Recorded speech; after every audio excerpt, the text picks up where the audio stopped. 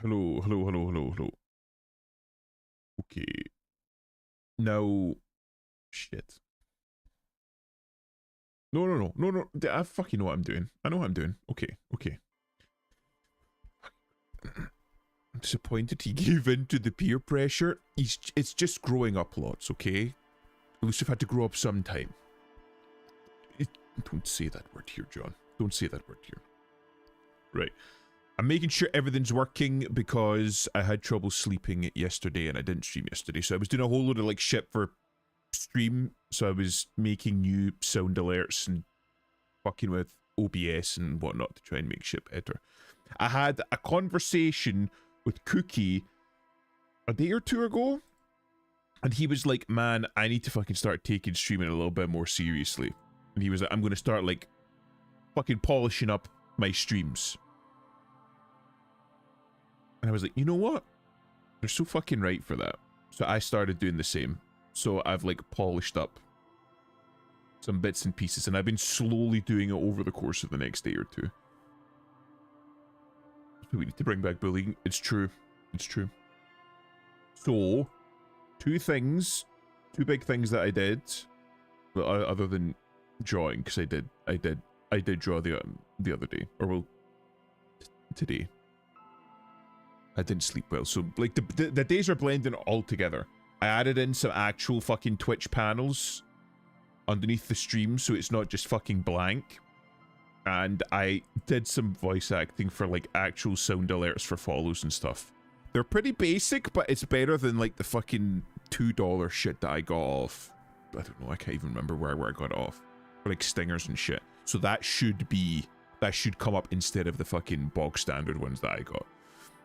We'll see what Cookie does with it. I'm sure he made a simp. I don't know.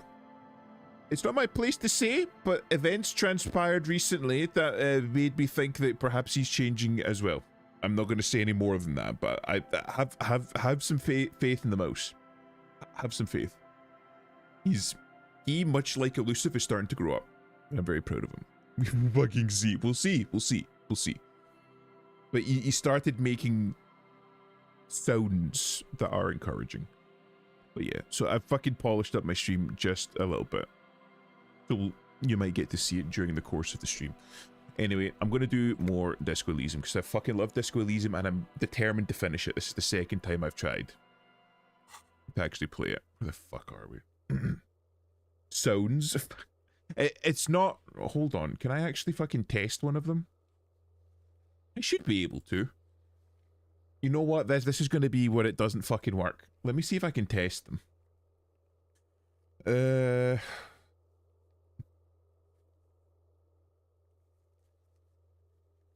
No, they're like very basic, but how should I put it? They're basic, but I did them. And I feel like that's better than using something that's like pre-made, pre-packaged that you got for like $5. So I feel like that's, oh, here. A new visitor. Do enjoy your stay. So shit like that. So you can take some pride in your work. I just did the Ancestor, like that kind of style from Darkest Dungeon, because that was what I was like. It's something that I know, so I can always change it and tweak it, but that's like the starting point. So I did like a few lines, so hold on. If I get this. Ah, a new devotee. Welcome to the laboratory. There we go. There's another one. Even got one for fucking hype trains, which I think I've only gotten one hype train in my entire thing, but I did it because I was like, fucking, why not? It would appear your scholarly fervor has summoned this ferocious engine. And then... The speed of this bestial engine reaches new heights. Is that loud enough? I know an awful lot of it's like fucking cringe and shit like that, but like, it's me and it's something that I did myself. And I just think that that's a little bit better. It's a little quiet, right? Okay. That's good to know.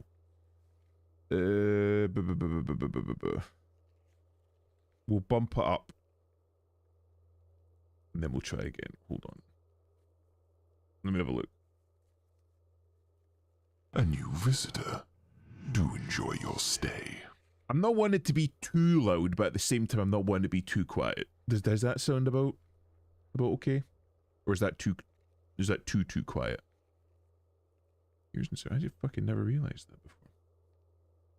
You go louder if you wanted. No, this is part of the reason why I'm asking. Hey. A new visitor. Do enjoy your stay. A little louder still? I'm thinking for louder streams it might be missed. You're fucking so right. Right. I'll maybe... Hold on, let me try this. Have it, like, as loud as, like, me. Or maybe just slightly less loud than me. A new visitor. Do enjoy your stay. We'll leave it at that for now, and we'll see how it goes. If it's too quiet in the future, we can always bump it up a little bit more. Again, I'm a fucking small streamer, so it's not like we're going to get much use out of it, but still, it's nice to have. And honestly, it was more the fact that, like, I've done it now. I've done it. So, like, I fucking did my Twitch panels with, like, the Q and the FAQ and about and shit like that. I did a little, like, a super basic fucking offline image, and I did those sound alerts as well as a few more. There's other ones, but I won't go through the whole fucking thing. Just something a little bit different. Right, anyway. Fucking where were we again?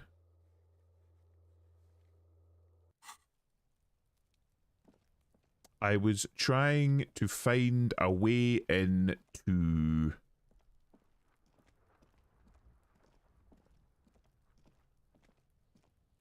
Yeah, I was trying to find a way into the docks, wasn't I? And I found this way, I believe. Nothing in here except for that pig head and a throne above it. It was so professional, I don't know about that. Hello, Arson. I think I can jump up to this, can't I? Maybe not. I clicked on it, I'm going to let him walk. Let's see where he takes me. But hello, Arson, hello. How are you? Looks like someone left his tarpaulin cloak hanging on the railing here. See, I thought you could grab that. When the wind ruffles the cloak, you can most definitely see a white rectangle on its back. What an olive green suit that he can wear every day. Will it have elbow patches? You know, like the leather elbow patches that are customary? The cloak does not conceal. You son of a gun, it's a cop cloak. Yes, it's probably yours. It bears the RCM insignia, and you have a habit of being careless with your equipment. You could probably make the jump. You look like you've done some track and field in your day. Ooh. look around. The wind is aggressive up here. The lieutenant looks at the enormous crane towering in the distance over the container yard. Couldn't have it any other way. Doing good, fighting a food coma. It's the best kind of coma. Has to be said. Okay, hold on. Right.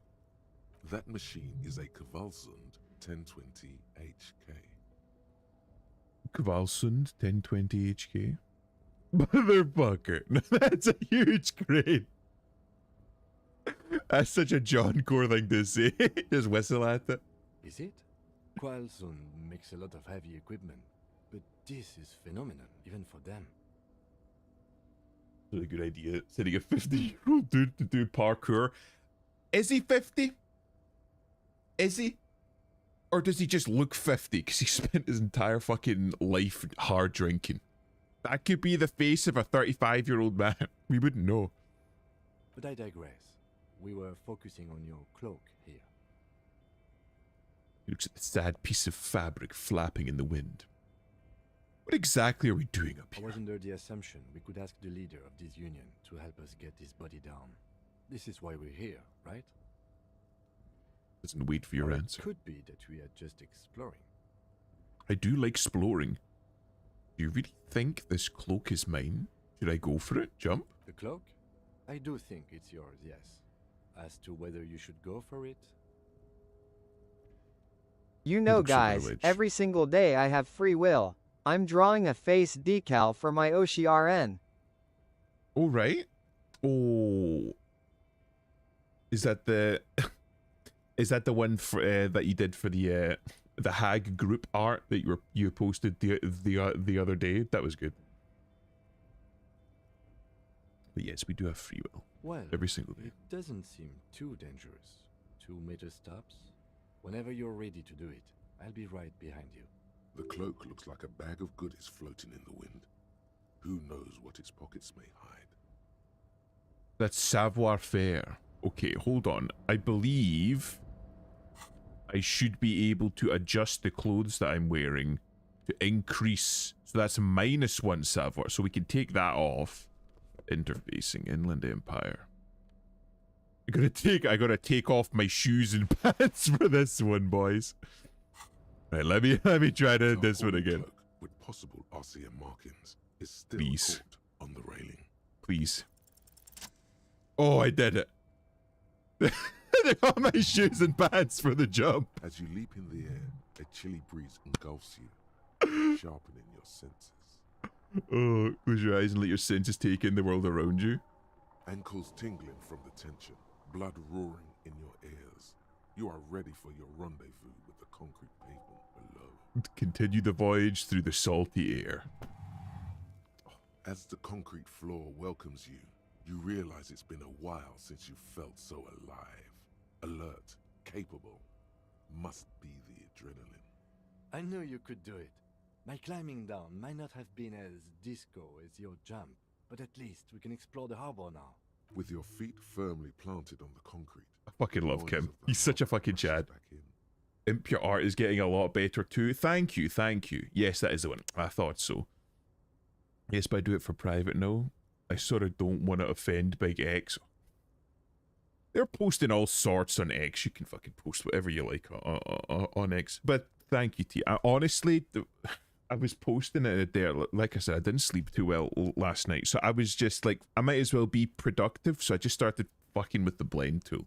I knew the blend tool was there, but I didn't know how to use it. So I'm at the stage now where I feel like I'm comfortable with the super basics of Clip Studio, where I can just like pick up other tools now. I'm like, I wonder what I could do with this. So I just started fucking with it. And I think it turned out not too bad. I think I'm still very rough at it. But I think I picked up some like okay aspects of it. I know how to use it a little bit better than I did before. We'll say that. Put on my shoes, put on my pants. Why won't this let me? Right, I'll just double click it. Fine, whatever. Then I grab my cloak. What's in here? Ooh. Esprit de corps and shivers. Oh. This is just strictly better. Hell yeah. Nice.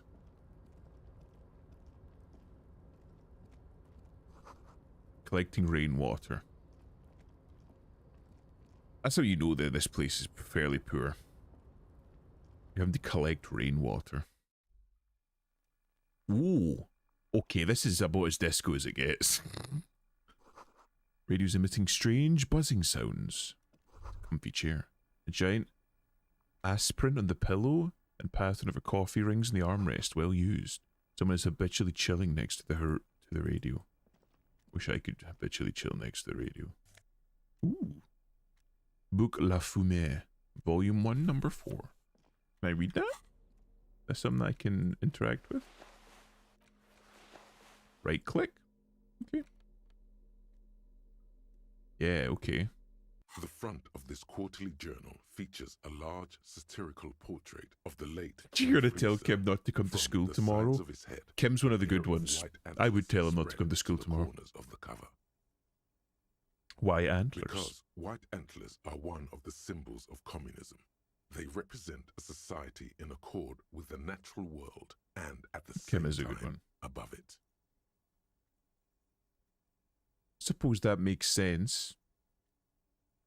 That's not communism, though. Like, antlers are supposed to be... Right. Antlers are literally a symbol of, like, royalty. It's a symbol of monarchy, because, like, stags have always been a symbol of being, like, the lords of the forest. It's the same for, like, caribou or moose or shit like that. Like, antlers are very much a symbol of royalty. So, like, in accord with nature and at the same time above it is... I suppose the ideal state of humanity, because we are the stewards of the natural world. Depends on the culture. Well, obviously, like if you have like a fucking desert culture or like a jungle culture or something like that, then you're not gonna have antlers as being as big. You're gonna have like deer antlers in a fucking place where they don't have deer, but you know what I mean. Maybe not in this world. It's just very, how should I put it? It's hypocritical for communism.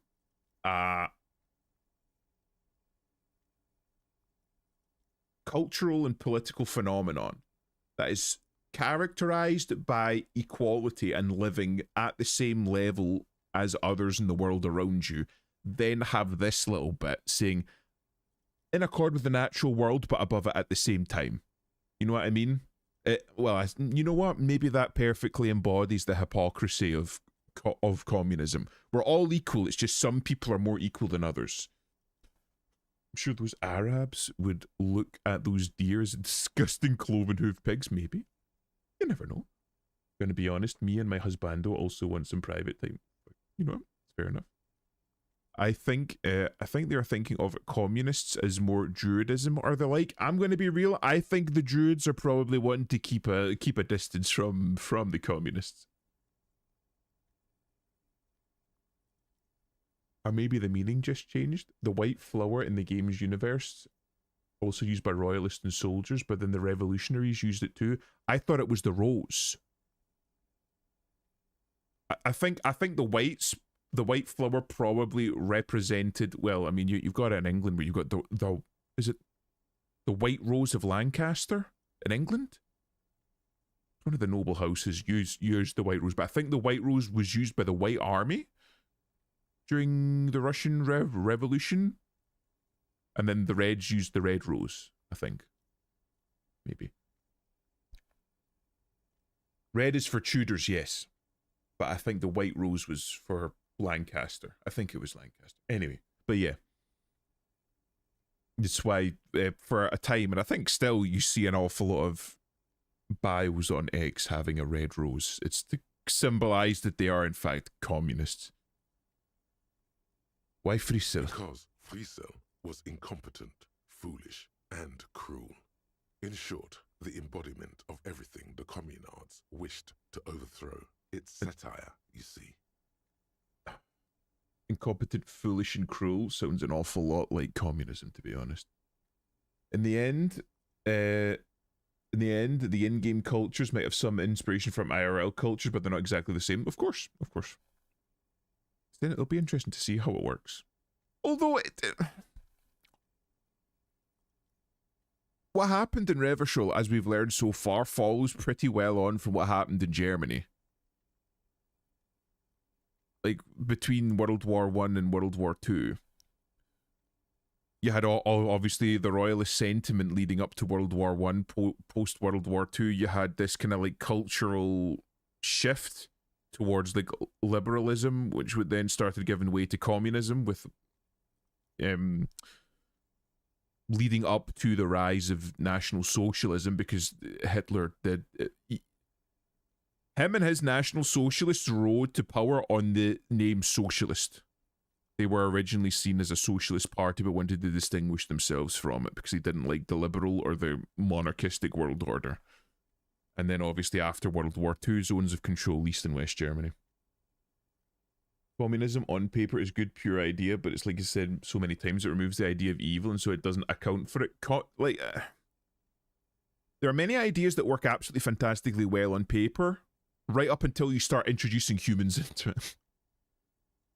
It's like the idea of monarchism, or any sort of like hyper authoritarian regime is the most efficient and best way to run a country, because it allows the country to adapt and shift depending on the situations that it finds itself in. So famine, war, natural disaster, so on and so forth. Whatever is needed, if you have a king or a secretary general or somebody at the top, some like executive with supreme power, then this person can just say, go and do X. Oh, we're coming into a famine, make more food. You know, or like trade more food, source more food. Oh, we're having a national disaster, like we're being invaded, mobilize the army. We don't need to wait. I've said mobilize the army, so mobilize the army. But the thing is that the second that you put an actual human being in that executive position, they just start giving out jobs to their friends and family. They start taking money and resources for themselves. They just start benefiting themselves. So it ends up not working very well. It's the same thing with democracy as we're seeing right now. It does better than most of them because it puts checks and balances on power, but ultimately, the second somebody gets into any sort of position of power or executive decision making, they start using it to benefit themselves and their friends. Look through the pages. To your disappointment, there aren't any full-color pictures to direct your attention. Just column after column of closely set text, interrupted occasionally by little doodles in black and white. I'd like to know what the doodles are. After rifling the pages with your thumb several times, you return to the table of contents. The doodles might be a very interesting insight into the person's mind of who drew the doodles and who owned the magazine in the first place. The magazine is divided into several sections: international development, Kunst und Kultur, and local concerns. Just inside the cover, there's also an editor's note. The editor's note. Comrade, as you know, this journal takes its name from Mazov's immortal expression, du cristal à la fumée. This was his way of describing the way the rigid, crystalline structures of capitalist ideology turned to smoke under communism.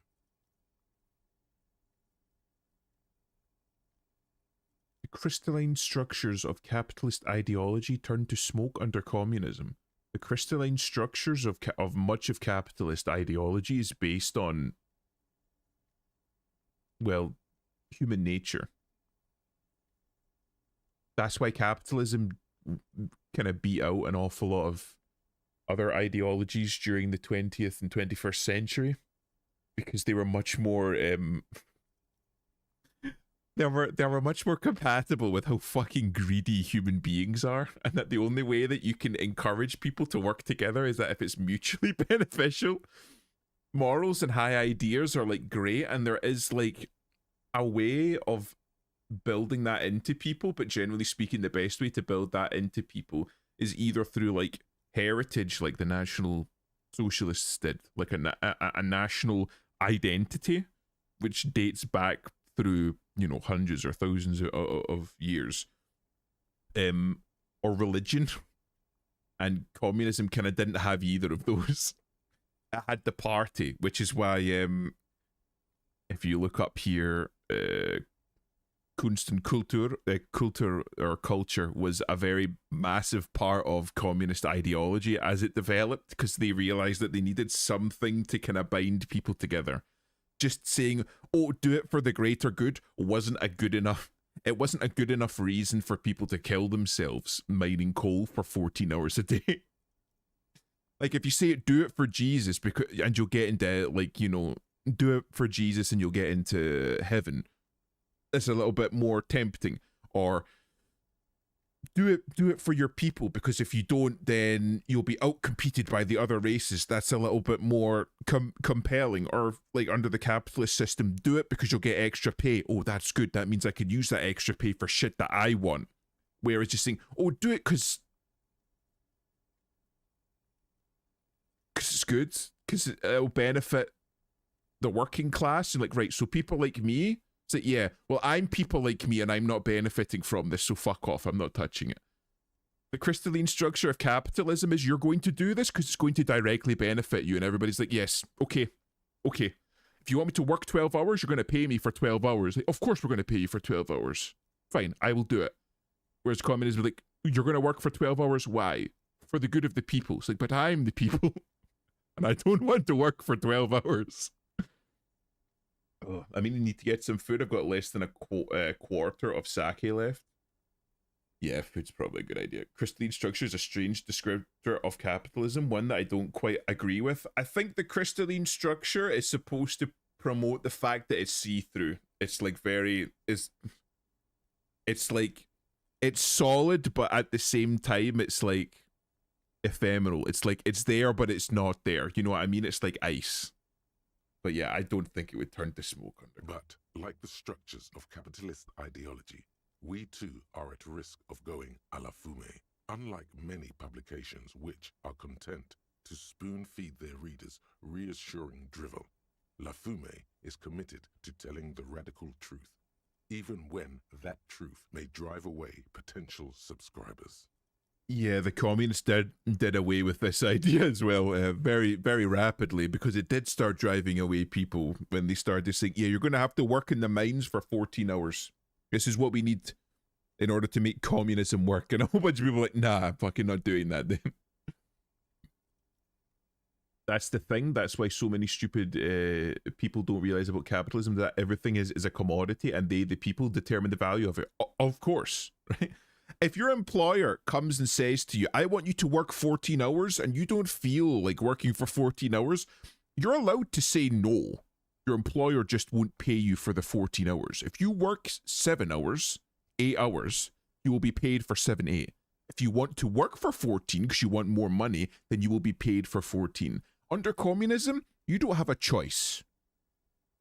If your foreman says work 14 hours because the party demands it, because the people demand it, then you're working for 14 hours. Now, you may need to work for 14 hours under capitalism because you need the money, but you're not forced to. There are always other ways. There are other ways to make money. If you can't afford to pay rent, you can go and find somewhere else to live. You can find a better paying job, or you can negotiate. It's one of the reasons I don't like unions. It was actually one of the things that got one of my co-workers very annoyed was he was a gay fellow. He doesn't work at the company anymore. He was very nice, very hard working fellow on the older side, but he was very agreeable. He was quite a friendly fellow. And one of the guys, myself included, actually, that after working at the lab that we worked for, after a year, we both went and asked for a pay raise, and we both got it. And after he found out, he was fuming because he had worked there for like 5 years by that time and never received a pay raise. So like, well, you know, you're just allowed to ask. There's not a union that you have to check with. You can just go and ask the boss for more money, and he'll decide if you need more money. No, I'd love to work all day, every day for people, but I love, for people that I love, but I don't love everyone under this, under the son of the party. Yeah, fuck, I need food. Just go eat, John. Go eat. Only 4 issues in, and it sounds like they've already alienated their readership. It's like being in my head. It's Please, here. if you value our radical Mazovian perspective on contemporary politics, culture, and international affairs, please consider subscribing today. Yours in struggle, the editors. I fucking hate this. Yours in struggle, mate. You're the editor of a fucking pamphlet. Fuck off. You're not struggling for anything.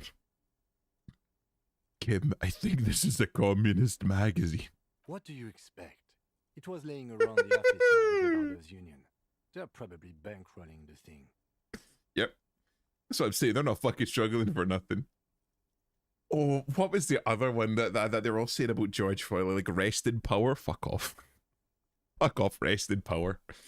The Dry Live Low meme you posted made me ill. It's a good one, isn't it? I've got a few Disco Elysium memes. They're all really good. How's it going, Canico? You flip back to the front of the magazine. The table of contents unfolds before you. Catch up on international developments. Let's have a look at international developments through the communist This lens. section includes a long, tedious critique of the latest round of free trade negotiations between the EPIS nations and the Free State of Semenine. A critique. So a communist magazine is critiquing free trade. Okay. You also skip over an article about heavy fuel oil smuggling along the Messina border, something about bear wrestling in Samara, book riots in Yugograd. Book riots. Whoa, whoa, whoa. Bear wrestling. Flip back to that.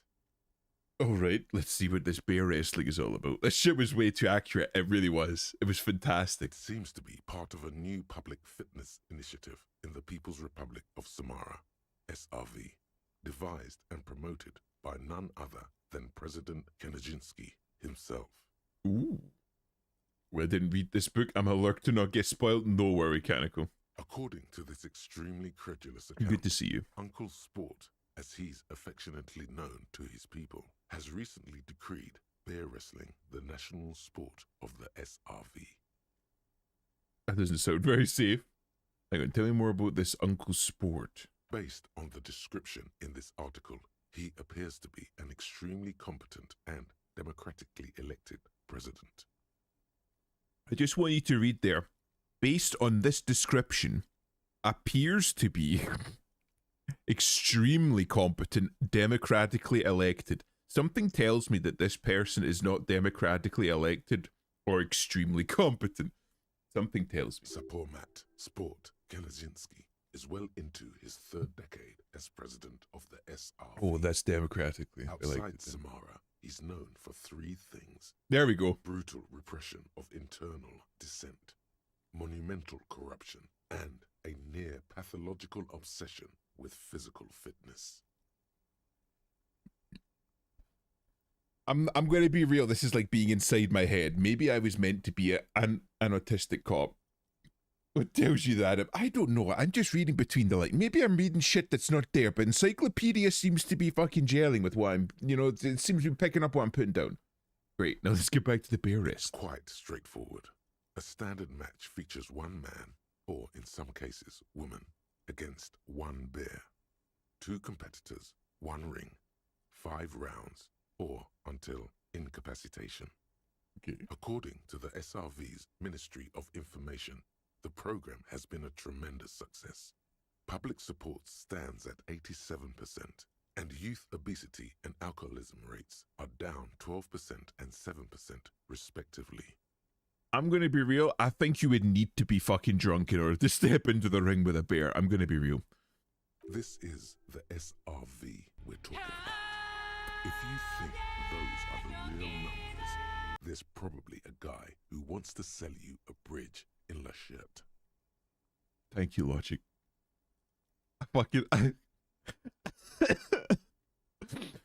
I do it too, but I am drunk. Well, thank you for making my point, John. People aren't going to get the Arabian cookie meme, but I'm keeping it there. I'm keeping it as a redeem because it makes me laugh. I don't care about the fucking rest of you. It makes me laugh.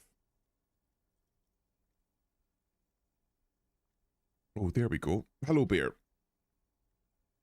I thought that was arson for a minute. Yeah, so it's fake numbers. It's probably like fucking North Korea or Yugoslavia or some shit.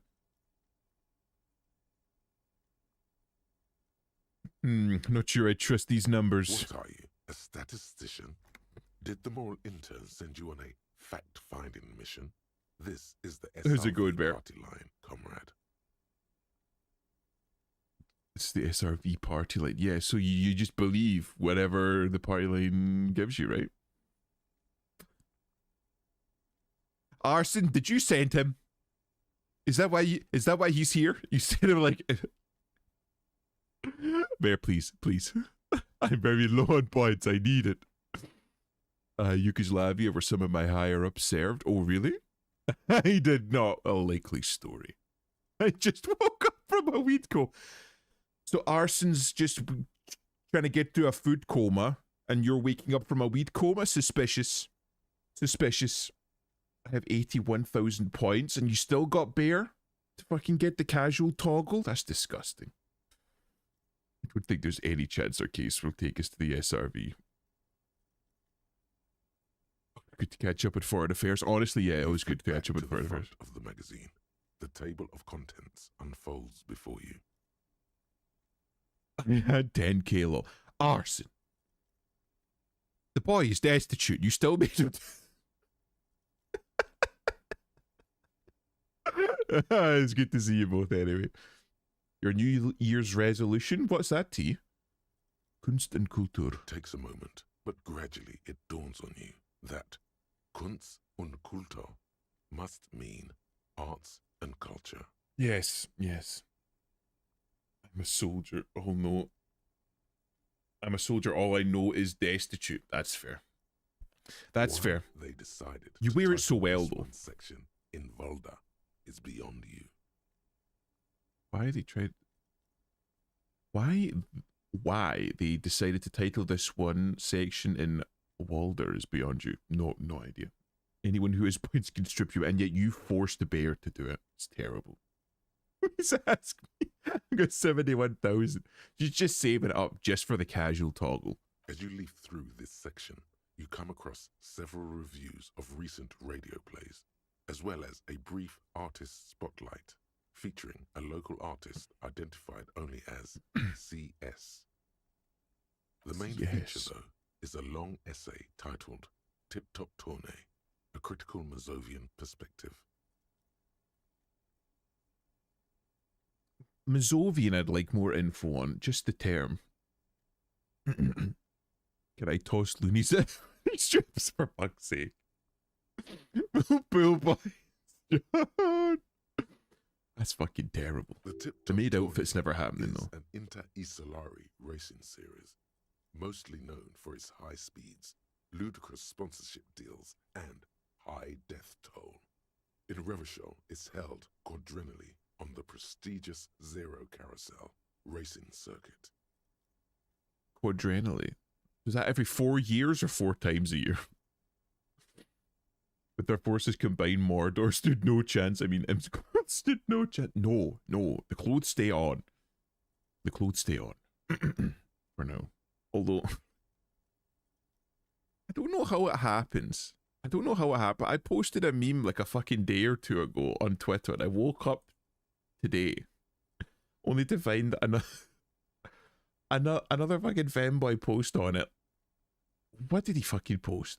He posted on a meme, "You could keep me young." I don't go looking for them. They just appear. For now, he says. What? No, I'm not loot trooping. We've fucking seen what happens if I go down that road. My New Year's resolution is to commission 2 of my favorite artists at least once, which would be $60. I was like, you need to start taking commissions then. Got to save up. Wonder what you would commission. Read the profile of CS. This so-called artist spotlight is really just a brief Q&A, made all the briefer by the subject's evident hostility to her interviewer. Boy problems need help. I tried to let them down. easy. I try to, you know, just thank you, but no thank you. I think maybe I'm just too. I think maybe I'm just too kind. Maybe I'm just too friendly. Maybe I need to be a bit more Adam and just fucking hurling slurs at people. I can fix them. You know what, John? Go for it. You go for it. So-called Artist Spotlight released a brief Q&A. Well, the brief about the subject's evident hostility to our interviewers. Amazing.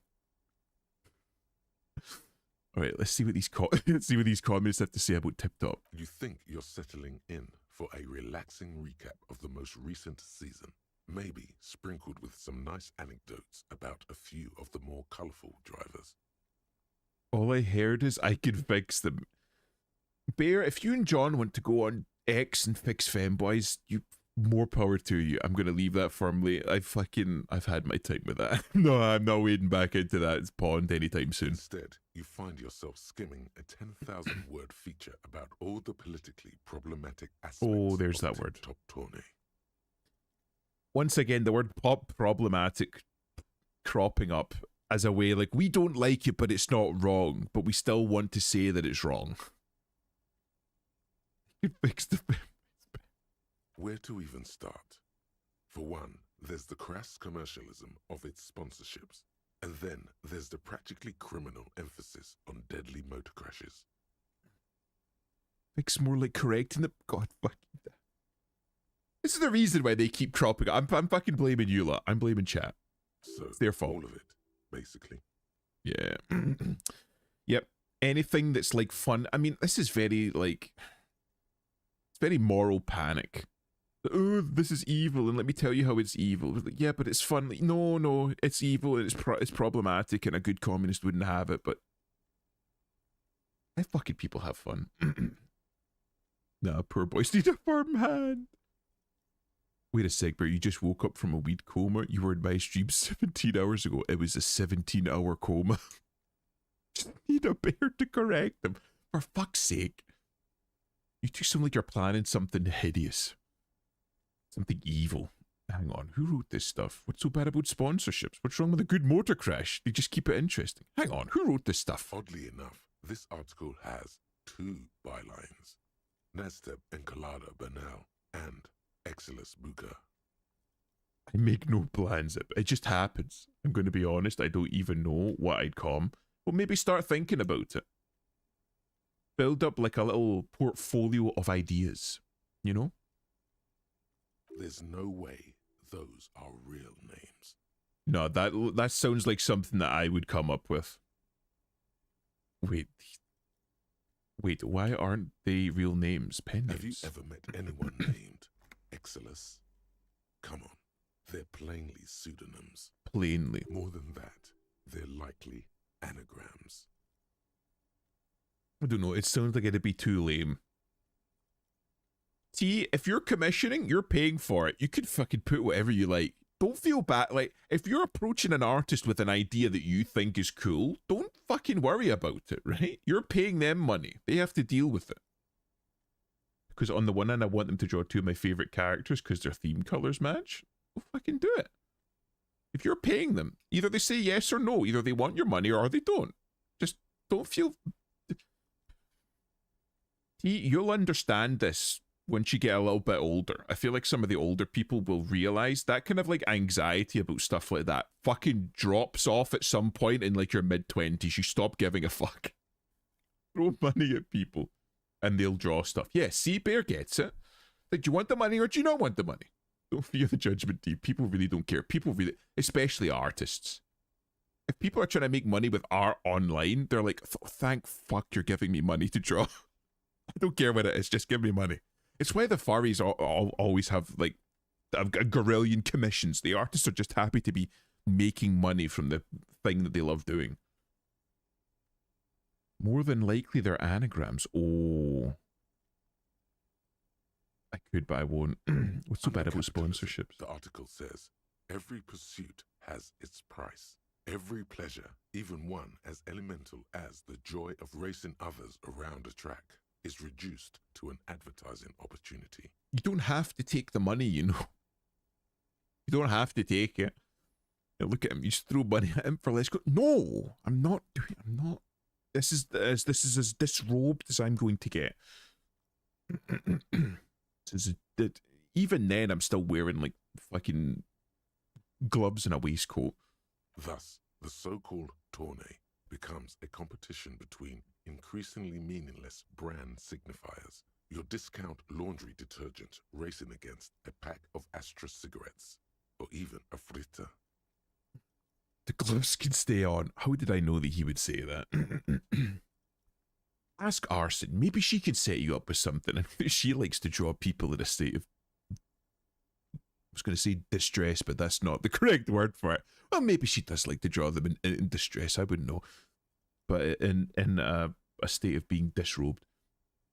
Will we ever get bare shoulders and exposed collarbone imp once again? You could maybe ask Arson. In fact, hold on. Do I still have this art somewhere? I should do. Excuse you. I've only done like 3. You, Cheetan, and Crucy. Interesting. Let me see if I can find it. I know Arson's done a couple of me, I think. Collarbone. Is you need to see him commission this filthy fan screaming in the corner from the artist. Oh.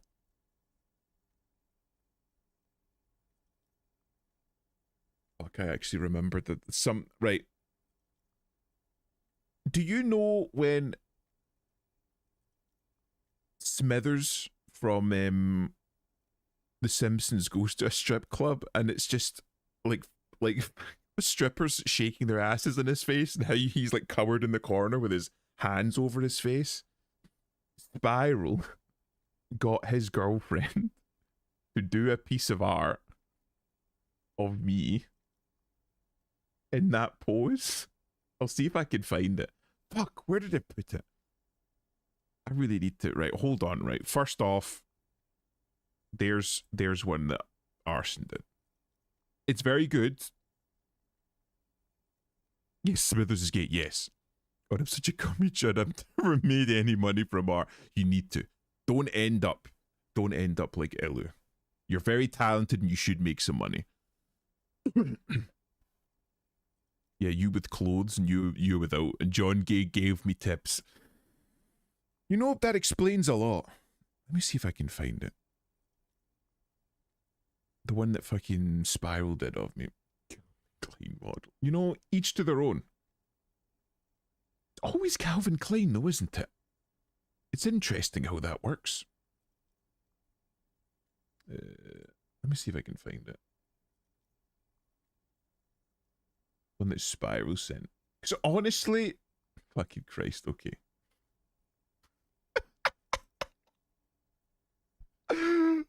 Oh. It's rough, but it's funny. It gave me a chuckle. I do enjoy the reference. Glide model him. The tips were after the piece was finished, but I was in fact involved. Of course you were. Okay, next time through the loom. Christ. I think I do still have some vests that are fruit. There we go. That was one the Spiral's girlfriend did of me.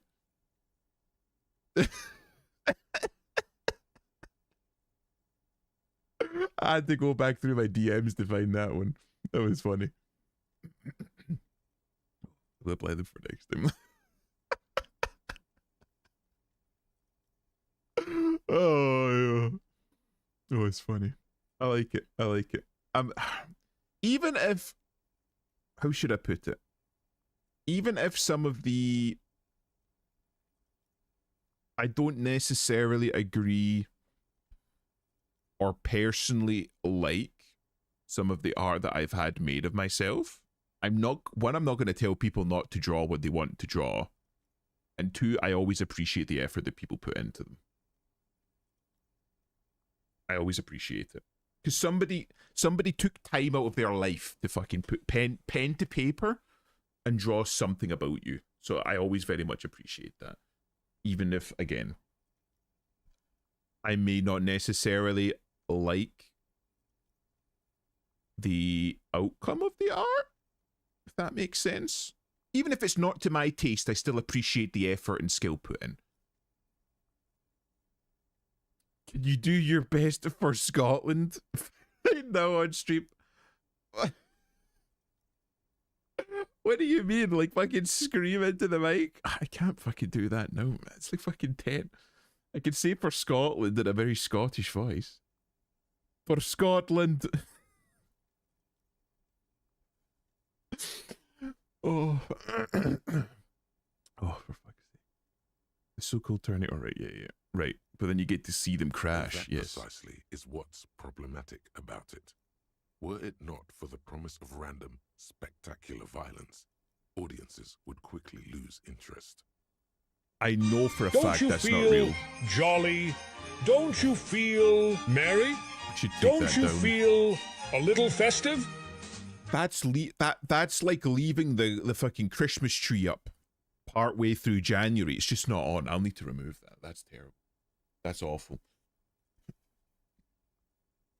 I'm going to be real. I know for a fact that I know a few driving artists and they don't care half as much about the crashing as they do about the sport itself. So I know for a fact that that's a lie. At the end of the day, it's the destruction of these 750,000 real God races fucking damn that it, you're Vivi. really watching for. Hi, Vivi. Vivi's adding more stuff to her dossier. I've got to bring it up now.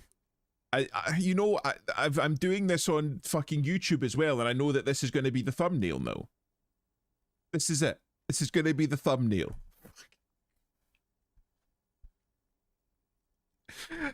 She never misses it. She never misses it. Hello, Vivi. End of the day, the destruction with these 750,000 real racers are what you're really watching for. God fucking damn it.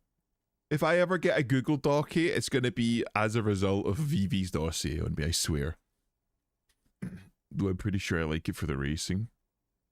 Sure, you think that, but subconsciously, it's the visions of brand names being engulfed in flames that you crave. Thanks, communist pamphlet, for telling me what I think and what I like and what I don't like. You clearly know more than I do about myself. That's because you haven't been reading critically. Oh, I love But that. don't worry. The whole point of these sorts of articles is to let someone else read critically for you. I fucking love that, right? Because this I'm going to fucking get into it. I'm going to touch on it. I've fucking talked about it a lot last time, and it annoys me. That this is a key part of postmodernism or communism, which is based on postmodernism, is deconstructionism. The idea being that you can take anything, any idea, any principle, just anything at all, deconstruct it into its like component parts, break it down to the point where it's atomized and you can't even recognize it, and then build it up into something else. And the perfect example of that, once again, that happened in The Simpsons, where Marge is in one of the episodes, Marge is going to college or is going to university.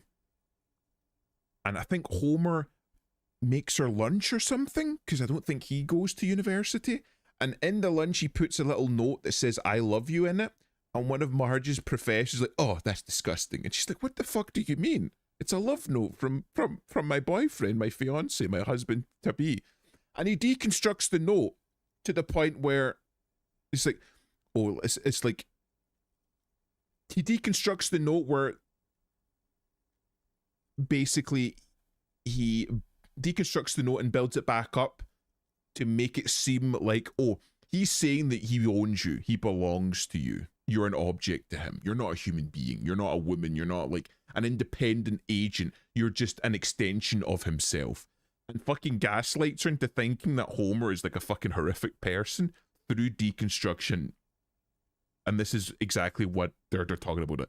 Oh, well, you read it and you took meaning from it, but you didn't read it in the correct way. Let me read it for you. I will deconstruct all of the parts for it and tell you what you need to know, which is also what the church did. It's why all the Bibles were written in Latin. No, no, no, no. You don't get to read the Bible. The priest will read the Bible for you because he knows Latin and he'll tell you what you need to know. Just trust him. I got drilled about what I know about communism last week. Oh, did you? Were they also deconstructing and tell you that you didn't actually know what you knew? Hey, I'm about to see a meme I made today. I'm always up for seeing a meme. Isn't postmodernism great?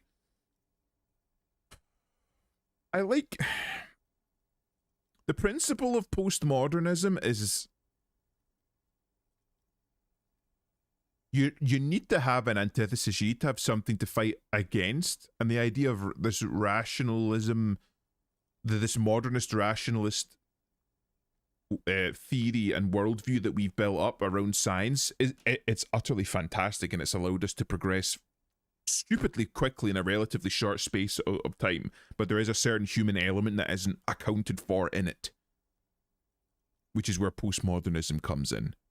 But it has a tendency to bastardize the rationalist model and start adding like mythos and emotion and shit into it, to the point where it just focuses too much on the human element and the cerebral element and completely disregards the scientific and rational element of it.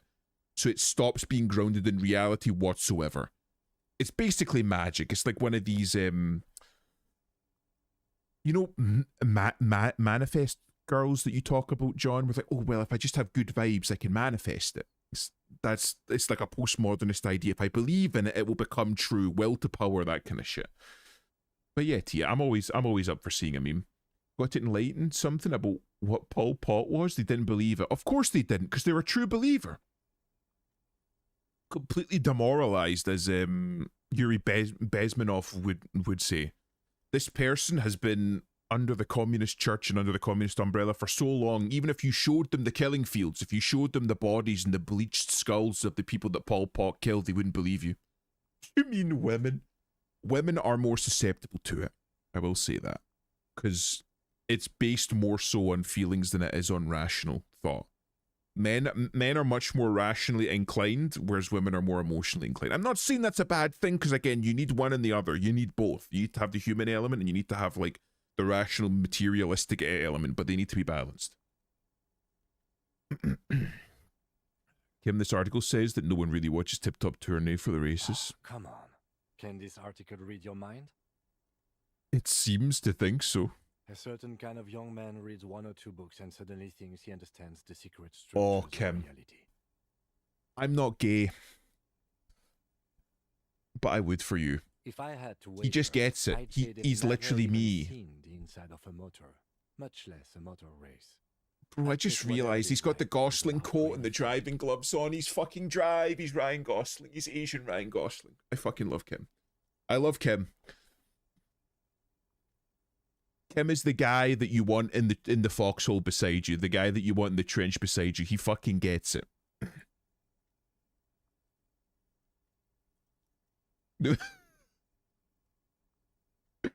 That's awful. Are you implying that she is flat? T, is that what you're doing? That is awful. That's terrible. Hold on, I can bring it up on stream because it's funny.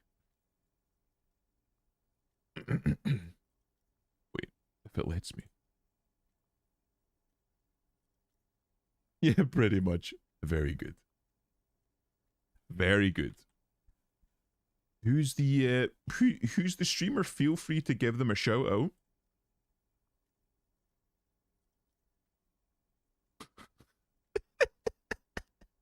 I just choked on my sandwich from that comment. It's fraternity. You don't understand. I think men are both, but that's just me. Depends on the type of man. Very good. That's a very good meme. But yeah, feel free to give them a shout out. You flip back to the front of the magazine. The table of contents unfolds before you. See what they mean by local Unsurprisingly, concerns. Much of this section is taken up with articles declaring unqualified support for the dock workers' strike.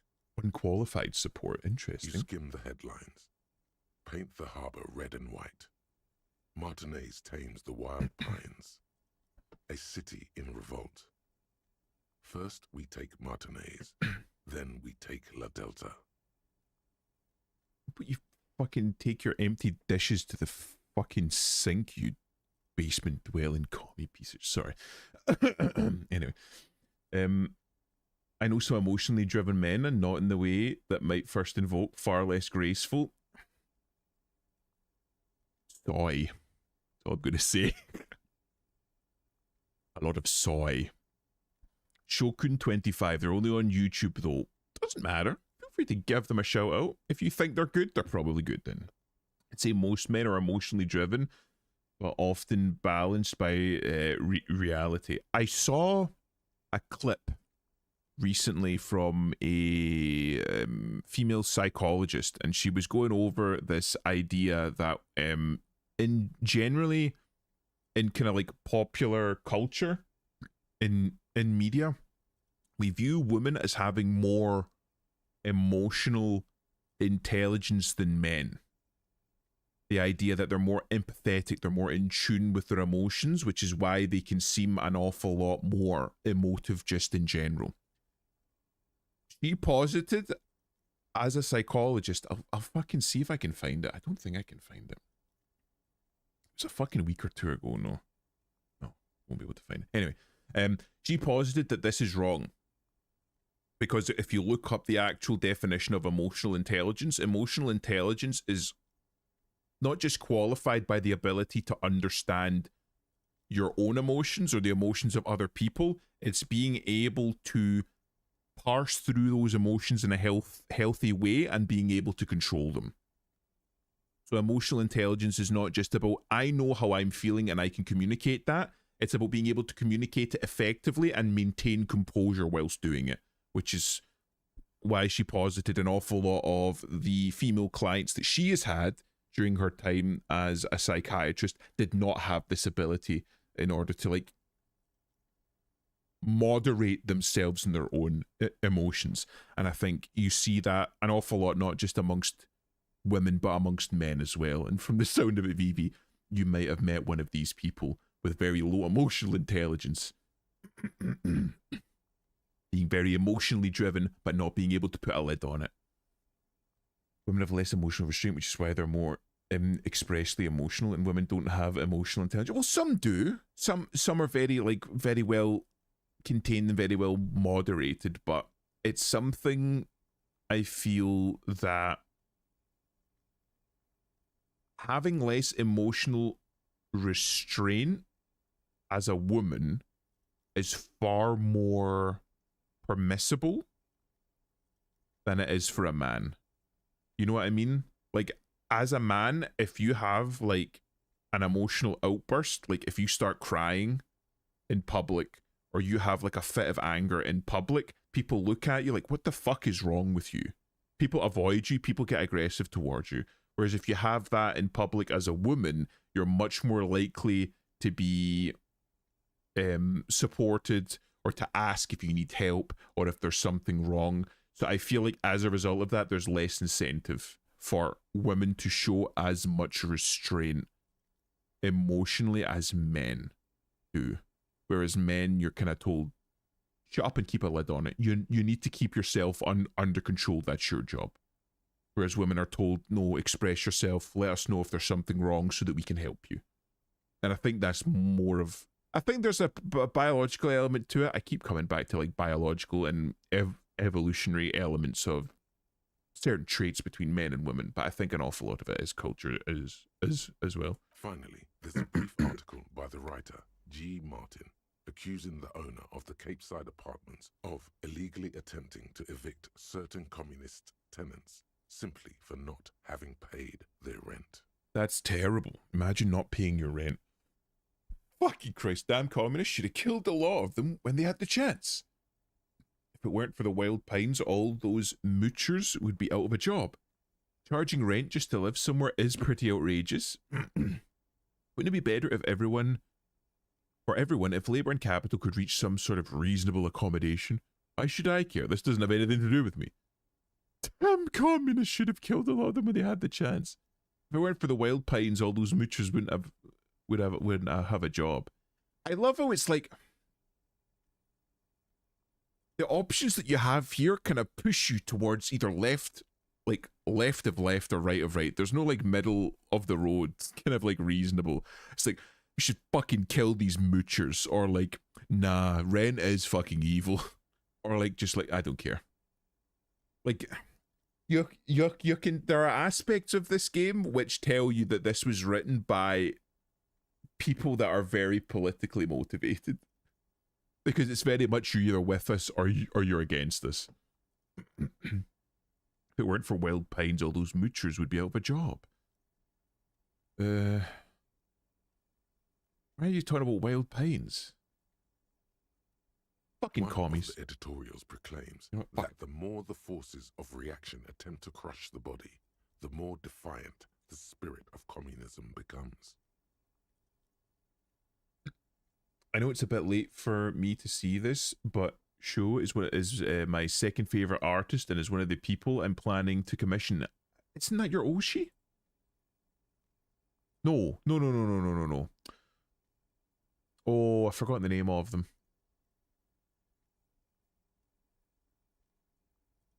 Oh, I can't remember. The one in white. I can't remember. That's my bad.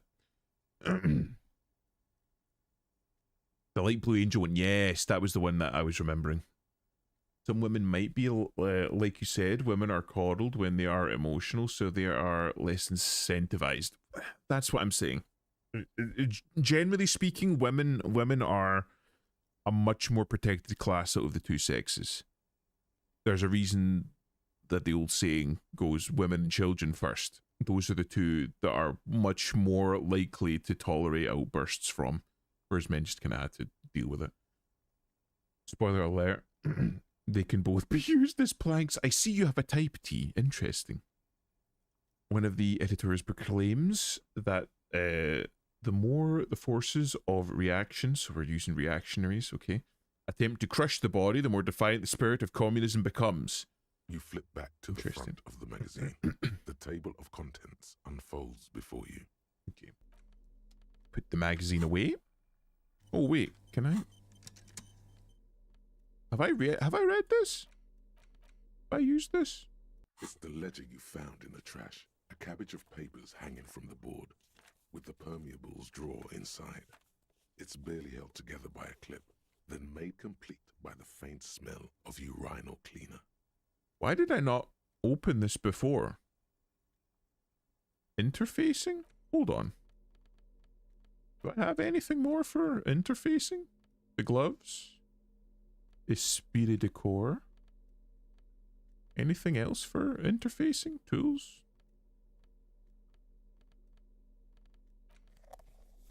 Okay, I've got a torch now. Doesn't seem to do anything, but okay. Sure. Whatever.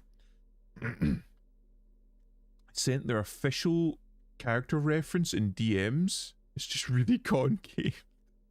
Let me have a look. Oop.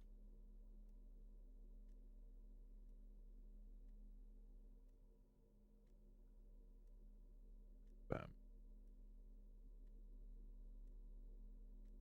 Ah. That is quite concave.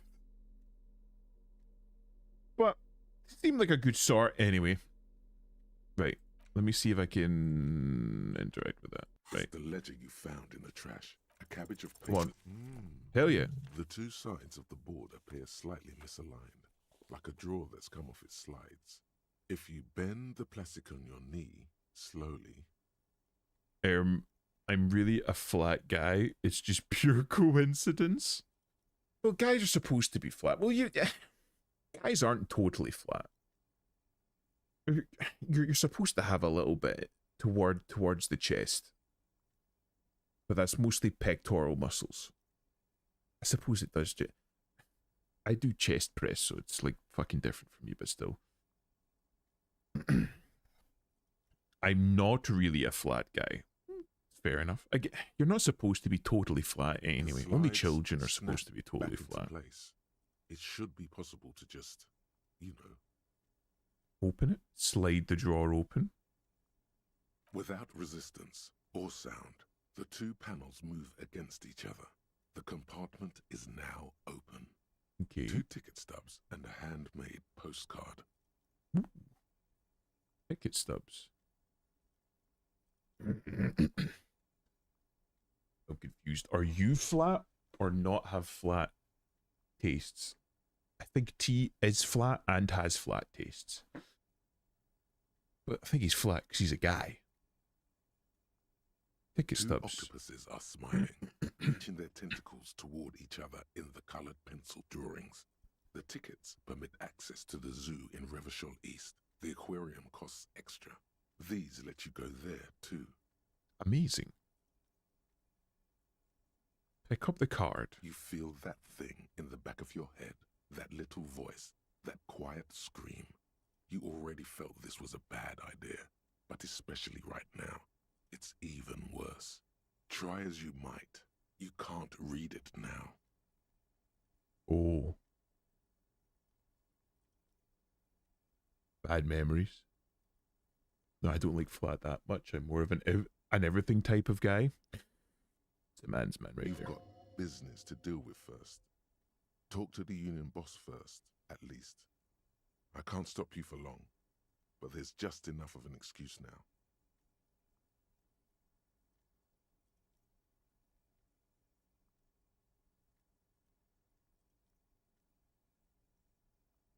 It's gonna kill me? Okay, okay, right, okay. It's slightly, ever so slightly, difficult to breathe once you've done so. The drawer is locked. Blue ink drips from the white pages in your hand. Okay, I think that was a bad memory. This is why you really shouldn't keep tokens or mementos of, like, bad memories. You really shouldn't. You need to let it pass. Every worker equals a member of the board, right at the top of the flyer. At the bottom, the union logo and demand democracy. Stop using the word democracy. You're communists. This is a Dewey typewriter. The model name is on the back. Up here. Someone left the coffee machine on. Standard office filing cabinet. The drawers seem to be locked. On second glance, someone has forgotten to properly close one of the drawers. Ooh.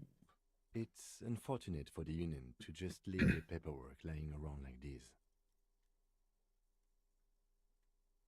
Like if a fictional character is an unabashed asshole and they're old and hot, then yeah, it's my type. Interesting. You sound like Gator. just wants an older woman to just fucking abuse him.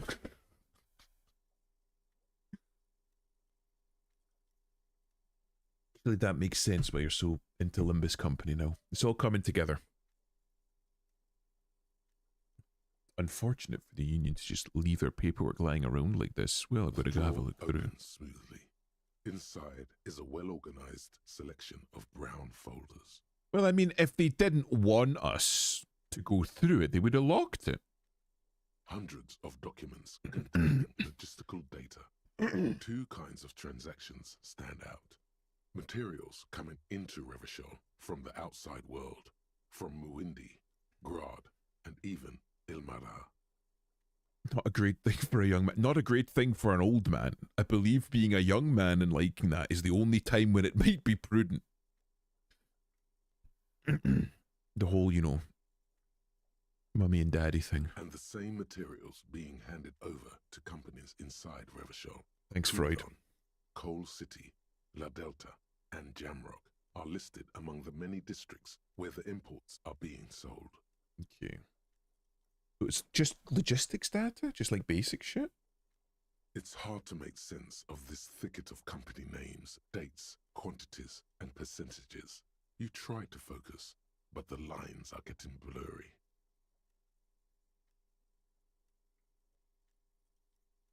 The drawer slides. Do I have any clothes for Volition?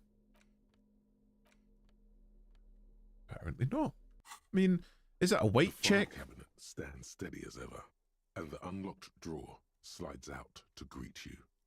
Do I really only have one in Volition? Fuck, I do. Okay. mean, I could try. Look how blurry all the lines Yeah, of these fuck it. papers are. How unwieldy. I don't know, an your own unabashed will asshole is kind of to makes yourself. me worry. You're like an absurdist Samaran monk, focusing through not focusing. Depends on what you mean by unabashed asshole. Like, some people would say that just being assertive is being an asshole. You know what I mean?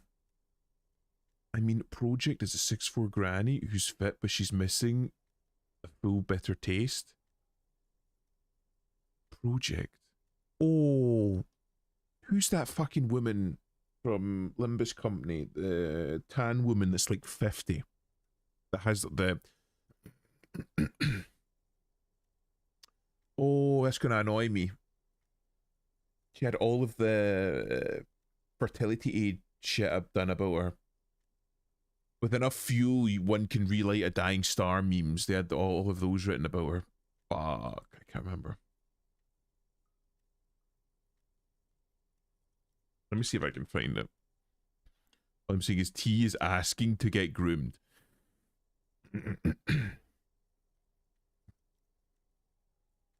I mean, I'm sure he's sensible enough not to get groomed, right? Right, T? This is the one. Hold on. I'm clarifying with fictional. Stick to fictional women for that kind of stuff. This is the one. That seems like T's type. Old lady. Hermeneutics was almost within your grasp, but now only vague letters float before your eyes. Less meaningful, but aesthetically more pleasing. Give it a few years and you realize you don't want to be groomed, hopefully. Didn't work for Gator, but I feel like he might be a special case. If I let my eyes go completely out of focus, all the shapes start melting into each other. Can I actually focus through not focusing?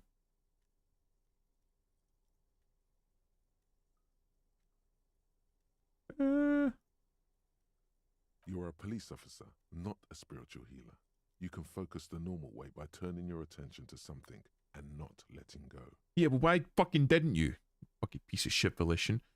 If I let my eyes go completely out of focus, all the shapes start melting into each other. Is that what you're doing with those photos over there? Let's just get back to I work, thought Lieutenant. Exactly, officer. Shall we? Can I go again? Force yourself. Volition thought focusing. Let's try one more time. Whatever's Hell yeah. hidden here is hidden well. Otis, that was it. Enough. It's Only pretty a trained good, but accountant with a Iori background is in better, logistics gives off better will be able vibes. to Interesting. really make sense of I've it. never played Limbus However, Company. I only know it there through is cultural a little osmosis. handwritten note stuck on the side of the drawer. Never said in here as well, hidden concentration isn't enough. Only a trained accountant with a background in logistics would be able to really make sense of it. However, there is a little handwritten note stuck on the side of the drawer. Look at the Appears note. to be a to-do list written in large, uneven capital letters. I think Gator was groomed by his mum already, so he's basically already had all the odds stacked against him. I think he was just a mummy's boy. Remember, Leo, Everard's shoes, special whirling borscht, water Everard's plants, sweep office floor, more banners. All items on the list have been crossed out, and the note itself is crumpled. Look, Kim, a to-do note with a list of errands for Everard. Gerard Claire, probably. The head of the Debarders Union. One of his aides must have left it. Nothing incriminating here. You see mummy's boy, I say groomed. The word groomed has such connotations that it doesn't necessarily need to have. If that makes sense. Like, groomed doesn't necessarily mean something sexual in nature, but I feel like the overuse of it online has meant that if you say groomed, people automatically think sexual. Yeah, that's true, but I don't really plan on being in any relationship anytime soon. Focus on yourself. Honestly, I'm going to give you some advice, T. As a young man, you're not going to... How should I put it? You're not going to be valued an awful lot in your very early years, right? Like 18, 19, 20, you're not going to be valued an awful lot. Spend those years improving yourself. Get a job, make money, develop skills. Develop charisma, build yourself up. Focus on you, build yourself into something worthy. And then when you start getting into your mid-20s, you'll have a little bit more experience, you'll be a little bit better off, and then you'll be ready for something. Don't ruin yourself early on by trying to rush things. The special borscht seems a bit odd in the list. Another look at the Remember, Leo, Everard's shoes, special whirling borscht, water Everard's plants, sweep office floor, more banners. Yeah. Don't be like Cookie making your whole self-worth built around sex and women. I think... right. Not fucking Christ. Not for me to go into, but I have a suspicion that there is a reason for that, and I don't think it's a good reason. All items on the list have He's talked about it. I won't bring it up. I won't bring it up again, but he has spoken about it. But yeah, there's the drawer slides. There's a reason that Cookie is like Cookie, and it's sad. So I can't hold it too much against them. Ooh. Glasses. Something for my hat. Visual calculus. Oh, hell yeah. Walking around with my fucking marigolds on. Get in. So here. The door is locked and cannot be opened from this side without a pass card. You have no choice but to talk to the union leader. What are you talking about? Wait. I have a pass card.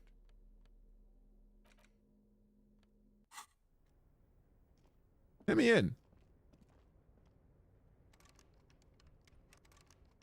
What fucking damn it. Reminds me of a guy I used to know. The second he turned 18, he married the first girl that tolerated him, was hyper-focused on producing children. I understand the impetus behind that. I do. But I feel like that's a little bit too quick. Like, I understand wanting to kind of hit the ground running, so to speak, with that kind of stuff, because you don't want to wait too long. But as a man, I feel like there is less... How should I put it? There is less pressure on you as a man to get into that stuff. Building yourself up first and learning a little bit more about yourself and the world around you, getting a little bit of experience, developing some skills is better. And the payphone is looking down at you from the wall. A note on the side says, tokens unavailable due to strike. Use change. As a side note, this guy was a turbo slime ball kind of a man.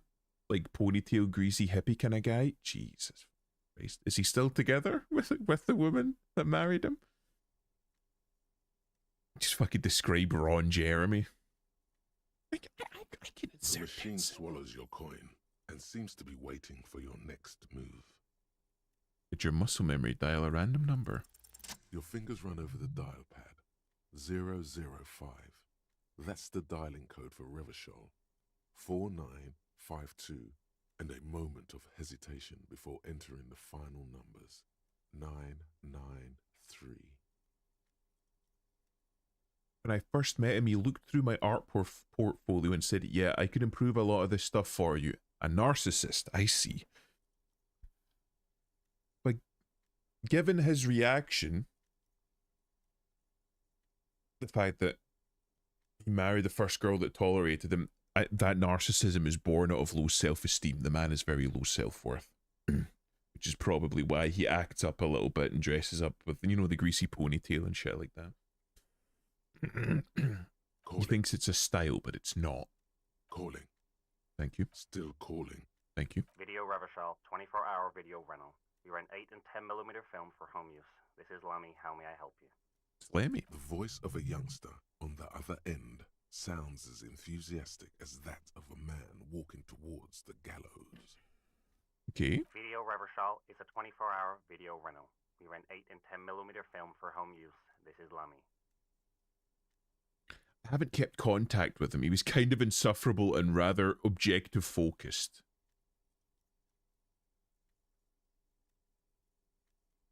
I would ask you to elaborate, but now I'm worried about asking you to elaborate. No, I meant, what is this place to me? Sir, I don't know. It's a video rental. Maybe you rent videos here. Do you know me? No. Why did I call you? Maybe you called to extend your rental period? Do you need to extend your rental period? Maybe, but I don't even know my name. If you need any further assistance, you can visit us on the corner of Voyager and Main. I can't help you over the phone. Are we done? The call is terminated Jesus. by the other party.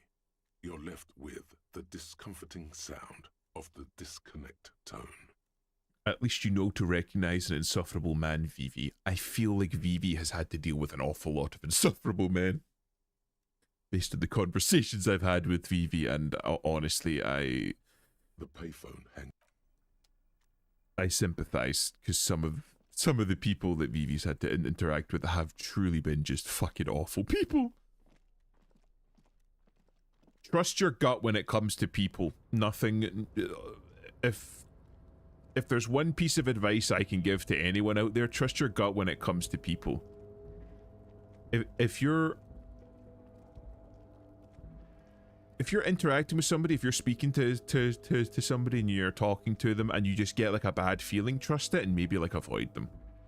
It has helped me out more times than I'd like to admit. What a red and potent pilsner. These 3 packs worth of cigarette butts. Somebody was here for a while.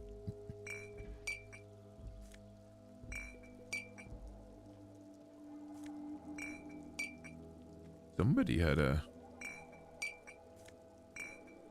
Jesus, somebody really did have a good night. Good lord. There's so many. Women love insufferable men. It's why I like Vivi. Got a good head on her shoulders. Honestly, yeah.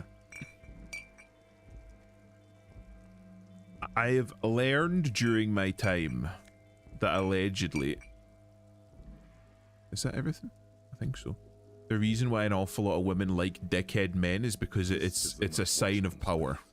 And power is attractive to women. Rene Arnaud. So if a man's got a fucking big ego and likes to throw his weight around and acts like a dickhead, that's attractive because it's a symbol of, like, how should I put it, power and competency. That's why he's so confident. Because he knows he can handle himself.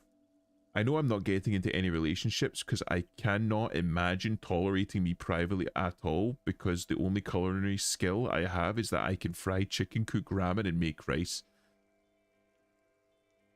You sound like you have very low self-esteem, which again is common for a young man, which is why I'm like, spend this time building up skills.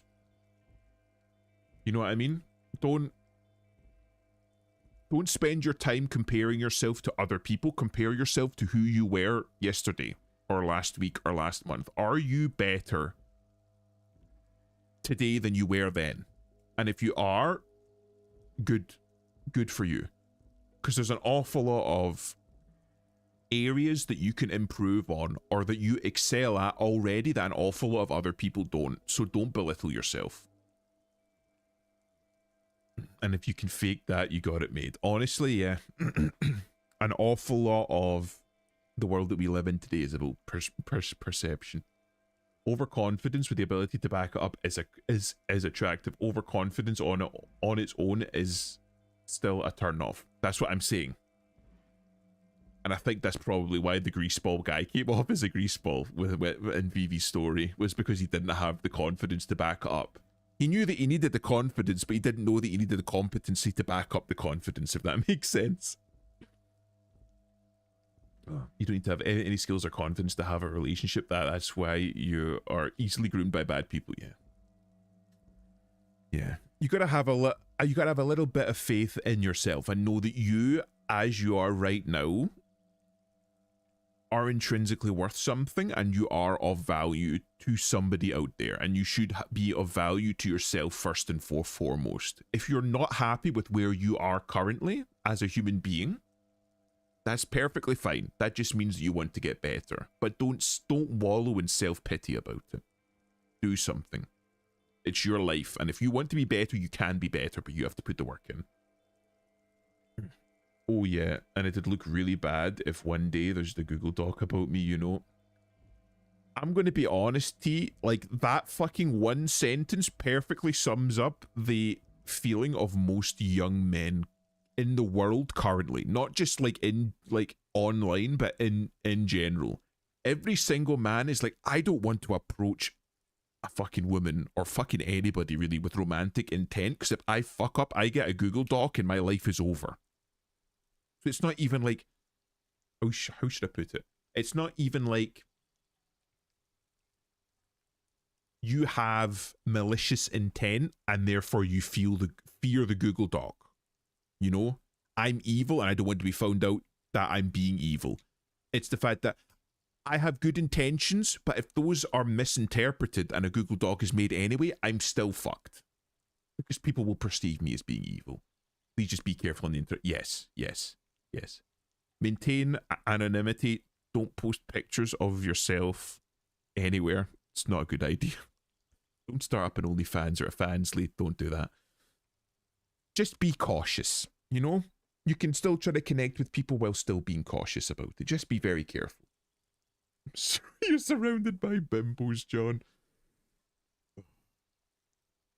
Become a VTuber. Honestly, it helps. Like, right.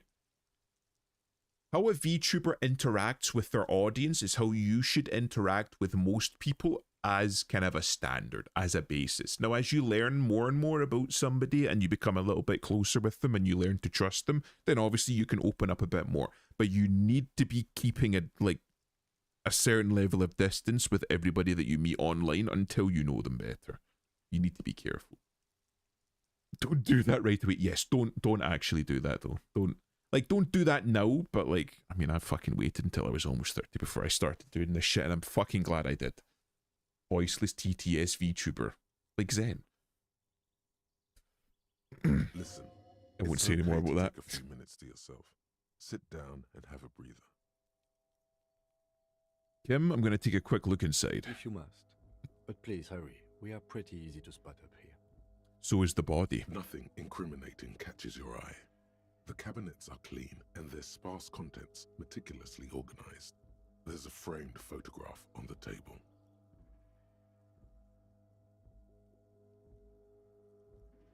It's a black and white photo of a young couple out in a street fair. The man is young, dark-skinned, and dressed in a Royal Carabinieri uniform.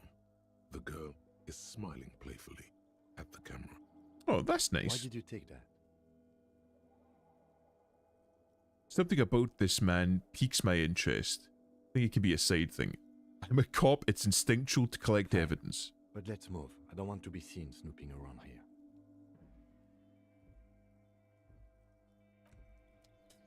I could, but I think it's just going to give me like a mind heal, and I kind of don't need that right now. Oh, are these stairs fucked? Yes, the stairs are indeed fucked. Yeah, I can't go that way. All around you, great machines and quiescence. What a verbose way to put it. White pine trees are painted onto the screen covering. It looks like a forest under snow.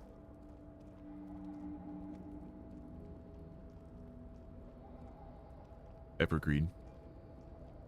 Ever given.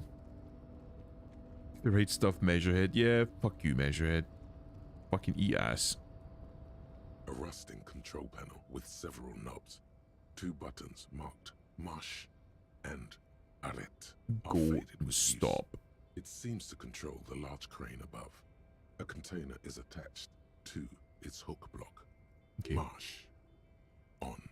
Thank you. Arrête. Off. Arrête means stop, but yeah, okay.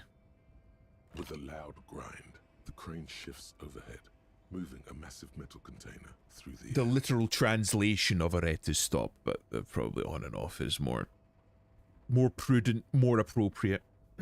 Oh, it's Elusive. Hello, Elusive. You missed all the art. Oh. I think I know what's in this. I've never done it myself, but I think I know what's in With a it. surprisingly quiet thunk, the crane places the container down. The harbor sleeps as the strike rages in the distance. The crane can rest again, now that its purpose has been fulfilled. Its purpose? What do you mean? Moving this container, of course. For this purpose it was built. For this purpose it has acted. And now it will rest. It's a mech suit. The shark jump moment of the game. There are a few shark jump moments, I'm going to be real. I think? No. In fact, during my first playthrough, I realized looking back on it, the first time that I played through this game, I didn't realize quite how broad it was, content-wise. I didn't realize quite how many side quests there were, so I autistically went from point A to point B. I solved the murder and then left, and I did none of the side shit. But I know that there's like quite a few shark jump moments in it. Oh. Alternate joke. Wait. Alternate joke? I can't see how that was worth the ruckus, except for seeing the crane in action, which I admit was satisfying. The Presto. crane does not return to its original position. It does not move at all. It's a super Earth supply crane, and the game is very political after that. Ah,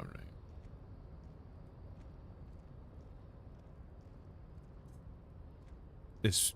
You tell me that this is full of hell divers? Nose of Fed. Ooh, pennies. I do like pennies. See faded industrial lettering on the platform. Kvalsund. Before you stands a cargo container, just one of many in the yard. Lieutenant, I think there's something special about this container. Because I don't. What? Why not? There are a million containers here. Why are you fixating on this one? Not even a chuckle. I chuckled internally. Okay. It doesn't have to be a hearty guffaw, but I chuckle. Oh, now you make me feel bad. I'm sorry. I'm sorry. There's a million containers here. Why are you fixating on this one? I'm just hanging from the crane. I don't know, Kim. It just feels special. Inspect the container. Maybe there's contraband in here. There may very well be, but we are not here to look for that.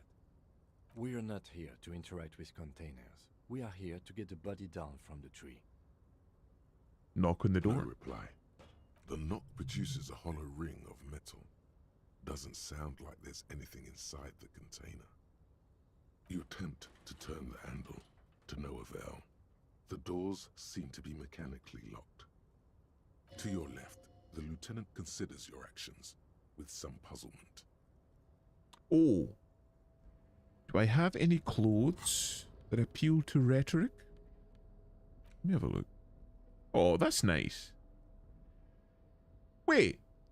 No, couldn't be. Can I pry it open with the pry bar? Maybe. I don't have anything for rhetoric, do I? No, I don't think so. I'm not a terribly good rhetorician. Good suggestion, -1. Let me have a look. You're back before the cargo container. No, that doesn't do anything. Fuck. This appeals more to my gumshoe aesthetic.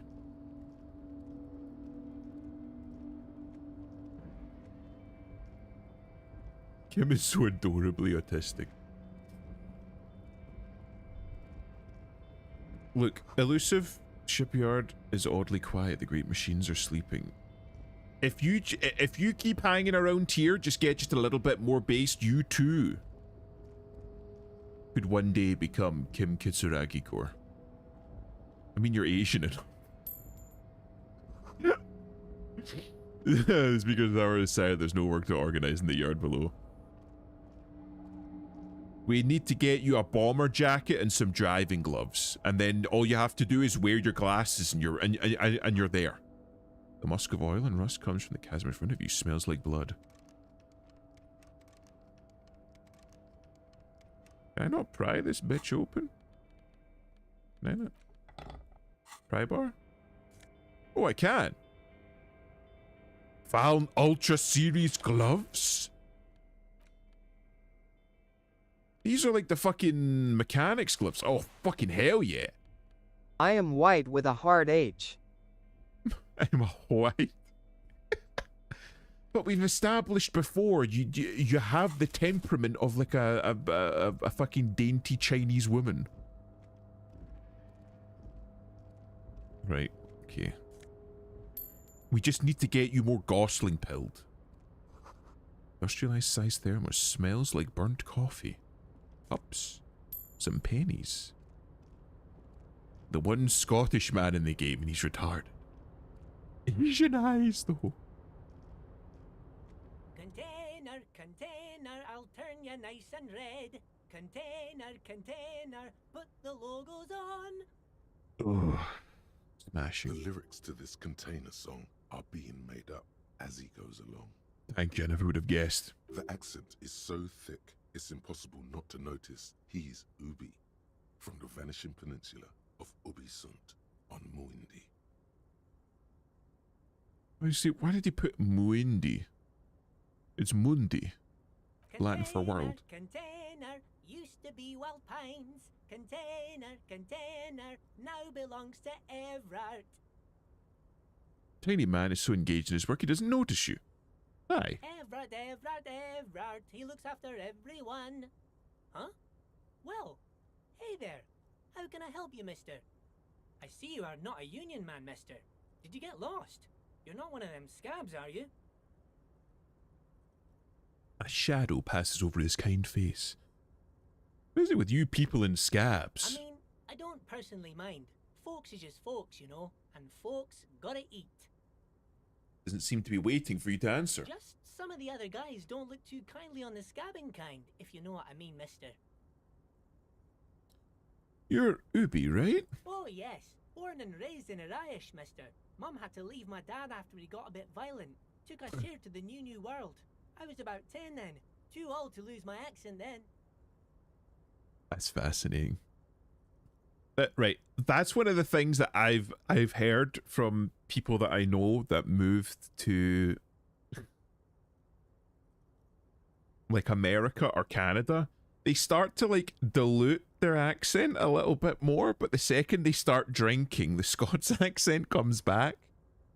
And I don't know if it's like a genetic thing, it's like the genetic ancestry, but the second they start drinking, it gets thicker. And I've noticed that I do the same. So I don't think you can ever quite lose a Scots accent. I know that there are a few actors that are Scottish that you wouldn't know were Scottish because they've worked very, very hard on like repressing it. But I love this guy. He's fucking good, isn't he? Nice. My eyes aren't black or brown. It's more your temperament, elusive. And the media that you consume. People say us Ubis are up to all sorts of trouble with sheep and other animals and whatnot. I just want you to know there was never any of that where I come from. No, sir. Those are just nasty rumors. No comment. Thank you for clarifying that, sir. What are you doing with the containers? Where is everyone? The harbor's empty. Do you work here? Are you Leo, the one who wrote the note about more banners? What's the point of this container over here? You know what are you doing with the containers? Oh, I'm just making some covers for them containers here. Yes, I am. Yes, I am. So it's easier for the crane operators to spot them. What's going on here? Look at the mountains of containers rising behind him. Everything Come is on. so pretty and red. You and Leo look like brothers as you glance around with similar childlike wonder. Keep the amazement to The yourself. old man whistles and hums a jaunty tune. Oh, I'm just making some covers for... Sure, mister. What? About what? Where is everyone? The harbor is empty. Oh, most of the guys are down at the gates, keeping the scabs from coming in. I think it's a muscle development thing in the face and tongue. When you drink, your muscles relax and revert to the developed preferences. That makes sense. A garden. I would fucking love to see that. I want to see a TikTok, a Garth Slop fucking remix of Elusive's OC. I want to see that so fucking badly. I want to see an Elusive Insomniac little Dark Age edit. I want that. I hardly use chopsticks, but you do use them. I do have a few pairs, so you do have them. I don't tend to eat things you typically use them with. Well, in Western countries at very least. But you do cook with them. I swear, Elusive's got the fucking... Elusive's got the, like, the temperament of, like, an East Asian housewife. We're on a strike. The whole union is. You don't have to work when you're on strike. Ha! We haven't worked for 2 months now. Oh, so it's been 2 months. So no one is working? No one is working, apparently. Not everyone is down there, of course. Mr. Evrard is in his office, where he always is. And Jean-Luc is guarding the gate. But Titus and his boys got into some drunken trouble and Evrard sent them on a nice vacation. For a week or so. Some drunken trouble.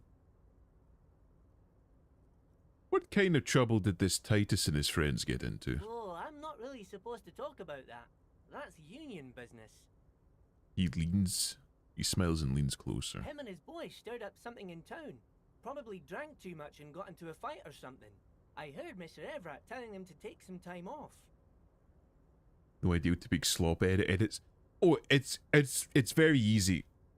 You just you just take a picture of Elusive, and then you put the black sun spinning behind his head, and then put like some nightcore in the background, and you're done. That's it.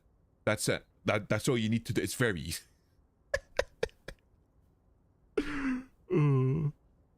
If his boy stirred up something a bit until probably drank too much and got into a fight or something, I heard Mr. Everett tell them to take some time off. But what did they actually do? I guess the boys got a bit too rowdy and had to let out some steam. I don't really know the details. Well, that's just how boys are, you know. I haven't been in a fight since I was in middle school. Damn, I gotta look into this then. Yeah, see? Give him like blonde hair and blue eyes too. Wait, doesn't it... Hold on, let me see if I can find... I think I still have one. I think Elusive's character does have... It's either white... No, it's white hair.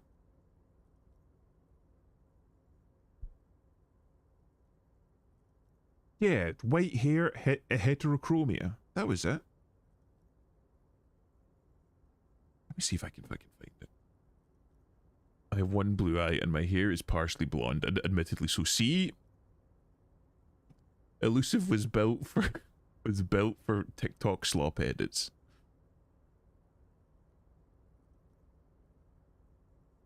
There we go. Right, hold on. We'll fucking bring Elusive up on screen. There. We just need that. Just have this have the black sun rotating behind his head, and then just put some nightcore in the background. Elusive has homophobia. No, dox Elusive. It's not really a dox. Elusive has homophobia. I'm so sorry. I hope they find a cure. Let's keep this on the hearties. Oh my god. Let's keep this in the hardies. Look at him. It's not going to be anything useful anyway. Don't fight it. Better to go with the flow.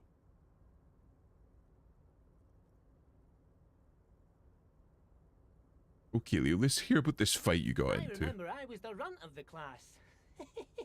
The bigger boys always used to pick on me. You see, I had a bit of a temper back in the day. Flew off the handle like Post the nobody's transparent business. version. Fuzzy select does exist, Elusive. We can fix that. Transparent one has nip. Oh. Apparently Elusive's drawing lewds of himself. Interesting. I just saw Arson's gif. Just saw Arson's Gator gif posted in the fucking server.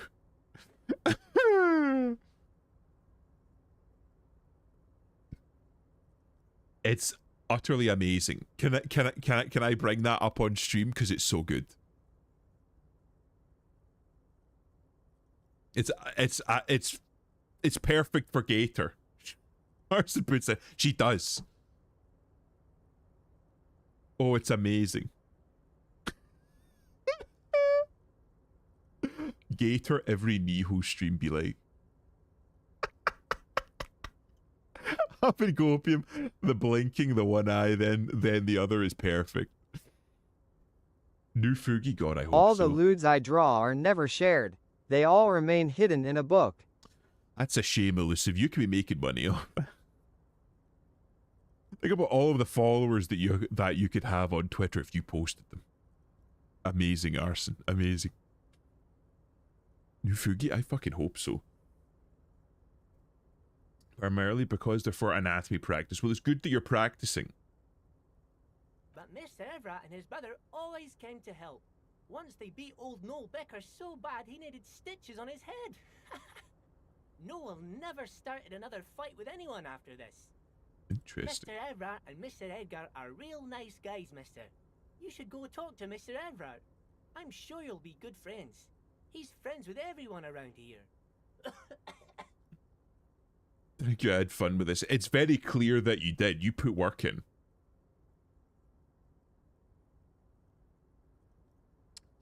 Do you work here? Yes, yes. Everybody needs a job, and this is mine. I'm Leonard, by the way. Leonard Bellick. But everyone calls me Leo. I'm like Mr. Everett's right-hand man when Mr. Edgar is out of town, and Mr. Edgar's right-hand man when Mr. Everett is away. T, I just saw that clip. Very cultured. My practicing is just drawing. That is practice.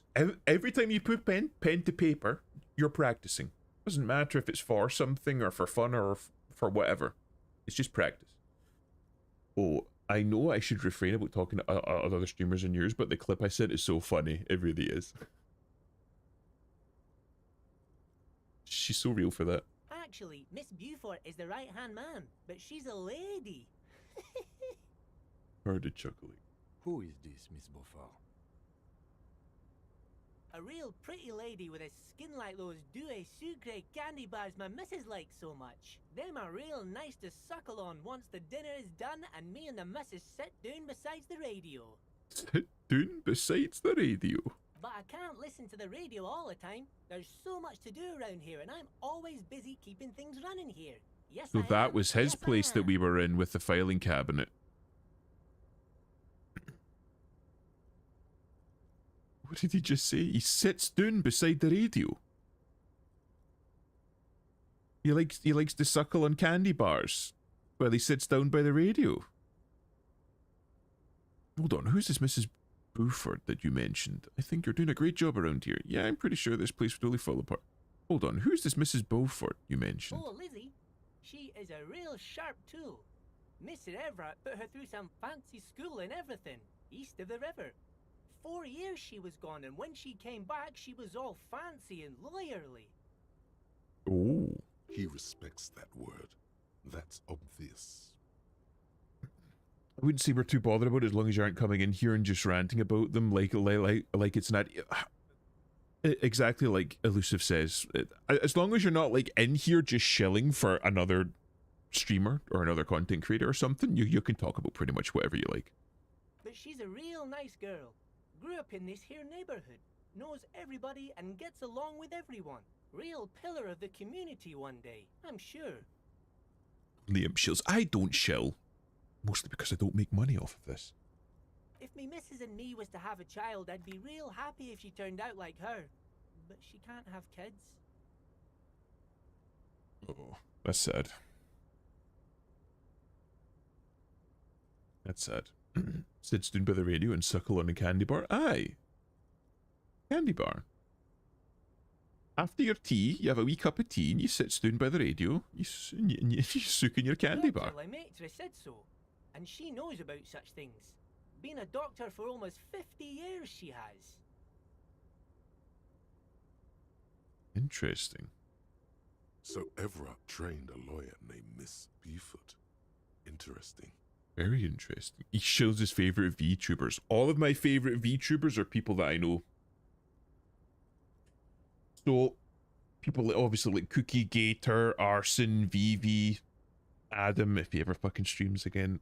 I'll shell them, because I know that they're fucking good folk. You're doing a great job around here. Yeah, I'm pretty sure this place would totally fall apart if you didn't shine the boss man shoes, Leo. I think you're doing a great job around here, Leo. Yes, this place really seems to run like clockwork. Keep it up, Leo. Lieutenant smiles out at the little man. Adam isn't a streamer. He streams about as much as many streamers that we see on this fucking platform. Well, thanks a lot. Coming from you, it means a lot, really. You think it was impossible, but the smiles become even wider. The only thing that will get 100% get you timed out is brain. And that's just elusive. I wish Adam streamed more. Oh, I think he's still a little bit like. I think he's a little bit shy. I think he's still a little bit sensitive about it. I think he might come back to streaming eventually one day. Sometimes I feel some of the guys don't really get how much I bust my ass for them here. But you guys are alright. Are you the Leo who wrote the note to make more banners? Oh, yes, yes. I leave all kinds of notes for myself. That old head of mine ain't so good at keeping things in no more. I almost forgot about the borscht. I'm back. Hello, lots. Hello. What was that about the borscht? Oh, yes. I've been taking special whirling borscht to the men every day since the strike started. It's very, very good. It's Makes a man irritating. feel so We've all warm had and enough happy. of it, I and feel most like I people could don't take like Mr. being Redman's punished. boar dogs every time the lunch is done. Interesting, elusive, that you would put most people. Interesting.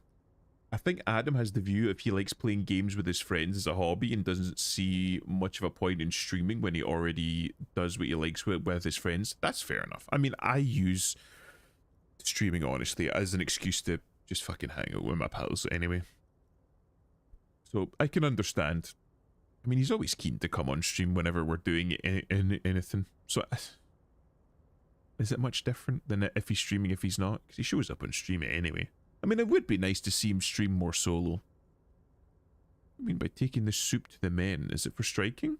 Yes, yes. I'm taking it to them. The borscht keeps them happy and in fighting spirits. Makes you all warm inside. They brew it in the whirling in rags. See, this is like a perfect example of like how to properly do rhetoric. Leo is a man that wants to talk, so you just have to ask him questions and he'll tell you. He wants to tell you. Exactly. Masochists exist. Situational. Elusive says that like a man with experience. Okay. Hold on. Who makes it at the Whirling? Oh, the whirling's cook. He makes it. Them is always talking with Mr. Manana in that weird language and laughing together. He doesn't speak what we speak. He's from Grad. Interesting. Something's off about this borscht. I'm gonna look into it. Oh, sure, mister. Sure. You do that. Yes, sir. He didn't actually understand what you meant, and now he's just nodding along. Masochists, sadists, and switches. I think Elusive fits into all of those, to be honest. You'd be surprised, imp. Would I? Would I? What's that container over there? Point to the container suspended from the crane that arm. one. That should be empty as far as I know. Lots of containers here have nothing in them. They're just waiting to be loaded up. Okay. Told you. Alright, fucking calm down, Kim. I'm looking for the leader of the Dockworkers Union. Oh, you want Mr. Everett then? He's an awfully nice fellow, he is. Him and his brother are both nice fellows. They've lived their entire lives in this here neighborhood. He coughs and continues Guys immediately. like Mr. Everett and Mr. Edgar, his brother, are real good guys. Made Martinez what it is today. Mr. Everett and Mr. Edgar and I went to the same school we did when we were boys. Easy now, Leo. I just want to know where I can find this Oh, man. Mr. Everett is where he always is. In his office, of course. Who joined containers on your right, okay. Bye-bye now. Right. Now,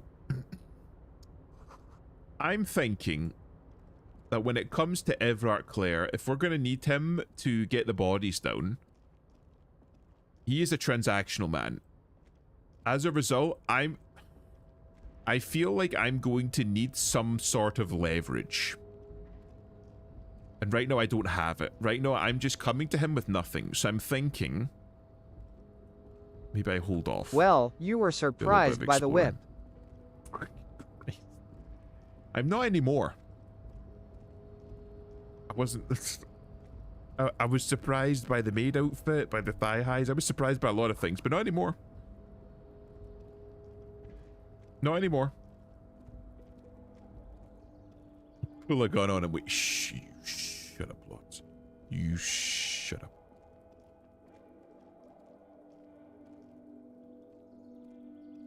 The maid dress is gone. I threw it out. Shame. That could have been a moneymaker for you. Oh, it's fucking terrible. Maybe I'll do a little bit more exploring. Or am I trapped here? Have I fucked myself? Because apparently I'm not allowed to enter. Despite the fact that I have a punch card. Scottish kilt. That's different. That's different. I do own a kilt, but that's different. Weddings, funerals, birthdays, Christmases. I don't know, fucking christenings. Right. Apparently I can't enter here. Despite the fact I have a card.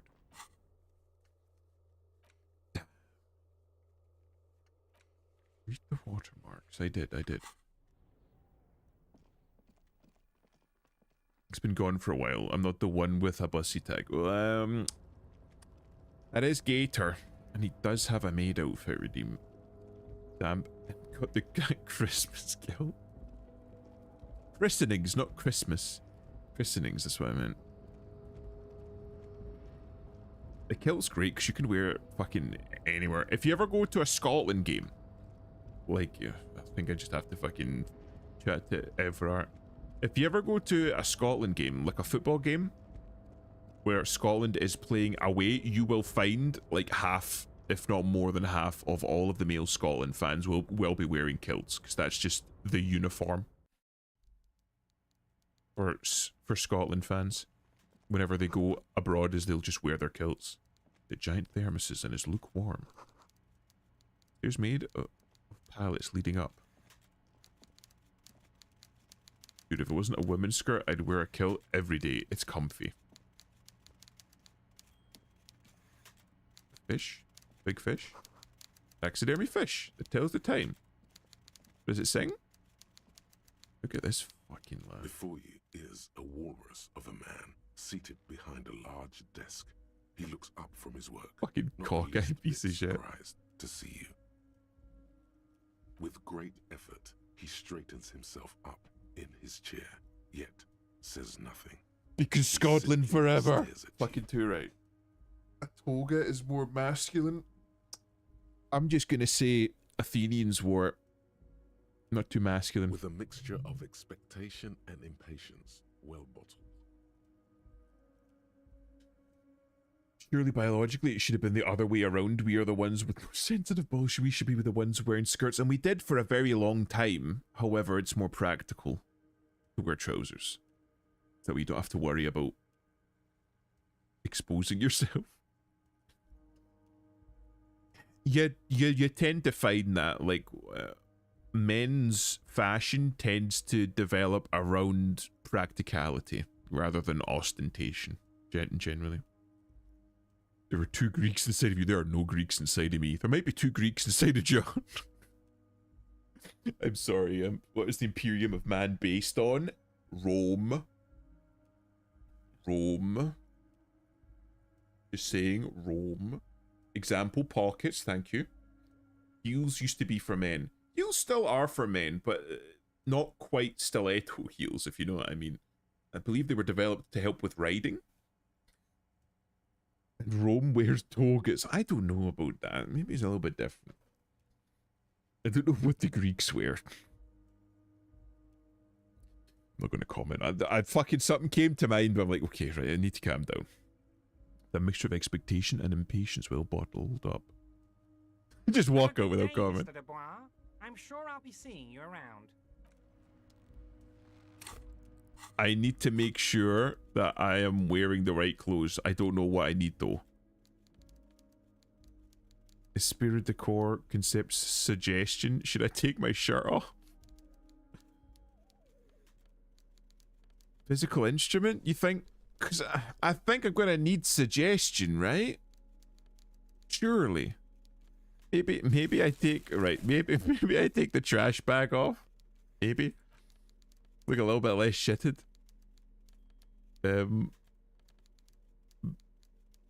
If you see any man wearing heels outside of a fashion show, slurs are being said. You know, that's fair. Well, again, it's not necessarily like boots with heels in them. I'm not talking about like a high heel. Like a work boot heel where there's like a slight heel to it. Like a delineation. It's not like a fucking sand shoe or a ballerina shoe. Like that. Like that's got a heel in it. It's not a huge heel, but it's a heel. One is from Sparta, masculine warrior. One is from Athens, artistic and a femboy. They are both gay. Yes, yes. I wonder if the Library of Alexandria the First joined Yahweh in history, and that's why they burned it. A small sacrifice that had to be made. Yeah, I need drama, because drama's for lying, and I'm going to be fucking lying to this guy. Wait, I guess Greeks and Romans both wear togas, kind of. Maybe. If you see a man wearing heels, yeah. Heels are an abomination, but they do look kick-ass. Again, it doesn't have to be a large heel. It's still a heel. Half-Light. Inland Empire. Is this min-maxed enough? Oh, fuck it. Fucking do this. Mr. Dubois. I hope time is on your side this time. Please, take a seat.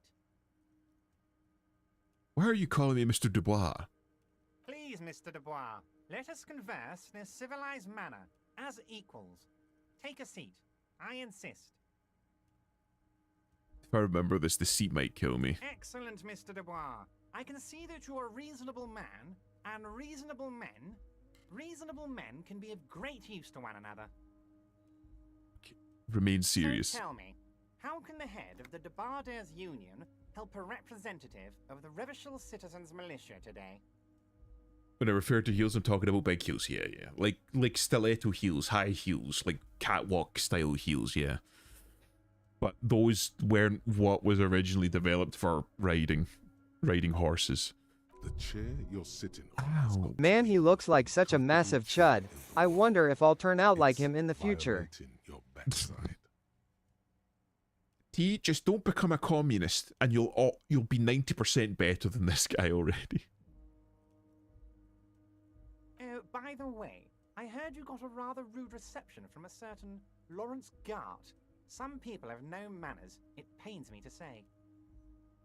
This should take care of that nonsense. He points to a giant novelty check on his desk. It's absolutely comically huge. It should be sufficient to cover your expenses for a few days and patch over your differences with a cafeteria manager. Go ahead, take it.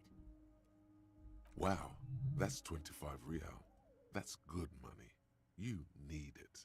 I don't think this is a good idea. Yes, but you owe him for it.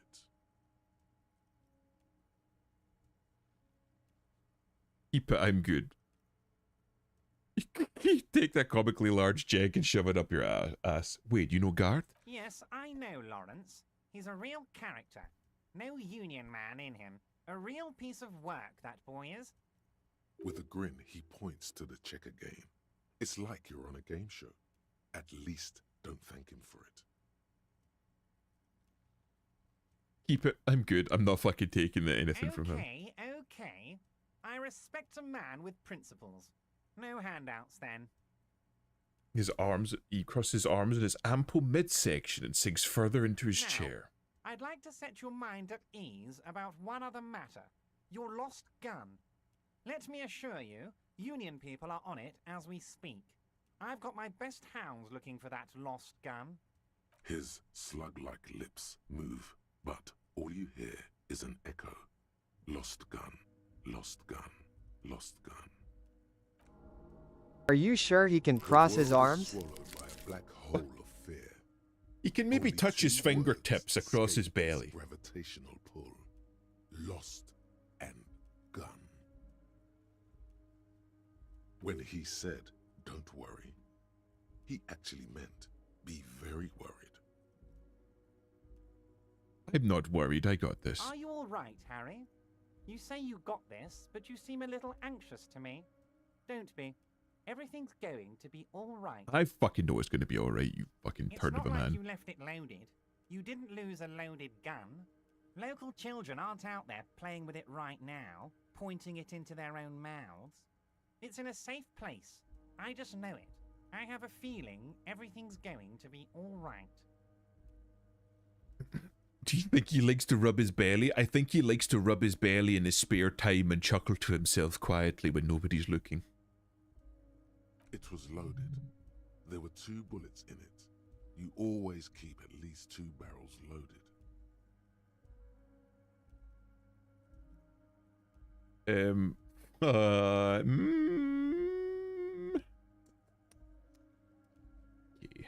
Think, fuck it. We ball. God, you're sweating. Your knee is jerking. You're about to cry, aren't you? You're about to cry because you lost your gun. Fucking and those Christ. children are gonna shoot themselves with it. God fucking damn it. Actually, I think my type is more like a side character with 2 voice lines. The character I love are generally pretty unpopular. Isn't it like the fucking, like that guard guy from one of the Fire Emblem games that everybody's like, this is the guy? I think he likes to dress like Santa and have kids sit in his lap. Jesus fucking Christ. No, I'm not about to cry. I'm fucking putting a lid on it. Mr. Dubois, you don't look so good. What is this, Mr. Dubois?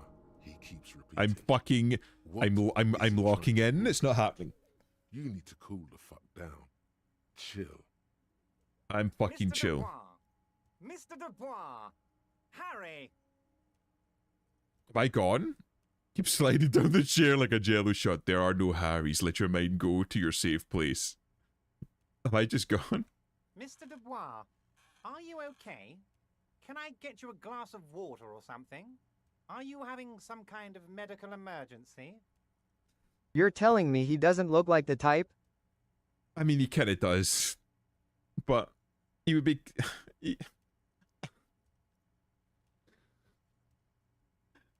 He kind of looks like the type of Santa that you wouldn't want to be Santa. It reminds me, checks were gun is VV quickly. Get your emotional support gun. Maybe you could use your hands somehow, in a kind of throw-in motion, like you're throwing that Mr. Dubois act right back at him. He's Mr. Dubois. Actually, this chair is uncomfortable. I could use a glass of water. Sit upright. What an odd demonstration of... you got me, Harry. I don't even know what.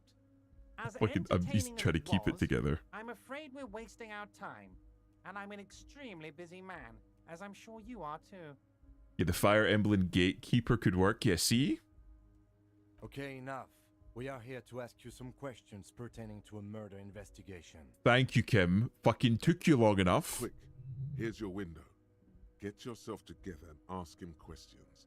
Police officer questions.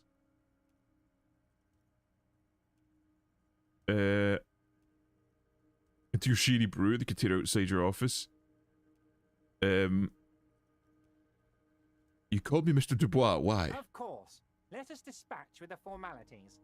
You call me Everard, I call you Harry. My God, so it's true. I didn't want to believe it, but you are a fantastic science fiction amnesiac cop, aren't you? What are the odds of that? I think the odds of that are very low. It might be a good idea to hide your confusion. I mean, see what his game is first. My memory's fine. I'm He's just testing busy. you. So I good doubt to that hear tub that, of lard Harry. is going anywhere. Apparently my sources were wrong. However, if you did have a spot of memory trouble, I could help He's you the out head of a with my dock big workers fat union that's phone. been on strike for 2 months. Busy. It does not factor into the list of things that this man is at this point in time. Sweet Kim taking that question seriously. John, I think you just need to draw fan art of Kim. Just have it plastered on your wall, just overlooking you as you work. Words flow like a river of honey from his lips. I guess word has already reached him. No matter. No harm done. It's just a brown folder. You can't make out what's written on it. Are you trying to tell me you've gotten hold of some of our documents? Lieutenant inspects Everard over his Mr. spectacles. Kitsuragi, would you mind? Me and Harry are talking about his lost identity right now. I might need to draw fan art of Kim yet. Don't So just good, bro. jump to the folder. That's not smart. Shows you're on the edge. Do some probing first. Don't jump straight to the folder. Let's get this straight. What is my full It's name? Harry. Harry Dubois. Okay, I like it. I can work with that. And I can work with you, Harry. Now, He's- what else can I do for you? Do you know anything about my family? Do I have a wife or kids? Family? Harry, you're not a family man. There's not one peep of family in here. Unless you think you're a family man. Do you strike yourself as a family man, Harry? I want to say he's a twunk, but his muscle seems too small for that, so I guess that guy's full-on twink. Jesus Christ. There's no concept arts of Kim. His portrait was the first thing they drew, and they went, yup, perfect, because it is perfect. It's exactly Kim Kitsuragi. That's all he needs. I think I do. I think I'd be a wonderful Well, father. Yes. I'm sure you're going to make one little boy or a girl very happy and proud one day, Harry. Thank you, thank you. Have another look at that folder, please. As you look at Thank the God. folder, Everard covers it with his hand and pets it. He's hiding it from you because it's not a real RCM folder. It's just another one of those brown folders you saw in the file cabinet. That's not an RCM folder. Okay, Harry, you got me. This is from the Census Bureau, not the RCM. Those Census Bureau people are absolutely corrupt. You should do something about them. He got the name from the Census Bureau, and everything else from your actions here in Martinez. Fantastic. Yes, Mr. Kitsuragi from the Census Bureau. Like I said, now I'm actually a very busy man. So is there anything else I can do for you, Harry? That means he doesn't really know anything about you. Fantastic. A pity. The mystery of you will have to remain a mystery for the time being. So the Census Bureau says my name is Harry Dubois. Yes, that's what I said. Try to keep up, okay? Oh, Let's he's move getting on. snippy. He's getting snippy. Aren't you going to ask me how I got in? Harry, honestly, I'm just relieved you didn't get a hernia. A man your age. A man my age? What are you implying? I'm at the peak of my physical abilities. I too am surprised by the resilience and athleticism of this tool I've been provided with. My body's going to break down any moment, probably pushed it to the limit. Enough wackiness, let's get back to business. I played him just by looking at a folder and be like, you're fucking lying to me, aren't you? He's like, yeah, I'm lying. I'm lying. Oh, you shit yourself again at the beginning, but you did it. See, that's it. It's about maintaining the fucking course. You gotta keep going forward. You gotta persist. That's it. You just keep pushing.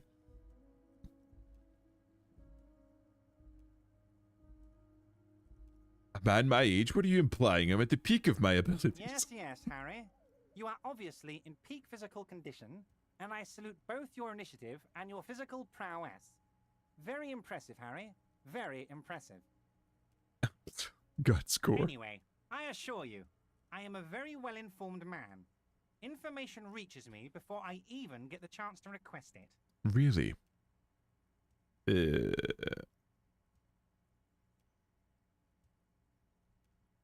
What's in that container outside your office? My dear Harry, there are literally millions of containers in this harbour. I couldn't possibly remember what's in all of them.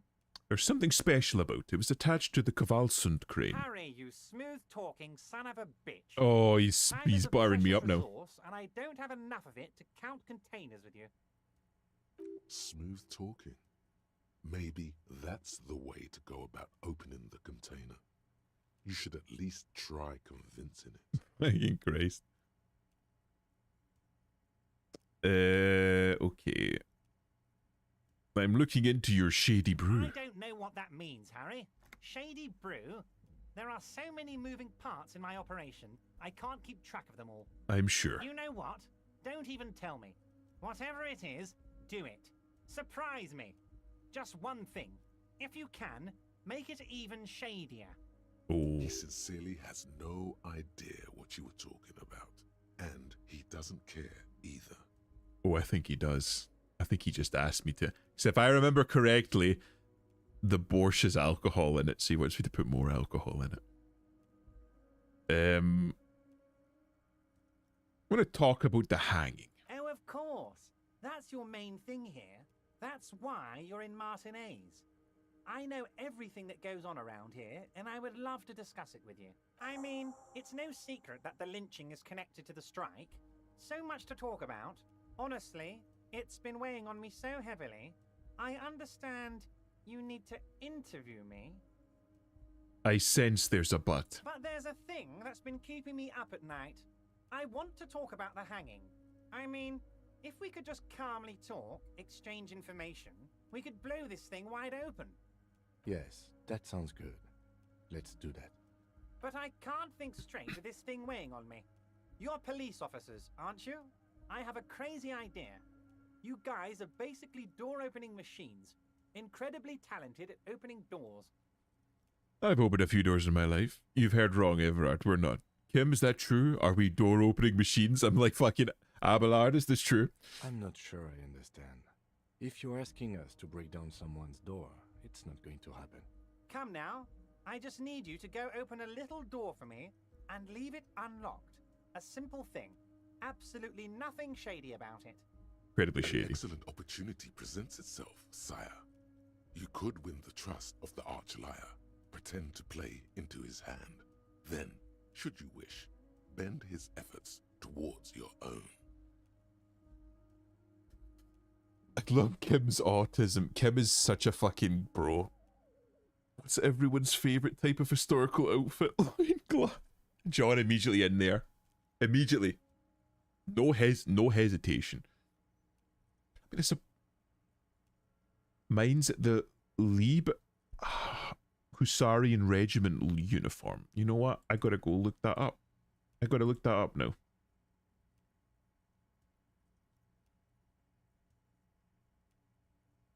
Oh. Very turn of the century, like Napoleonic. Oh, does it have the Totenkopf as well? That's pretty cool. That is pretty cool. Okay, I'll give that one to you. Very Romanian. Is it not German? Why don't you open it yourself? Whose door is it? I bet you don't even know anything about the hanging. Damn fine, I'll look into it. Why don't you just open it yourself? Harry, I'm a very busy man, and more importantly, I don't have that extraordinary physique you do. You look like you could run around all day. You want to send someone a message that the police are working for you. Looks like some flavour of Slav to me. Well, it's German, so it's not far off. I repeat, I'm a very, very busy man, Mr. Kitsuragi, and therefore I must occasionally enlist outside help. So what will it be, Harry? Whose door is it? No one's. It's just a weasel. A weasel lives there. Nothing for you to worry about. What do you mean by a weasel? A loud blabbering weasel. When weasels feel no one is watching, they start acting foolishly. Just go there, unlock the door, and leave it open. It's been such a burden on me, Harry. I just want this to be over so I can discuss business with you. I bet you don't even know anything about the hanging. Harry, my dear friend, I am what people call a local bigwig. I know everything that goes on in Martinez. But apparently not an awful lot about me. I can't accept this thing. Of course, Harry, I understand. I'm not But if fucking that's doing the work for him. case, I don't think we'll ever find your gun.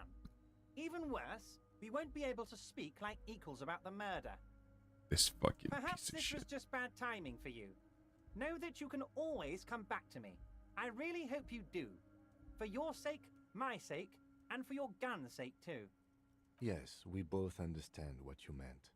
This may be the only way, he thinks. I won't hold it against you. In fact, we probably should reconsider later. Could you help me get a dead body down from a You tree? might have noticed there's one hanging on a tree behind the hostel cafeteria. Oh my. Don't take this question personally, but why would I get involved in this matter? Mr. Clare, The man was hanged with a cargo belt, a steel-reinforced cargo belt. It's safe to assume the Union had something to do with the murder. And he did literally just say, we all know that it has something to do with the strike. Besides, getting the body down would benefit all of us. It's a stain on the neighborhood.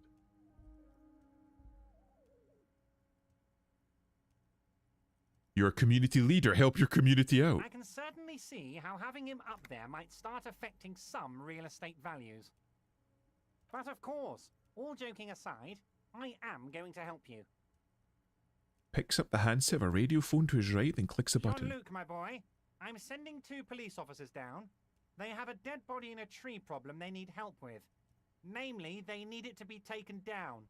And Jean, please take it easy with the race science. That's a yes to getting the body down, no to the race science. He hangs up and turns back to you. Damn, I wish Kim would describe he's a stain on the neighborhood. You gotta work hard for that. You can find Jean-Luc down at the gates. He's the big impressive one. You know, tattoos, muscles, ethnic looking. Ethnic looking. Great guy. Let's talk about my lost gun. Yes, your lost gun. My best men are on it. They're turning every stone, searching every playground, asking kids, grandmas, everyone. Your gun will be found, Harry. Let me assure you of that. It's just a matter of time and effort. Gotta work hard and die hard. All right, John. The only John way to find McClane. it seems to be working with him. He might even be holding your gun hostage.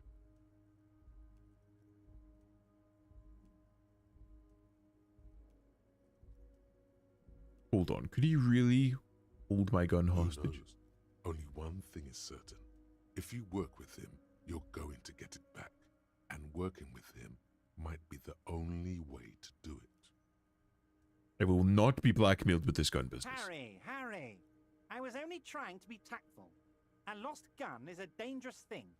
I can't have it around in my neighborhood. Kids could be playing gun roulette with it as we speak. Teenage gangs could be arming themselves. Get a hold of yourself, Harry. I assure you, damn it. we are working on locating the missing sidearm as well. Excellent, Mr. Kitsuragi. That's excellent news. Looks like we have a friendly gun-finding competition on our hands. Everyone, I'm going to leave now, but we might talk again Wait. later. You need this to get in and out through the gate. Mission to jump pulls out a plastic card. Thanks. I was wondering how I was supposed to get out. Here, you're one of us now. A real red and white Union man. Take care, Harry. God fucking damn it, I hate him. I fucking hate this man. Interact. Oh, is it not? It's not like an actual item. Okay. I'll be back. Probably. Gonna put on my fucking... Maybe I just need to fucking click. Half-lied. Okay. Right. Now what?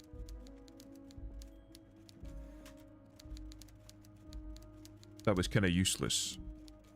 Well, we'll go and do our investigation. We'll talk to fucking Chode Smartly or whatever his name is. The fucking big ethnic guy. He looks so disco right now. Just wearing it like a fucking raincoat and a wife beater. Yeah, it said I should try. You're back before the cargo container. It's drawn. Why are you even trying to open a door with rhetoric? Yeah, why am I? Why are you what? Never Are you mind. satisfied, detective? Kim, let me cook. Okay? Oh, this is the fucking part I hate. Okay, there we go. Let's have a little peep around, see what I can see. Got my little fucking thing open. Shit, it is getting late. Getting a little bit dark.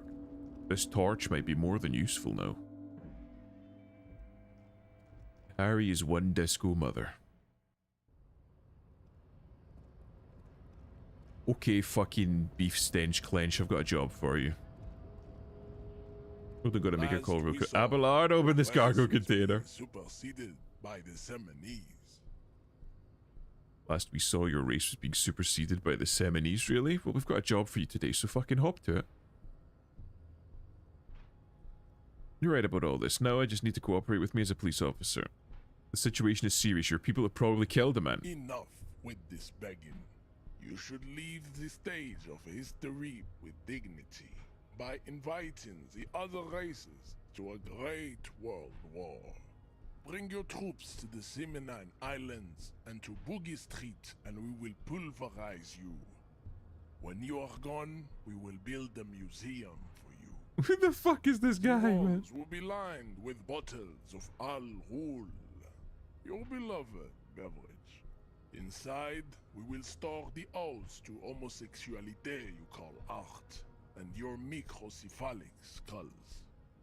You could internalize Measurehead's race theory. It would enrich you rhetorically. Wouldn't that mean I have to become a Seminese supremacist myself? Well, not as such. What you do with a mastery of advanced race theory is up to you. You could reject the findings, sure, or accept them and become an advanced racist. Everard told you to help us get the body down from the tree. Isn't Everard the union boss white? Yeah. Don't be vulgar. White or not has got little to do with this. The race enigma runs much deeper than that. Yeah, but you still serve him. How does that factor into your life? Mr. Clare is a man of vision and means. Was told to He not. has the will to confront Was told to not race science. Doesn't even finish the first sentence without it. Race naivistic communists never did. Also, to serve is noble. It takes discipline. Your petulant individualism has only contributed to your race failure. It is lax and Oh, look at him trying to be Adam. He's too dark for that. I'm no communist. I'm no communist. Of course you are, Revacholian man. The failure of communism to challenge the world order is the core of your race fate. All Plague around Doctor, man. Oh shit, a racist, the yeah. fruits of Look at its him, he's a defeat. racist. Individualism, rock and roll music, sexually transmitted disease. Globalistic immigration, allowing people like him to come into the country. It's all Above these horrible things. Rampant multinational finance still reigning large. Tell me, where have you gotten your love of pathetic communism from? Degenerate youth culture? Rock and roll music? I have gotten it from disco, actually. It's true, I am a rock and roll star and a rebel. Youth culture does not affect my thinking. I am one disco mother. I've got it from disco, actually. Offshoots of the Seminese people invented disco while having sex under the influence of cocaine. It is a shame upon It's my disco or race. die, John. But what is done is done. I am not surprised you enjoy it so much. This has happened to many of the side products of the inevitable cultural victory of the Seminese race. Okay, I'll ask you, who are the Seminese? The South Island race, haplogroup A4A. We are the rightful masters of the Insulindian archipelago. We descend from the Areopagites of ancient Pericarnassus and arrived here 4,000 years ago. Millennia before you. And yet, for some reason, became the inferior cultural mark on this place. We are the future. That is all you need to know. Why are you the future when you got a 4,000 year head start, allegedly? Like, an awful lot of this shit doesn't make sense. That's all I'm saying. You were born and raised on the islands before you moved to Revachol. I am a descendant. The narrow streets of Ulimbuir are with me in my genetic dreams. So he's never been. I see young Seminese women walk into the grey mass on Ile de Fantôme, waiting on immaculate conception from the pale. Oh, you did not come from the islands. No. I have heard about it on the radio. Amazing. So you're not really Seminese, you're just from Revachol. I'm from Couronne. And no, it is not just in Revachol. The city is central to the Simony strategy. Spreading through its trade networks, our culture will dominate the world. This is like, you know when you see like these fucking ultra nationalistic, like I don't know. Well, anyone, like, you get these people from like fucking Iran or like or Turkey or whatever, and they're like, fucking #1 country in the world with the best country, all other countries are shit. Somalia #1, fucking Morocco #1, and they're like living in Berlin and they've never left Berlin. Like, what the fuck are you talking about, mate? Nigeria #1, Congo #1 best country. It was like, fucking, you've never been there. What are you talking about? You have heard enough about our phylogenetic secrets for today. Phylogenetic secrets today. I was born on the boogie street, but my heart is Ile du Fantôme. Oh, man, about this mug? He does not so much as glance at the object. Show my racist mug. What do you think about that? What do you think about the Chinaman on the side of that? A fan of Rice Dome, are we? Know anything about it? Stop showing me your pathetic cup. I have no interest in it. I thought you were all about race realism, bro. Nothing to do with it. Oh my god. I want to show him the mug again. Oh my god.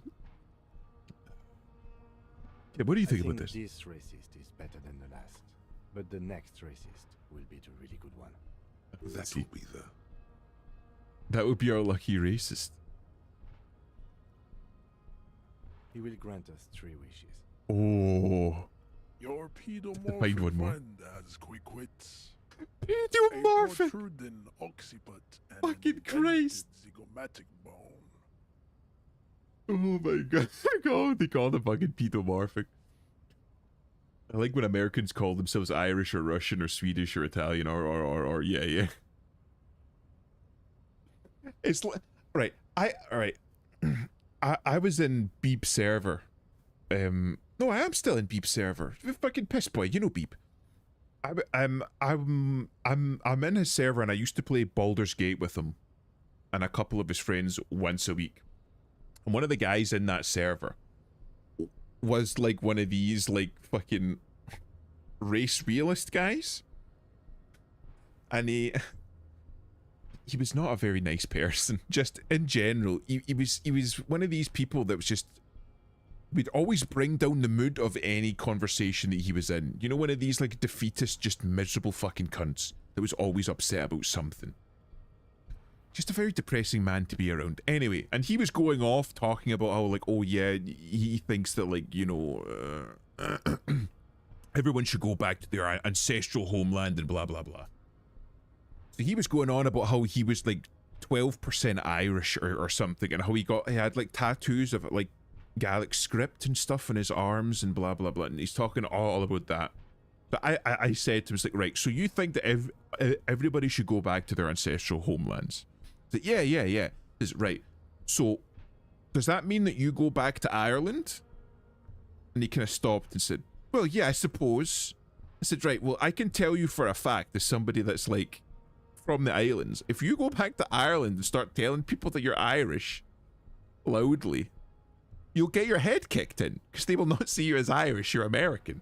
It's like, oh, well, I guess I'll stay in America. It's like, yeah, but by your own measure, you're not full-blooded American, you're Irish. So you won't fit in America. So I said, like, where do you go then? Because you're like part Irish, but you live in America, but you're not really American because you're part Irish. He didn't have an answer for me. An awful lot of this like race realism stuff, again, like there is genetic differences between races, but an awful lot of the people that pick it up, it's vibes based for them. They don't think about it very deeply. Talking about like this guy, like haplogroup A4, what does that mean to you? The guy's a Seminese supremacist, has never been to the Seminese Islands, so like it's just vibes based for him.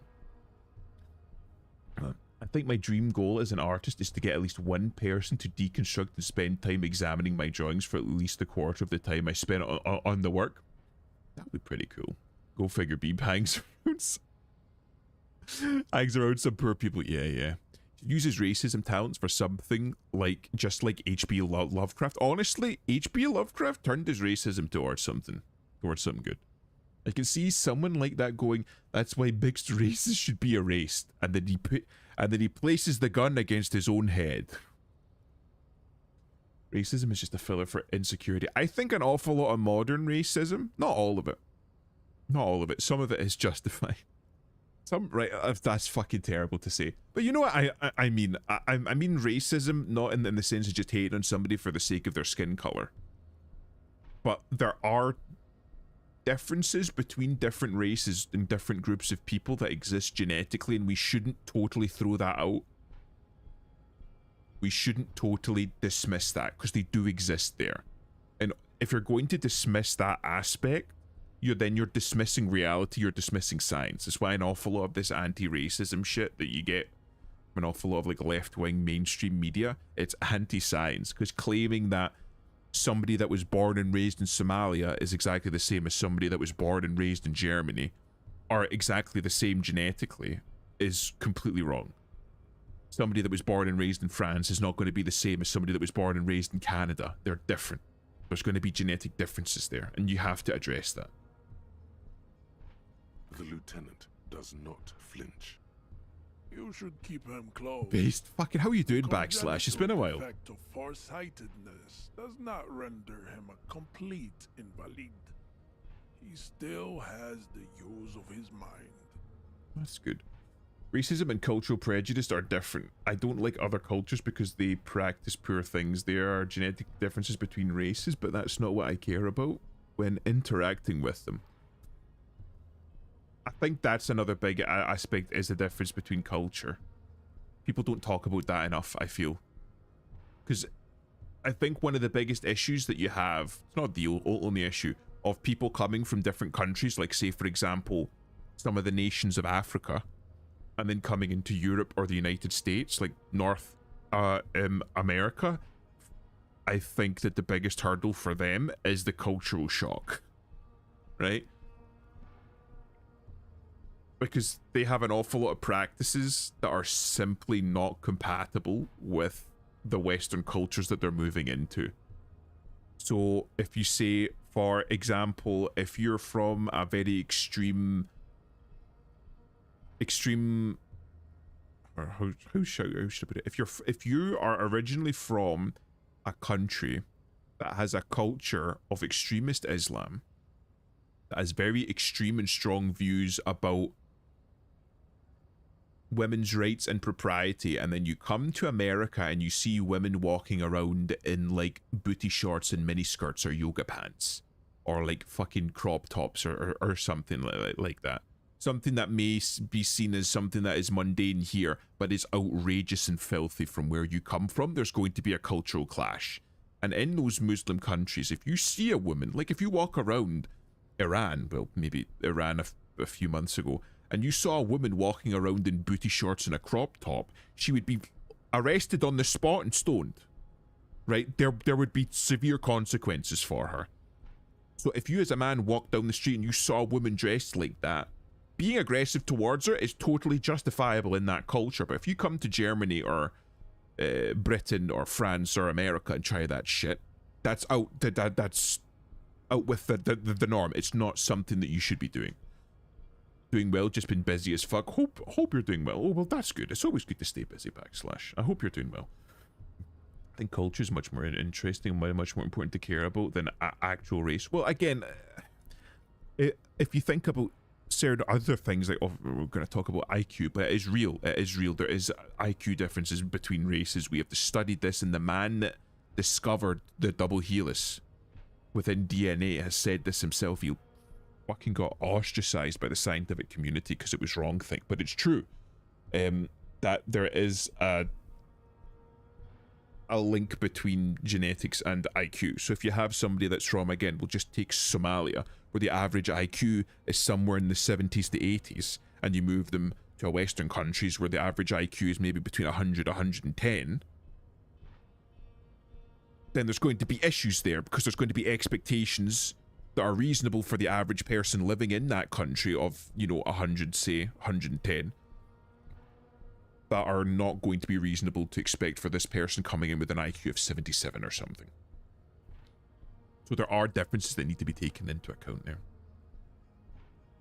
What are those tattoos supposed to mean? Racists are generally not very good examples of their race.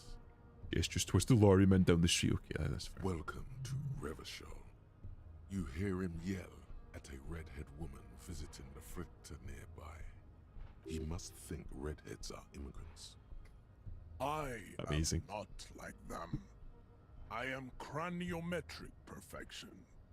I have taken the trouble to permanently draw a phrenologic grid on my skull and features. This should dispel any doubt. Jesus Christ. The guy literally has nothing else going for him except that, does he? Drawings are precise and look true to their pseudo-scientific ambitions. One thing, Pseudo-scientific. it is not entirely free of throwbacks in the phylogenetic tree. His large jaw, for example, could be a trait indicative of criminalism. Also, his earlobes could be smaller. Are you sure? I mean, the jaw is clearly of an atavistic, is clearly an atavistic stigmata. That atavistic stigmata makes pussy say yes, plenty. Fucking Christ. Babe, thanks. But I got this. Oh, fuck's sake. Racist. Welcome to Revish. He must. Let me see what Drawings else I are can do. precise and look true to their pseudo-scientific ambitions. One thing, however, it Your is not earlobes are too The big. size of the earlobes is not a real craniometric criteria. Everyone knows this. Amazing. There's difference in races, even in IQs, but that's the thing about genes, is they change with environment, and culture is the biggest example of environment. Genes change with environment, but generally speaking, that involves evolution, and evolution takes thousands of years. So if you take somebody, again, say, for example, from Somalia, and you place them in somewhere like Germany, like say, for example, we were to take a bunch of Somalian people, place them in like their own little enclave in Germany, and have them keep to themselves and live in that Somalian enclave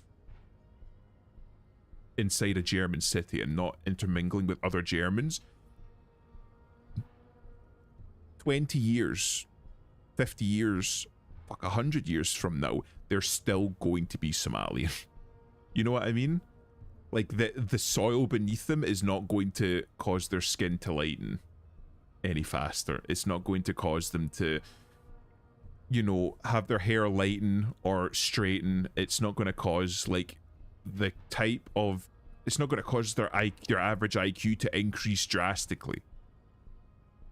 I think the genetic differences that we see as a result of change in environment are as a result of intermingling with other groups of people. So if you have Somalians that come to Germany and then start interbreeding with other Germans, and they have families and they have kids and they have kids and they have kids, eventually you're going to start having German, or more traditionally German, traits mix in with the Somali traits, creating something different. And I think that's what is going to cause the changes more so in the short term compared to in the long term. Evolution and purely environmental changes aren't so drastic. like if you move a Somalian into Berlin, they're not going to increase their IQ 30 points just from living in Berlin over the course of their life. If they go to school and they educate themselves, then maybe you could see a little bit of an increase, but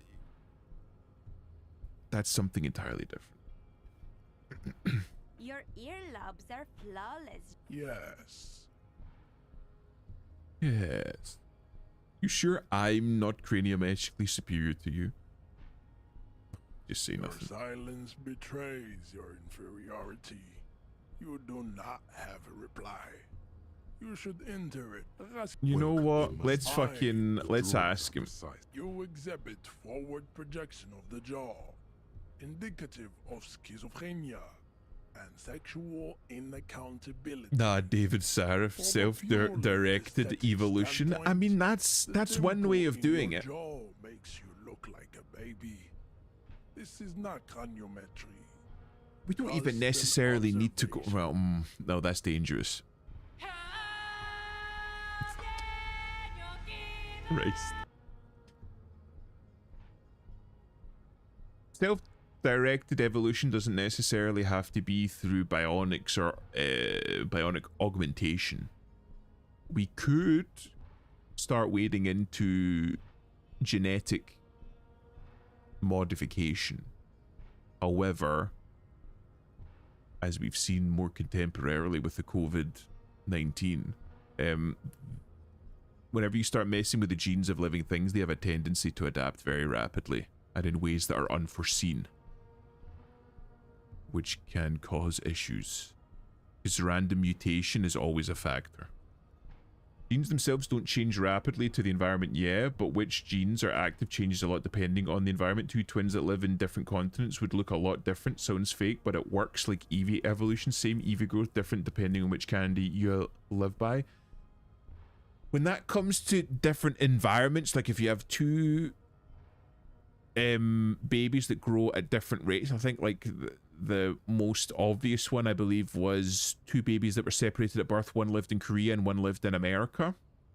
The American child was much larger, just like in size, and that was not due to the environment itself, but due to the excess of calories. Generally speaking, if you feed a body during development more calories, it will grow larger because it has the resources to do so. And as a result of the baby in Korea was at a higher IQ, but that's, I think, as a result of the culture there being much more studiously focused. Excess of calories is environment. I suppose it depends on what you mean by environment.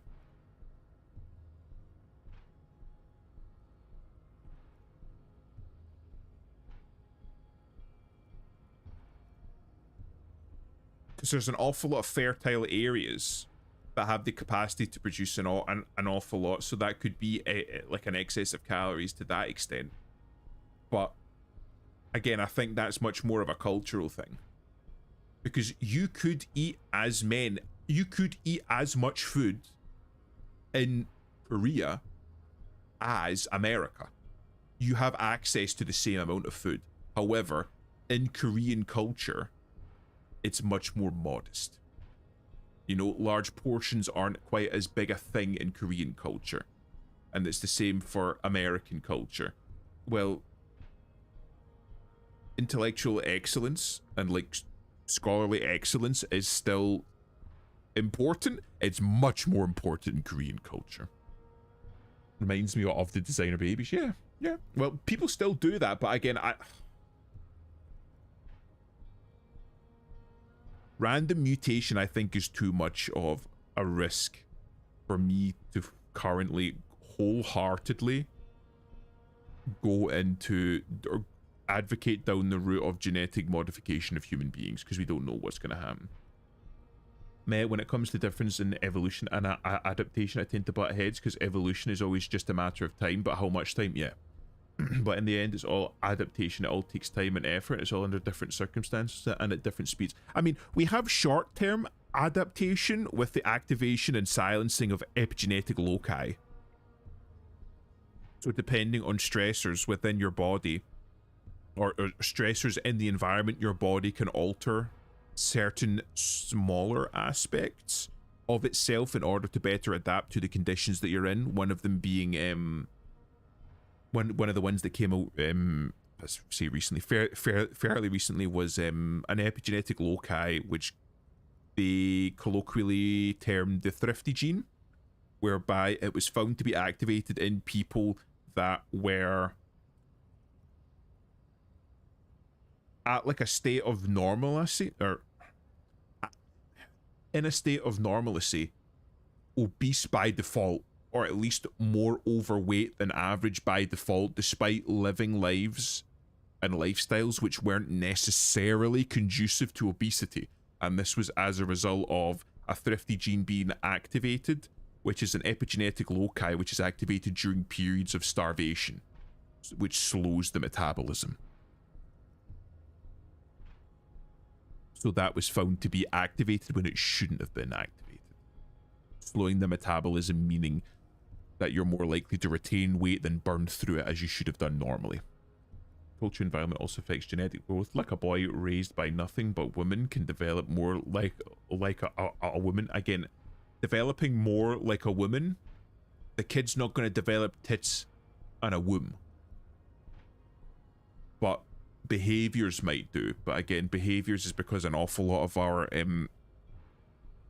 the reason why humans have like a longer bonding period, where like we stay with our families until we'll just say 18, is because we are developing ourselves mentally. Whereas if you have a sea turtle, when they're born, they're perfect. That's it. They don't need any extra development. All they need to do is grow bigger, which is why the parents fuck off. There's no need for like a rearing period for it. Looking to start an empire. If you want to be my concubine, hit me up.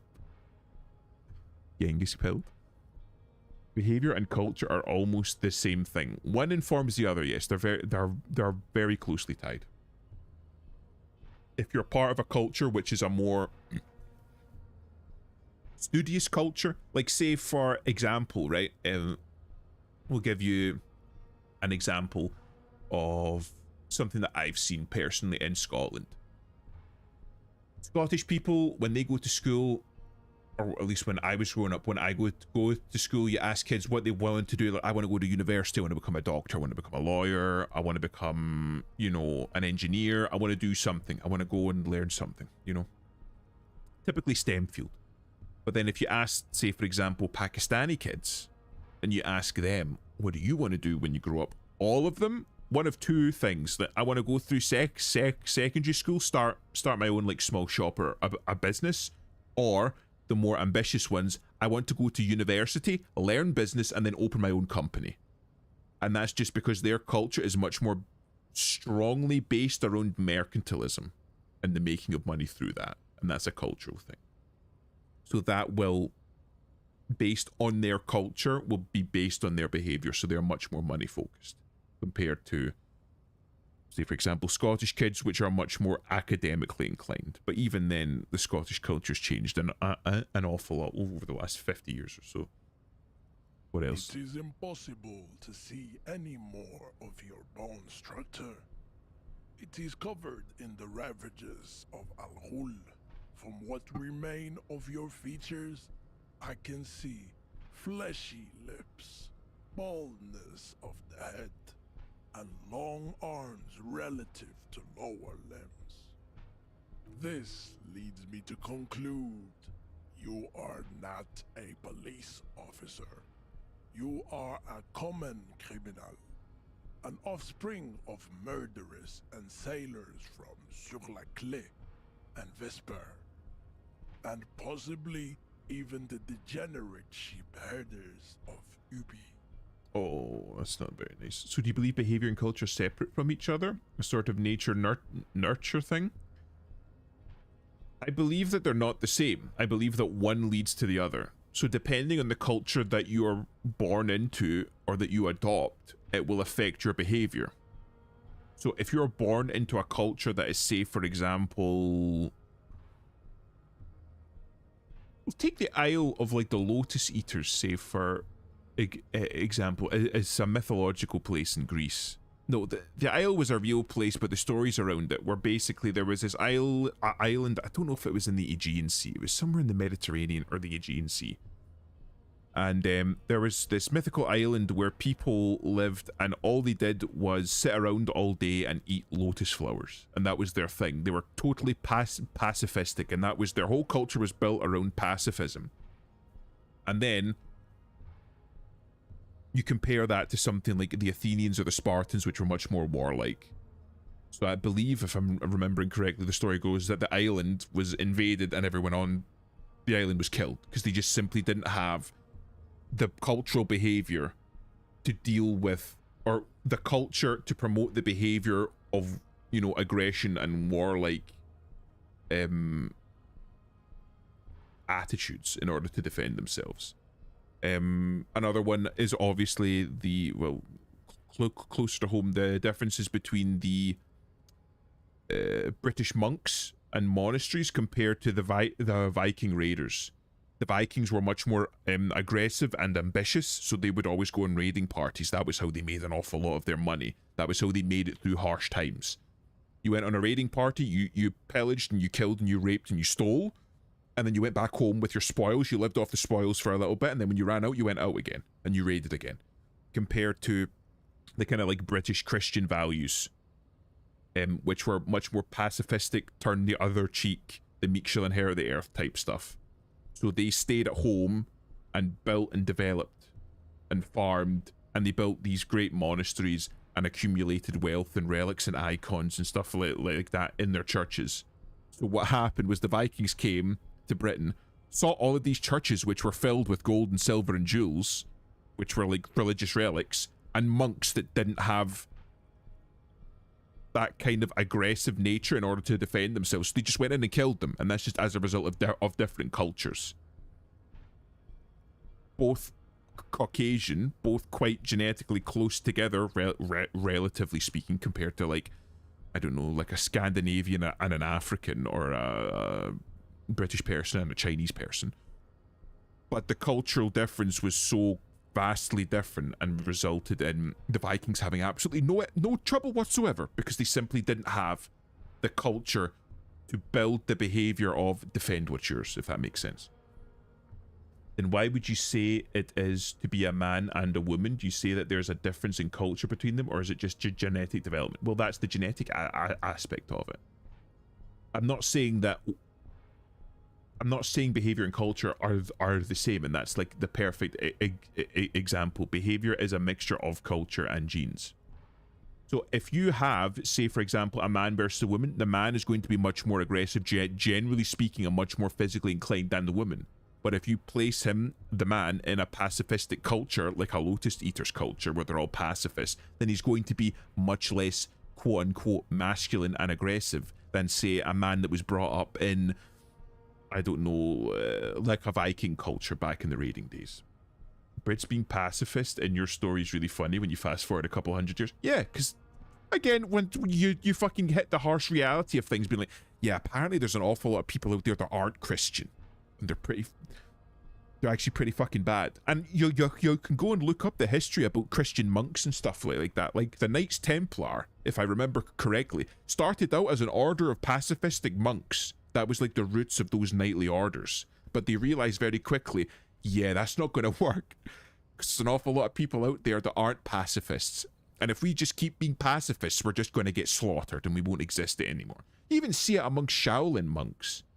An awful lot of the, or like Buddhist monks or Taoist monks, an awful lot of them started out as, you know, pacifists, but then developed martial arts as forms of meditation / self-defense. It's why an awful lot of these martial arts are very much, this is only for self-defense, and we won't treat, and there are no forms, and no forms are taught for the purposes of aggression. It's only for defense. To me, that's all culture. It's all the same kind of adaptation, evolution that changes to those genetic responses. I don't think culture can alter genetic responses quite as heavily, unless they, like, the culture that you would have to be a part of would have to be so monumental in order to affect the genetic imprint of the individual, if that makes sense. Like, the culture would have to be so strong that it would have to affect the environment in order to affect the genetic. Basically, I'm saying that somebody's behavior and how they act and behave is a mixture of their genetics and the culture that they find themselves in, or that they have adopted. Either that they're born into or they have adopted. Because obviously, you could always adopt another culture later. You don't have to, you know, like, again, you have an awful lot of very fine people that move over from places like the Middle East or Africa that aren't terrorists, that aren't aggressive, that aren't anti-Western, that have come to the country and have adopted the Western culture and have assimilated. I know people like that myself, living in Scotland. Pakistani people, African people, and they're very fine people, and they're very good people, but it's they have assimilated well, and that has helped them ingratiate themselves towards the local culture. Interesting. One of my answers was a Sur Le Clef and the other Vesper. Your racial heritage is uninteresting. It is the same as all Rivasholians. I'll be right back. I'll see you in a bit, Elusive. Their parents made the decision to reproduce while under the influence of Al-Ghul. That is the only reason you are here. Think of modern cultures then. How modern men are losing testosterone and gaining estrogen. Our cultures are so drastic these days that they are affecting our genes. John, I think that that's not actually as a result of culture as much as you might think it is, because research has been done to find out that, well, one, microplastics in fucking everything, the point where they're showing up in the testicles of men and affecting their hormonal systems, their endocrinological systems, is an issue. On top of that, there are pesticides and chemicals and chemical runoff. Like, obviously you have heard the story about they're turning the frogs fucking gay. That shit is being found in the water, in like drinking water in places like the EU and America. Eventually, I believe the EU outlawed many of the chemicals that resulted in those things, but if I'm not mistaken, the United States still use them quite broadly. I think it's mostly in agriculture and farming. I think an awful lot of the reason why we're having stuff like low testosterone and higher estrogen is as a result of chemical contamination of water and food and drinking, foodstuffs, as well as the consumption of things that aren't necessarily good for us, that are intentionally supposed to be there, such as soy-based foods. Ever told us you're going to help us get a body down from a tree? Yes, a lot of things the US uses is banned in the EU and UK. That's what I'm saying. Superior. Then had him give me an order. I salute your cunning, and I will remove the body from the tree with my bare hands. You're so noble, Measurehead. Noble in the sense he does nothing. But while I am gone, someone must stand guard on the bridge. That someone needs to be you. Both of you. Lieutenant, what if we don't want to do that? This is the uncomfortable result of not taking it on ourselves. I can live with a compromise. Listen to your little friend. He is This guy has bare hands? I mean, I would be surprised if he had fucking fur covering them. The guy's a fucking animal. Maybe I just don't know the science very well, but I just say, as I see it, is all. We live in a feminized society and culture, and I believe that's affecting us biologically. I agree with you in the sense that the culture that we live in has been very feminized. The culture over the last 100 years or so has been moved more and more towards, how should I put it? Incorporating women into it initially, more and more so, but then putting women's needs and wants above those of men more and more so, to the point where I feel like in an awful lot of areas and in an awful lot of spaces, men have become secondary or tertiary to women. If that makes sense. With respect to how they want to move through certain aspects of the culture. So I do agree with you there. And I believe that that has resulted in an awful lot of men intentionally trying to adopt behaviors to ingratiate themselves more to this modern culture in order to be more feminized.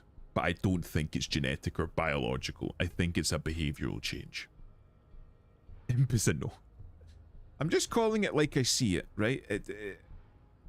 Feminism went from we want women to be equal, which I think an awful lot of people can agree is a good thing, right? Like, we do want women to be equal under the eyes of the law in certain circumstances. We don't want them to be treated like animals, basically. But we still need to recognize the fact that there are genetic differences between men and women which make them unequal, and those need to be addressed. And those need, well, not addressed, but they need to be recognized and acknowledged. But feminism has gone from something that originally had noble goals of turning women into human beings, which they should be recognized as, but at the same time, every time feminism has had some sort of like a breakthrough, or has got some sort of a concession, or has made some sort of progress, they have just asked for more. And we're starting to see that an awful lot with the respect to the trans question. Where if somebody wants to identify as a woman, can they identify as a woman? And under an awful lot of like left-wing feminist rhetoric, like, yes, of course you should be able to. Nobody should be able to like press down on you and say that you can't be X, Y, or Z. But then at the same time, you have the feminists that are pushing women's rights, as in women, biological women, and then saying, actually, no, you shouldn't just be able to identify as a woman, because that's not putting women, as in genetic women, first. So you have these two aspects that some would argue of feminism, of left-wing rhetoric, butting heads, both claiming the moral high ground. One defending women, air quotes, and the other defending women genetic. But I still think it's affecting biology in the sense of our bodies and minds are adapting to cultures, and I consider adaptation and evolution as the same thing, when evolution is just adaptation going further and further along the lines. Adaptation is something that is behavioral to me. Like, if I am, I don't know,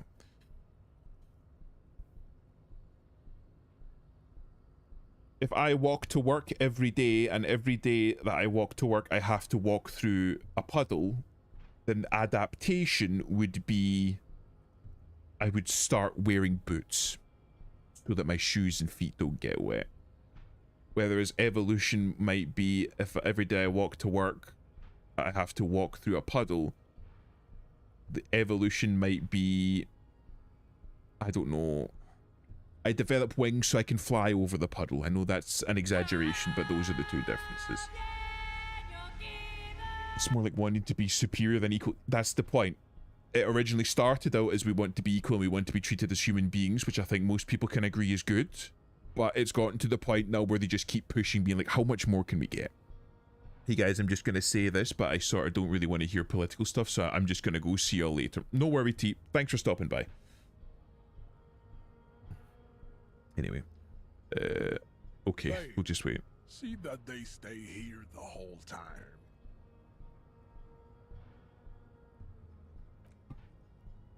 Oh, not a conversation to be had on a Twitch chat. It's, how should I put it? It's Disco Elysium. The basis of this game is political. It's kind of, I don't normally break out into politics with many other streams, but because it's Disco Elysium, right, I think you literally do. The woman's gaze follows Measurehead as he leaves. Yeah, there's literally like, communist, fascist, ultra liberal, apparently I'm fascist. there's literally like a track for it, so there's going to be politics creeping into these streams as it goes. Oh, hello, Erwin. How's it going? Something like lactose intolerance. Would you consider humans being able to drink milk after infancy, or evolution, or adaptation? Well, it depends. There are some papers saying that you can force lactose tolerance if you drink enough milk, but that might be epigenetic and not really evolution. Disco brings it out of us. Kaneko stream don't tend to go this way.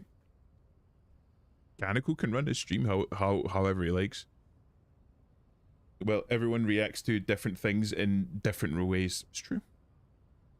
Maybe I'm just a little bit better read up on the political side of things. I'm not typically terribly political myself, but I did go through a period where I read up on some of the politics. You guys are like cops or something? Why are you with Measurehead? Look at him. His craniometric perfection. Are you cops or what? Hello, just lurking. It's too big brain for me here. That's fair. That's fair enough. Thank you for stopping by, Erwin. I have politics inflicted on me. That's fair. I had my period where I dipped my toes into politics and discovered that politics is a fucking hellhole that nobody should be wanting to get into because it doesn't fix anything. It doesn't do anything. Nothing comes of politics. It's just people talking about how to use power and how to get power. And then once they have it, they don't do anything with it. Of course, we're not all intellectuals. Well, his side of things is more psychologically based. So I think he might have more of an impact or more interest in the psychological aspect of it. I'm not very well read on the psychological aspect of it, whereas I went through a period of reading up into political philosophy, which is where I'm getting an awful lot of this from. I know what I need to know and I don't bother with the rest. That's fair enough, honestly. That's what you need. You guys are just trying to keep things from going to shit, honestly, yeah. Have you ever thought that maybe things should go to shit? I'm Katya, by the way. You hear that? That sound. He's breaking something. Yeah, Jean-Luc must be really tearing it up over there. I wish I could see it. I don't. I've seen enough of that dead body already. Look at you! RCM rent-a-cops! Guarding that bridge like Everott's lapdogs! Is this where it's at now? The RCM is for sale! And who are you? What is your business here? Why are your clothes 4 sizes too small for you? For me, it's not necessarily politics, just conversation is all. I really couldn't give less of a shit about the truth of it all. I think most people don't fucking care about politics. And honestly, I think that's... How should I put it? I think that's a reasonable stance to take. I don't think... Politics is like... philosophical... Politics is philosophy for like rich people with too much money and too much time on their hands to think that they know better than everyone else. That's why I say it doesn't come to anything. It's just, it's the playground of rich people. That's all it is. If you want to feel more moralistic and feel better about yourself, about all of the, you know, power moves and power games that you're playing, then you say that you're a socialist or a communist. If you want to feel more morally just and pure and stuff like that, then you say that you're a fascist. If you're more money inclined and efficiency inclined, then you say that you're a capitalist. Ultimately, it's just about rich people wanting to move around pieces on a board and feel better about themselves. It's the average person, it means nothing to them. Yes, I'm unbelievably corrupt cop. I am the cop that every opportunity... That's none of your business. Yeah, just tell him to fuck off. A shrill laughter interrupts you, echoing across Martinez. Then, the man turns to look behind him at the behemoth appearing around the corner, approaching him, walking past him. Didn't take him long.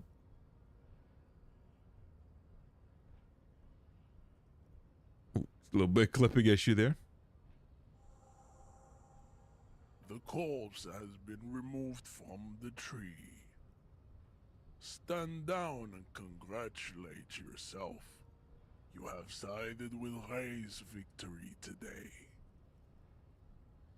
There'll be no side choosing. We did what we had to do to keep order. And what you had to do was to become a Union man for all to see. Fuck you, leave. Whatever. I needed to do this. Everyone is free to have their own opinions. If they want to denounce your beliefs and shove their own in your face, that's true bullshit. Otherwise, I don't give a shit. Yep. That's fair. I think everybody should come to their own conclusions, formulate their own opinions.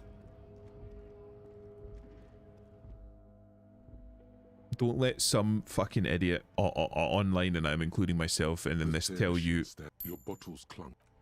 what to do, what to think, how to feel, what's right and what's wrong. Ultimately, you should do that yourself. I think you are all wrong, and everything that is said today is wrong. You're entitled to that belief. To quote a wise sage, the arbiter, where it's so easy, of course. It's never so easy. That's why all of these fucking political ideologies don't really work. They try to make something that's incredibly complex seem incredibly easy and fail at it. You see a set of tire tracks in the brown slush that comes. God damn it. Put my glasses on.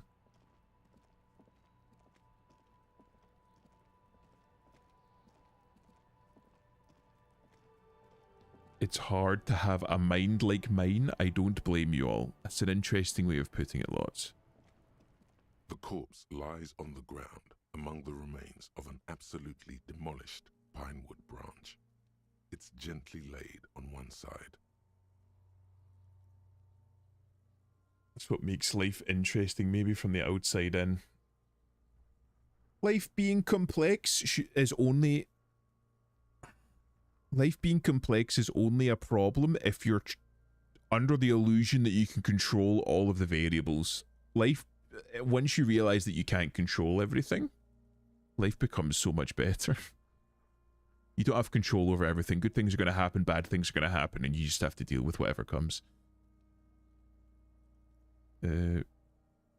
Beautiful wipe a tear from your eye. Your head has done a good job.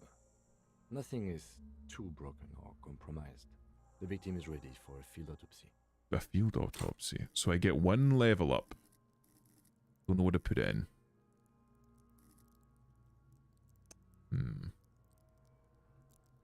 I'll save it for now. A field autopsy. 1. Investigation of the scene. 2. Initial examination of the victim. 3. Field autopsy. 4. Transportation of the body to the morgue. We are on number 3. Okay. The RCM's 4-phase murder scene processing manual. The fuck are they on about? Cop's gonna cut his shit up! You have someone else for this, a doctor?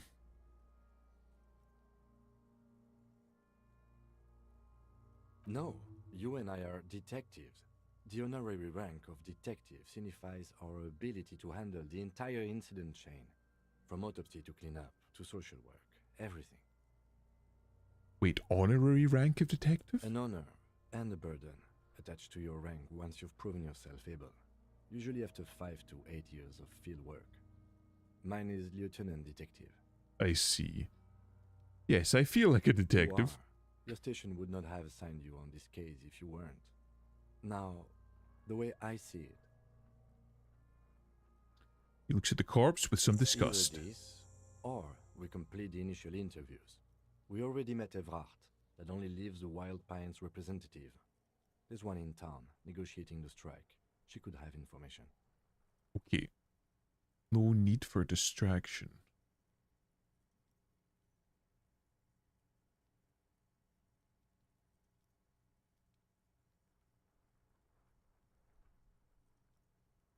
Now I'm thinking, do we interview the Wild Pines lady first and then come back, hoping that she might have more info? Or do we do the autopsy now and then use the information that we get from this to go to her.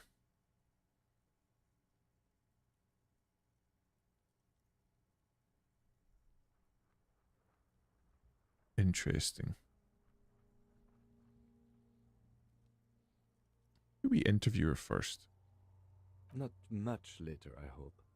He's about to melt away.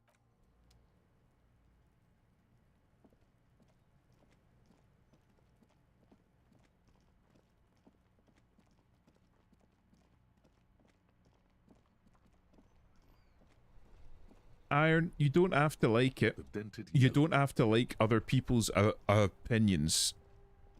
But you don't have to rub it in their faces either that you don't like their opinions and say that they're wrong.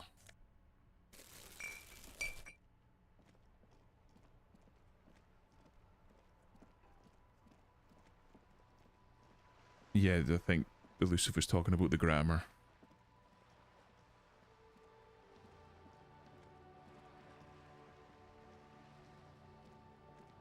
One of the things about my chat and my Discord servers, I let everybody have their say. What have we here? Even people that I don't necessarily agree with. I don't go around calling people wrong. Creaks in the wind. A construction It's correcting John's grammar, but John had it right.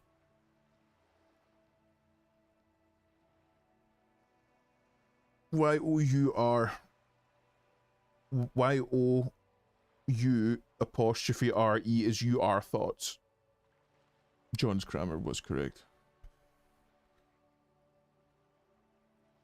But I know, like, I know you weren't talking to me specifically, but don't go around, like, putting people down in the chat just because you don't agree with them. Anyone is allowed to come in here and view and voice their opinions so long as they're doing so in a respectful way, so there's no need to put people down. Fine, I'm a grown man, I could deal with people butting heads. I know, but still. I don't want to turn it into just like a fucking shit-flinging contest. Bridge with loose nails, rot-infested wood that creaks in the wind, a construction code violation if ever there was one. Whatever let death come, I'm a Revolutionary badass. Kim, looks like we've got a construction code violation. Sure, they never cleaned up the war damage.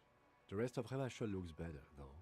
But Lieutenant, think about the The bridge splinters. is fine enough. Locals use it all the time, after all. It's nothing to worry about. Shall we? Okay, we're fine, whatever.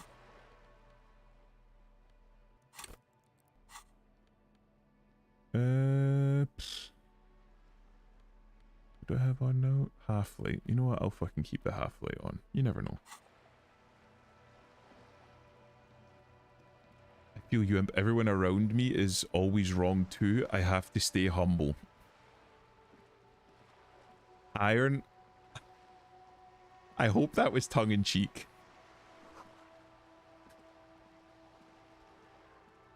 To say something like everyone around me is always wrong, I have to stay humble in the same breath. That has to be like a joke. That has to be tongue in cheek. That is right. I'm not misreading that.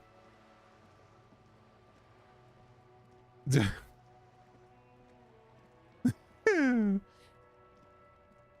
the fuck is that? This is a wall on the side of an apartment building. Oh wait, I think I have conceptualization. Do I? No. Nothing extra.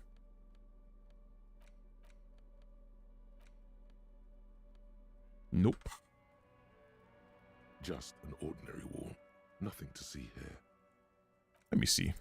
You have no clue. Oh, So right. many walls all over Martinez. Weather-worn, cracked, their paint peeling.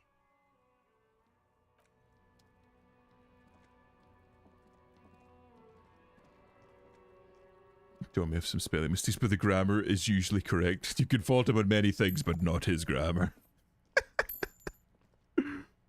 This fucking... Are you trying to sneak up on me? Come to slit my throat in my sleep? Are you sleeping? Apparently, she doesn't like people standing behind her back. Logic error. She is not sleeping right now. Pig's come to take me out. Trying to snuff me out. Are you sleeping right now? Fucking clever with me, pig. You think you're so clever. I'm supposed to be like, yes, it's sarcastic, but if I'm sarcastic, then me saying yes is actually no's, trying to avoid the paradox while continuing the bit. But I guess the bit didn't land well. Ah, right, okay. So it was a bit. It was a bit. Sarcasm is very difficult to do over text.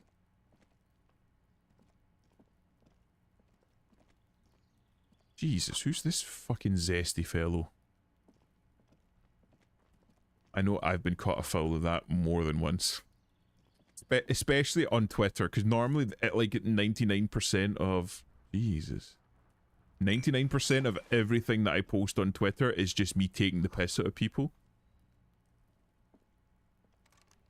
Making jokes and cracking wise, and the sheer number of times I've made a joke and somebody has taken it fucking deathly seriously is There must be insane. another way into the building. Jesus wept.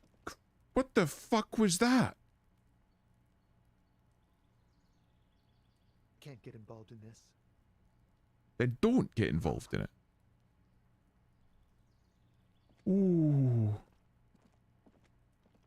The arse enjoys drinks, but don't destroy your liver. Why was that so fucking loud? That's why you almost always see me clarifying when I make jokes or take the piss. Yeah.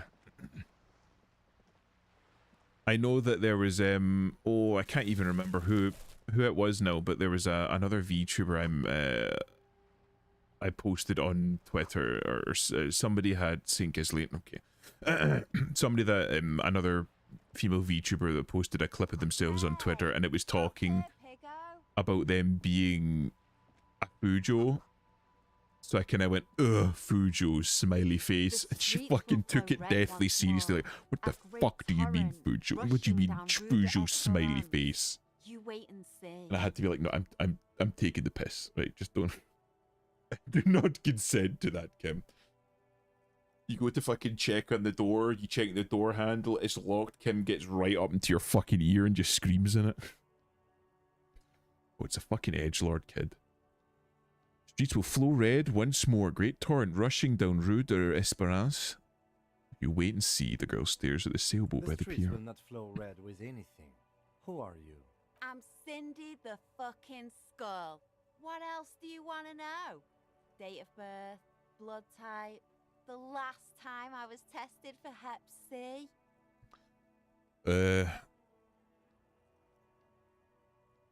Let's get started with blood type and go from there.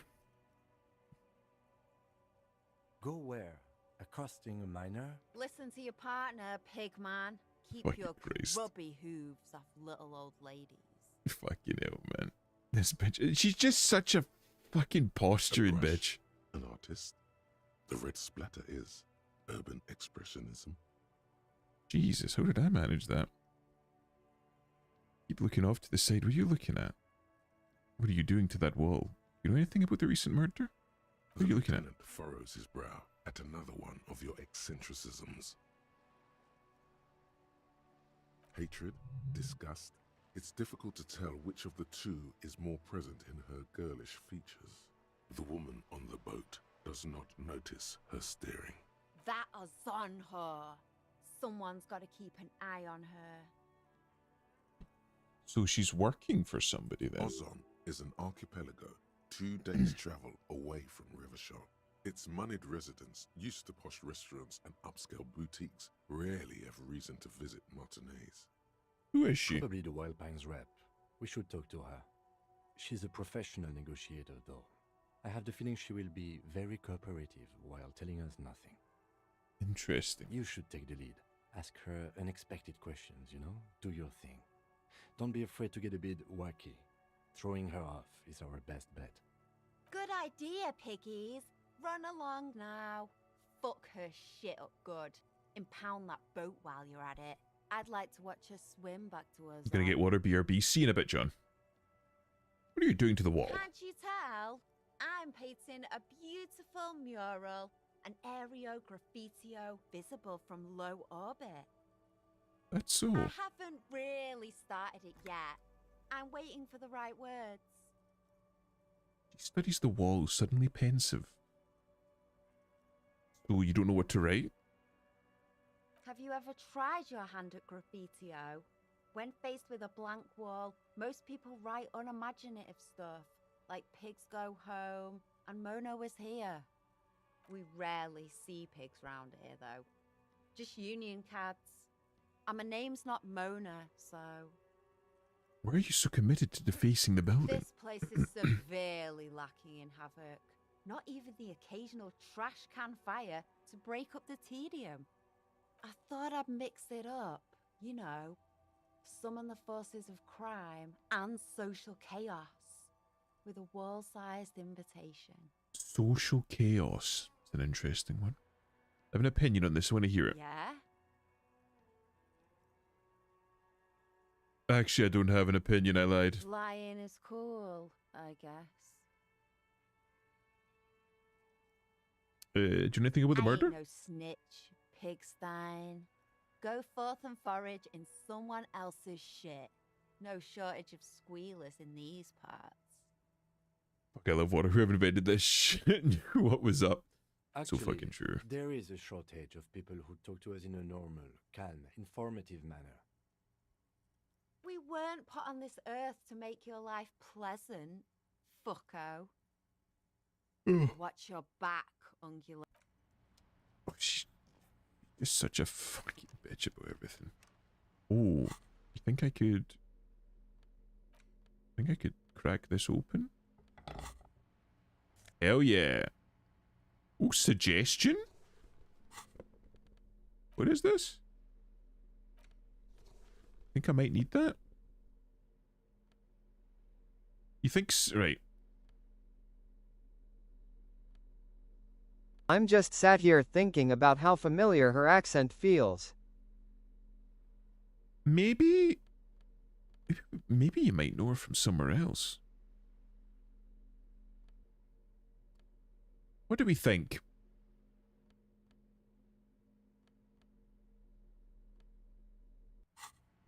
For dealing with a Wild Pines rep lady, you think suggestion is better? Or a spear decor? A sturdy metal door guards the southwest entrance to the apartment building.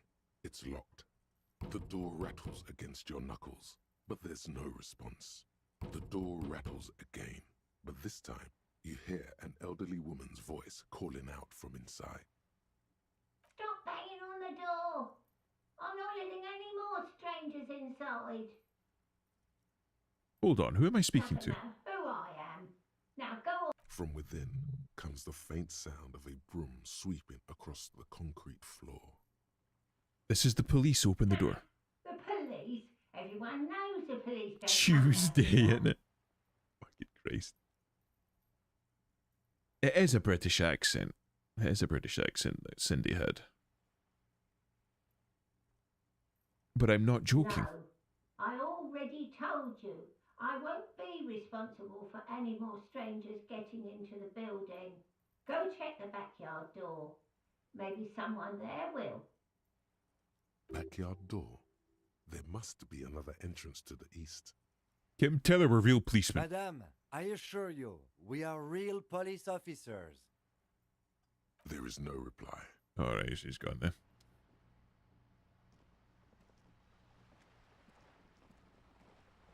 Ooh, dab.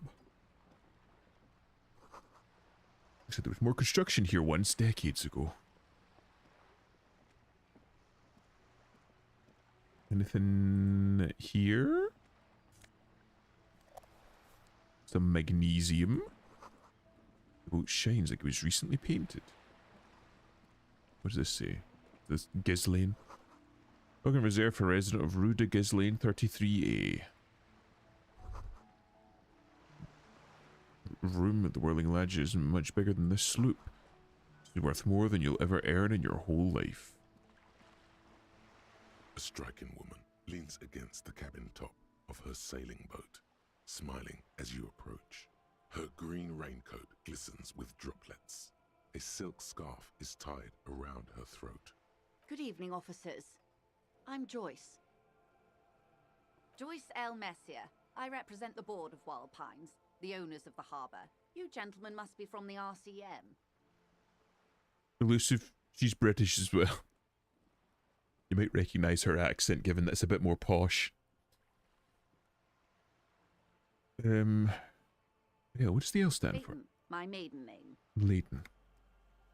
Interesting.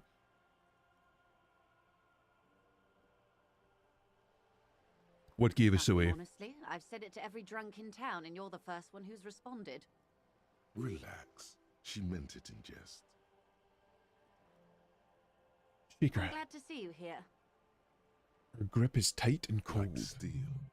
There is strength there. If she wanted, she could sink her nails deep into your skin. I was dispatched to handle a strike, not a lynching. Anything I can do to assist the RCM in this matter, I will, gladly. That is good to hear, madame. My colleague will take the lead on this interview.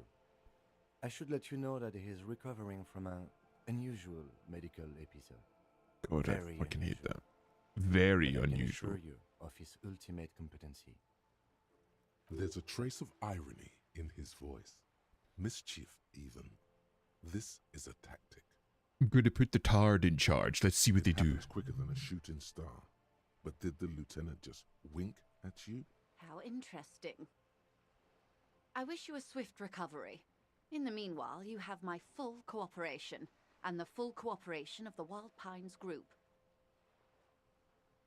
You're on a boat. Why, yes I am. Not a lot of people on boats the here. accent around me is mostly Cockney, not the fancy bullshit. Oh, you need to be careful, Elusive. You're doxing yourself little by little. Does she have a name? The boat? No. It is called Cordelati 19, because that's the type of sloop it is. Okay, but what kind of boat is It's a pleasure craft, a 19 pacer. It also happens to be rated for Category 1 racing. Though these days I mainly use it for business.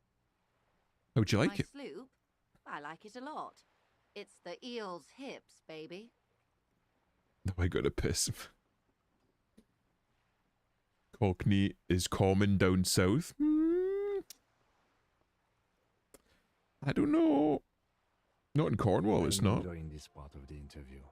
It has so little to do with the murder we're investigating. I think I can handle on the boat thing. Wait, not a lot of people on boats here. There are. We're on an archipelago. How else are you supposed to get around? Wait, we're on an archipelago? Yes, we are. We are on Le Caillou. Le Caillou. Technically, the neighboring Ozone and Fas Alamer island groups are archipelagos, while La Caillou, by contrast, is a single fertile landmass, the fourth largest island in the world. It is not an archipelago. Wait, I thought Le Caillou was one big island. Okay, if you want to get technical, the point is we're all on islands here, and sail is still the most expedient way to get from one island to another, especially when you're in a hurry to resolve a strike. Still haven't seen anyone else sail a pole around here. I haven't seen anyone else drive a souped-up Capri Kenema motor carriage either.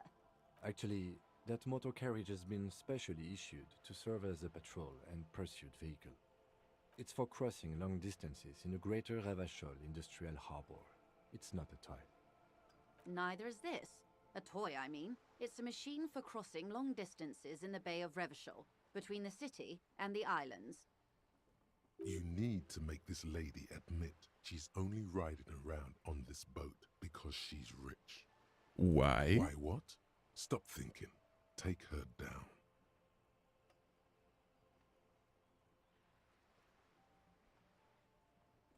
Why am I even thinking about this? I have police work to do. Have it your way. You have a license for the boat? Officer, I assure you, I'm a highly qualified pleasure craft operator. Okay. The crowns of her teeth are porcelain, white as the boat's hull as she smiles. Encyclopedia Caillou is also an animated children's television series that aired from 1997 to 2011. That's what it is. Her nonchalance might be related to something called the Wayfarer Act, a law that says she doesn't need a license. Sly Fox, you're not aggressive enough to harass her further on this. Of course there are. Do I need to, like, wrong foot her? How else are you supposed to get around? Yes, we are. Technically. Okay, if you want... I haven't... Actually, it's for cross... Neither is this. You need to make this late. You have the guns and the ammo. Take this Clausen fiend down. Oh my, the E word. You mean to say that it's a symbol of conspicuous consumption? That I'm a member of the ruling class? No, it's a symbol of our subjugation to foreign capital. The bad kind of capital.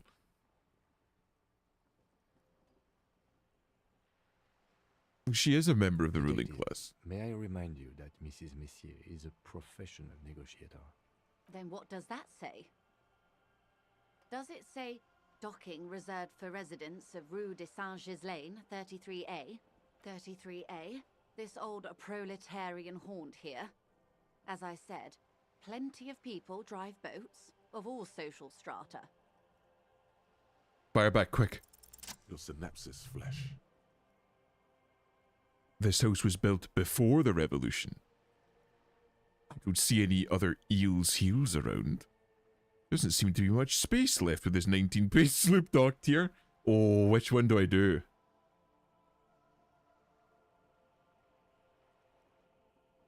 I don't see any other eel's heels. No, it's the eel's hips, is it? Yep, that's the stuff. Good thing everyone else is tiny I skiffs. assure you, they drove quite the hard bargain for this space. But you're right. I'm a bourgeois woman, and this is my long, incredibly lightweight, interminably bourgeois boat. Hopefully I've wrong-footed her. Now, when I move forward, she might be more susceptible to my questioning. Tell me about Wild Pines. What do you do? What we do. I'm afraid I don't speak for Wild Pines as a whole. It's a giant undertaking. There was a touch of discomfort there. She wants to merely represent. So what do they do? Pines' core competency is logistics. Container shipping, freight, that sort of thing. See those airships there, blinking? Those are the shipping side of things. Okay. She points to small dots in the horizon. And that is the terminal. Another subdivision deals with energy, oil and gas exploration, offshore platforms. I just said most. Plenty of people from various areas. I've been around plenty of places as well. For all you know, I could be talking about Braintree or Coleshill. Getting closer and closer. Just saying. The Wild Pines Group is one of the original Revacholian Indo-tribes. Companies awarded royal monopolies by the king, the suzerain himself, centuries ago. The king is long gone, but several of the Indo-tribes... Nope, just be careful. I picked those off a map. I know it. Just be careful, Elusive. Who are the other Indo-tribes? Jean-Baptiste, L-U-N, of course. an unknown entity known as Brightest Star. You're in good company, it seems. Got it. Tell me something else. She nods. What? Oh, There wait, was hold a on. touch of discomfort. The Pines, and that. The Wild Pines Group is one of the original Revacholian Indo-tribes. Why, thank you. I'm not at liberty to discuss the company balance sheet, but I can tell you that last year, the company booked more than 20 billion real in revenue. Oh, a pittance then. I wonder how they can stay afloat. 20 billion. I had it was so close to finding you swimming across the ocean as we speak. John said he was unsure if I was autistic. Well, I'm autistic for logistics games. I would love to be the CEO of Wild Pines. I mean, who wouldn't? 20 billion. But it's enough. I thought Wild Pines was supposed to be... That's it. I thought Wild Pines was supposed to be big time. And to think, there are years when the group books losses in the billions. Wait, it's the sloop she grasps, the mainstay for Wild balance. Pines employs 72,000 I just people, picked all of random whom have locations families near that London depend on which their had odd salaries. names. It is a tremendous responsibility. I know, Elusive. I'm just saying, just be careful, okay? Where does Wild Pines get all of these billions? They started as an exploration and cargo fleet conducting trade between the Samaran and Insulindian Isolas 250 years ago, when pine ships explored the South Seminese and charted Lormantang on behalf of the suzerain. Hmm. Centuries of care, deliberation, and madness have gone into this endeavor. Vessels pass through the great unrest to re-emerge with apricots in tow. The logic of the system is totalizing. It's taken everything from its employees to build it. What does such a huge system want with a place like this? Probably helps to start out with a royal monopoly. You know more than you let on. Certainly it helped, but most of the original Indo tribes have failed, or been absorbed. To survive, wild pines had to grow and adapt. No suzerain did that. What does such a huge system want with a place like this? You mean aside from being the terminal's legal owners, who are responsible for moving 8% of the world's cargo? 8% of all cargo in the world is quite an endeavor. You don't keep it moving, the workers do. The company is nothing without them. It's quite an endeavor indeed. There are no minor cogs in the system. Each terminal must be accounted for, lest the entire system break. Every hiccup in such a system means thousands lose Not their that jobs. retarded, elusive the fact you had to put the word that in that Sure sentence. doesn't happen. What can you tell me about this strike? Everything. Right Everything? up to, but not including, trade secrets. And what if I want to hear about trade secrets? First, you'd have to repeal the Emergencies Act of Trade in Elements. That gives me the right to silence. It's quite the octopus. An octopus, I will slay it. Good luck is only kept in place by the vested interests of half the civilized world, including your own. What the ma'am means is that the Emergencies Act and the RCM both get their authority from the coalition government. You'd be shooting yourself in the foot, in other words. But I'll I leave am it alone for now. derailing us. You wanted to know about the strike. What is your role in all this I precisely? believe the official title is Senior Labor Negotiator. In practice, I'm a grocery clerk. I relay the union's demands to Wild Pines and return with Wild Pines' counteroffer. And how are the talks going? They're not. That's the problem. The union stopped all negotiations a week ago, after that awful lynching took place. Wait, she just admitted that the lynching and the strike are connected. Both of them did. Both her and fucking Everard They did. won't even let me into the harbour. There's a 2-meter 20 racist behemoth blocking the gates. So the strike is connected to the lynching. Yes, I believe there is a connection, but that's a subject for later. Oh, you mean Measurehead? Yes, Jean-Luc Measurehead. She leans back and rolls her eyes. How were the talks going before the lynching? Let's say I was not making the kind of progress I'd hoped for when I first arrived. And when did you first arrive? I arrived 3 weeks ago. Yes, in the middle of February.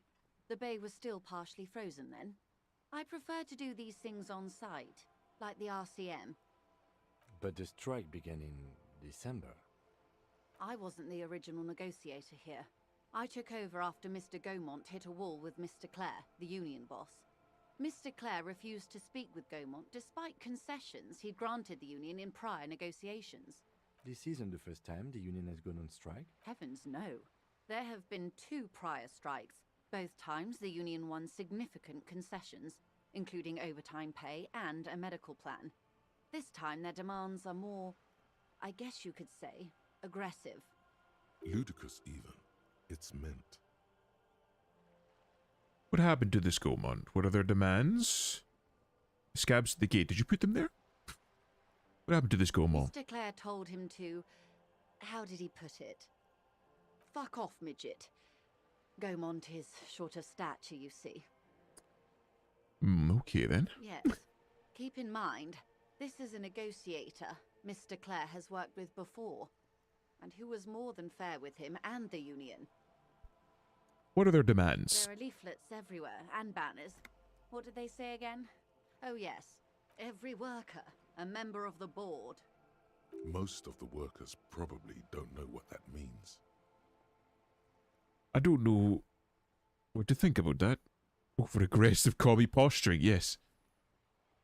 seems like they have no idea about business. In its defense, another said, demand democracy. Fucking Christ. Pretty tame stuff compared to every worker a member of the board.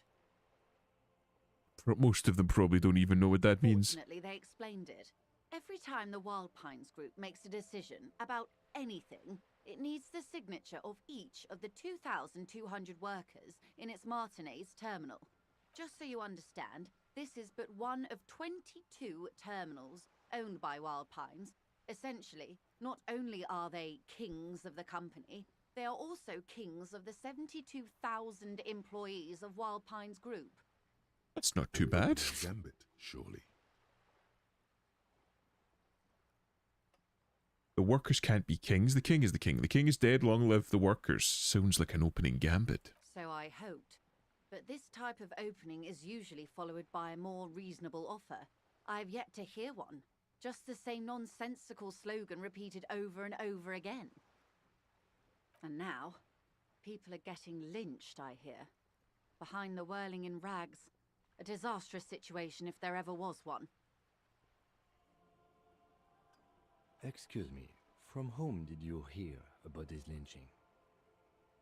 I first Good heard it question. from the boyer at the gates. The one whose very name advertises his aversion to work. I think he said it was, call me mañana. Fucking Christ, call me tomorrow. This checks out. No, wait. The chief negotiator heard it from a man at the gates. Surely the Wild Pines Group has more effective channels of information. After all, 2,200 people are on strike. This is a big deal for them. The scabs at the gate, did you put them there? Scabs? You mean the huddled masses of Jamrock, come to plead for work where the union refuses to? She put them there. She immediately turned it into a piece of emotive prose. Don't let her answer it herself. Let's call them strike breakers. You put them there, right? If these strike breakers were organized by Wild Pines or its affiliates, then it would be a company secret. I could not share it with you. So she's Not admitted yet, it. At least. It's implied. She's open to discussing this matter with you at a Hello, later Sen. stage. How's it going? Oh, jeez. It implies she's open to discuss the matter with you on a later occasion, so it's true. What do you think of Everard? Everard Clare is a man of the utmost integrity. Meh. If you can say one thing about him, it's that he always puts the interests of the workers first. Does he? She's being sarcastic. Don't take her performance literally. That's not what you really think, right? Of course not. Everard is fantastically corrupt. I imagine he has a thick, viscous goo where you and I have blood. If you were to prick him with something sharp, you could see it oozing out. A knife, maybe? No, a rapier. You sound like you're about to take a rapier to Oh, him. heavens no. We get along just fine. Yet, now that you mention it, I can't stop imagining that black treacle just dribbling down his double chin. That's He Everard, is the alright. most corrupt individual I have ever seen, and I deal with men like him for a living. If there is anyone more venal, more irredeemably nepotistic, then it's his twin brother, Edgar. I remember hearing something about this Edgar. Have you seen him? No. Edgar looks exactly like his brother, except for that lazy eye. He also talks exactly like Everard does, and when one's term as foreman is up, the other takes over. Fucking Dumfries, New Cumnock. She's fucking labeling off places with funny names. It's how they circumvent the term limits, you see, with a funny little switcheroo. While in office, they've embezzled God knows how much of their workers' dues. With the union itself outside of the Brothers Clare. The Debardeurs Union was once a perfectly normal institution. 20 years ago, anyway. It Oh, wait, must not yeah. have been easy to establish under the Emergency Act, but they did it. I can respect that.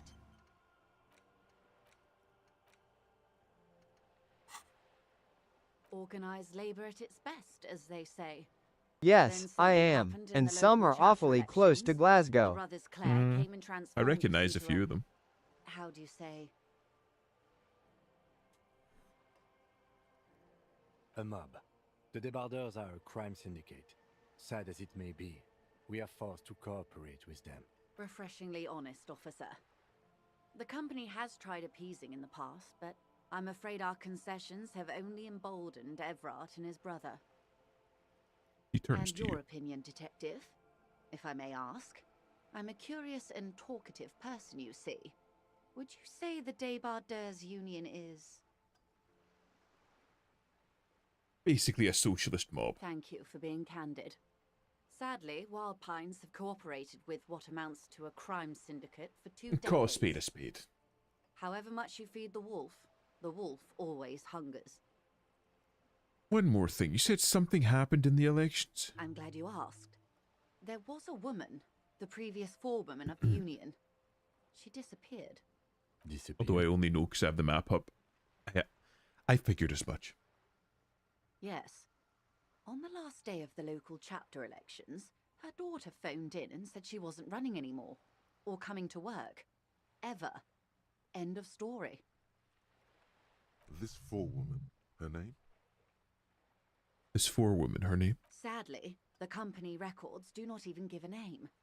She's just forewoman in private correspondence, Holly. I don't even know if it's a sir or given name, and I don't have access to the Union's files. Some kind of extortion, probably. Indeed. The company suspects foul play, but there's nothing they could do. It was a Union matter. The point of the presentation is, these kinds of things happen around the Clares. Watch out when you're dealing with him. Interesting. Thank you for your concern, ma'am. We'll be just fine.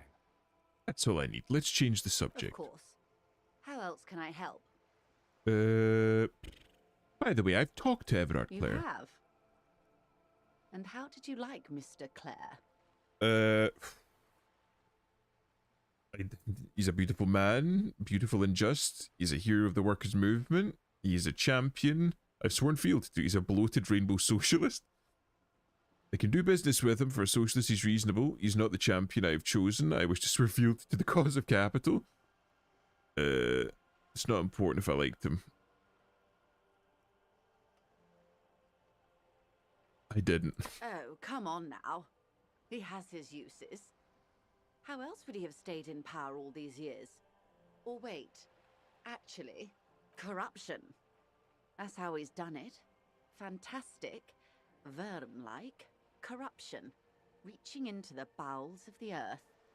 She looks at the ground and The nods. position of my unusual colleague does not reflect official policy. I hope you understand. The RCM does not pick sides. Verm. Of course. And I don't expect you to share anything he told you with me. I'm not a corrupt Verm myself. However, if you felt like discussing something, how could I stop you? Are we not human?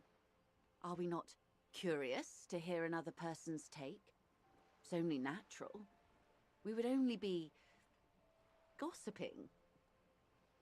Interesting, that. Intellectually speaking, it would be quite interesting to hear what she has to say about these things.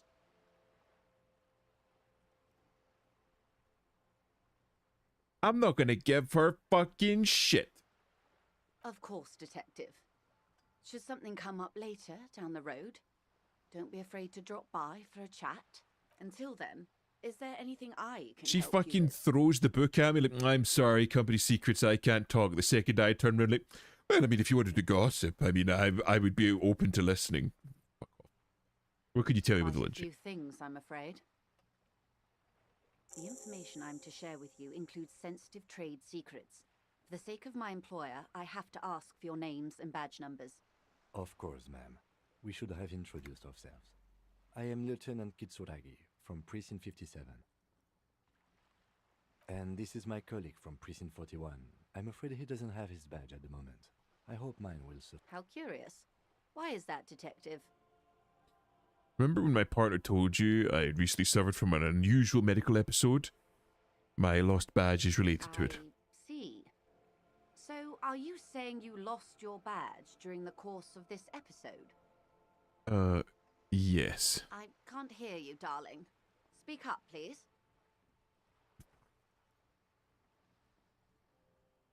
It's possible after a night of heavy drinking I lost all memory of my life in the world. Dear. Some kind of encephalopathic amnesia. I don't even know how to respond. Encephalopathic was a little bit redundant, but yes.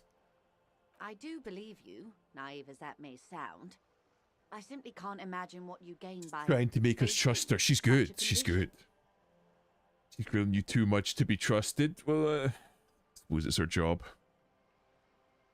I do believe you, naive as that may sound. I simply can't imagine that you gain by faking such a condition. Said, man, his technique may be very unconventional, but he is an officer of the RCM. Of course, I sympathize, but I'm afraid I simply can't share anything more until I've seen that badge. She's a professional negotiator. She should be open to some sort of mutually beneficial arrangement. Then I'll find out somehow. Let's talk about something else until I do. But before we do, officers, You think I could find perfectly clear. my badge? The situation is extremely volatile. The sooner we can speak about this lynching business, the better for all of us. My fucking badge be.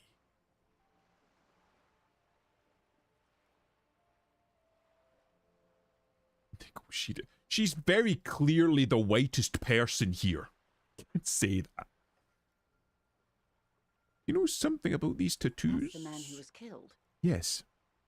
I'm afraid this is a discussion for once we've cleared the lynching question.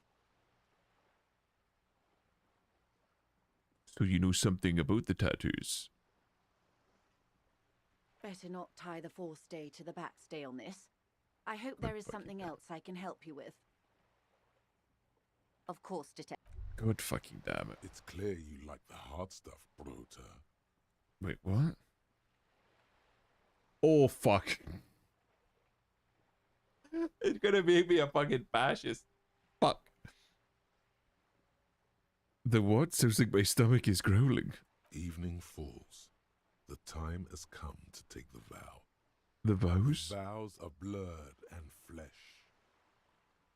What is my lower intestine going on about? Lower intestine? The term is metabolic and circulatory system. Okay, but what's the hard stuff? Fascism, bro. Fucking Christ. What is fascism, Many though? things, but it's mostly about trusting your gut.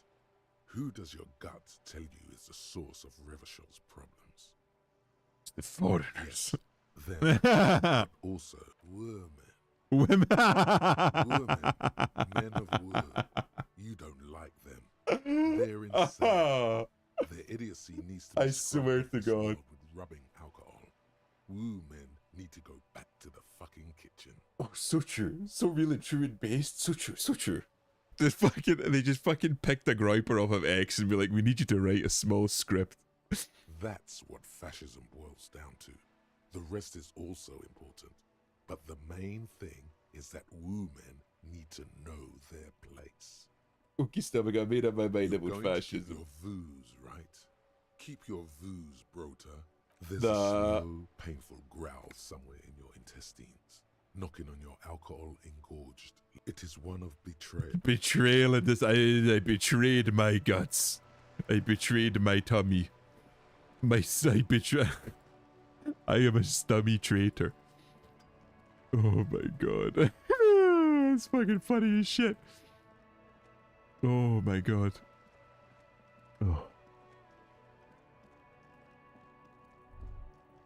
You know, what a goofy dummy. It's wild. Smoker up there's a witness. Talk to him. Maybe I will. Hello? You see a young Jesus, man Will. on a balcony nursing a cigarette. His eyes have been following you for a while. You know what? Give Elusive another 5-10 years. Not looking for any trouble, officer. He says in a quiet voice, despite the cold, his shirt hangs unbuttoned on his frame. Why are you whispering? It sounds like you're already in trouble. No trouble for me, just want to know what's going on here. I don't want to be seen talking to the gendarmerie if that's okay. I just want to finish my cigarette. Okay. Don't let him go. This could be your witness.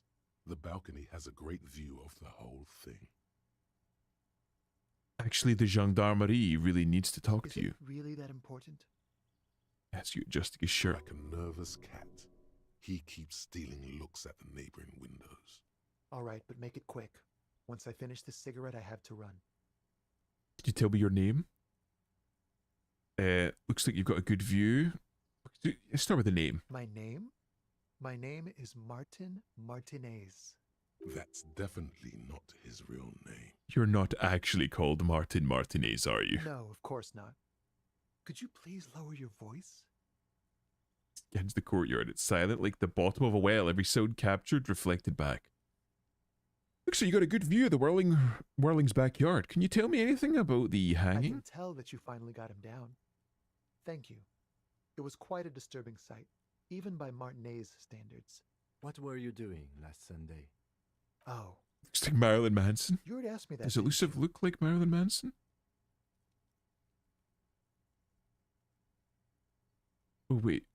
You already asked me that, didn't you? Wait, Did I? is someone else investigating the lynching?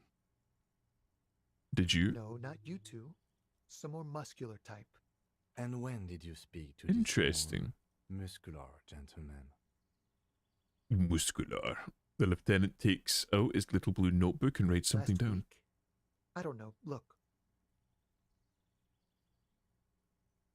He looks around the courtyard again. Snow blankets, the old patio chairs, and dead houseplants, and all the neighbouring windows are black. A downy blanket of white to cover up the miserable poverty of the scene. You didn't answer the question. What were you doing last Sunday? I had a friend over. What kind of He was friend? my Sunday friend. What's your friend's real name? Did he see something? He doesn't reply, gesturing no with his cigarette. Under the dull and darkening sky, the neighboring windows stand silent. All right, we'll talk No. later. We won't. One last drag of his cigarette before stubbing it out in the snowy balcony with a dying Now, if you'll hiss. excuse me, I really need to get going. It's a red check. Convince him to stay. I need to speak to him. This isn't the place or time for questions. Who knows who might be watching from the distance, hidden behind the curtains? Hey, listen. I'm just trying to make things okay again. Can we meet again somewhere else? For a moment, the man on the balcony seems almost vulnerable. Something moves in the depths of his feline eyes. Compassion and a hint of understanding. There's snow gathering on his hair and on his shoulders. A speckle of white against the purple that hangs loose on his slender frame. I am sorry, but I really don't have the information you're looking for. A flick of his wrist, he sends a cigarette butt sailing over the rail. Hold on. What's that? For a split second, his hand lingers, as though gesturing towards a stone placed right next to the front door. It's a sign. Good luck with the investigation. Ooh.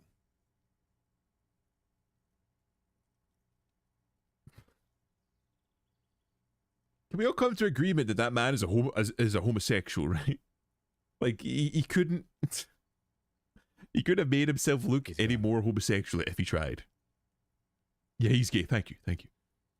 The lieutenant puts away his notebook and turns to you. We should run after him and see where he No went. point in running. Tenements like these often have multiple exits. If he doesn't want to talk to us, then he'll know how to hide himself.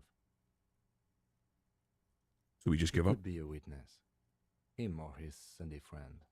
Either way, we need to look into that. Not Sunday just girl European, guy maybe. who's asking about our case. He could be French.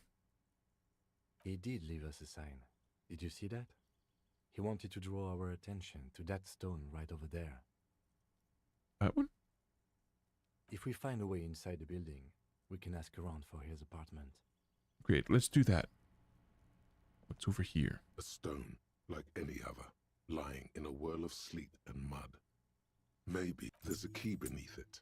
Damn, the imp's right there. I'm not This must European. be for the front door. Pity I'm it doesn't have Scottish. The apartment number on it. Fucking This building French, has he's many too apartments, right. and the man can be in any of them. How are we going to find the We right just one? have to go in and see. Put the stone back. So we have a key. Maybe we should have a look at the body first before we continue.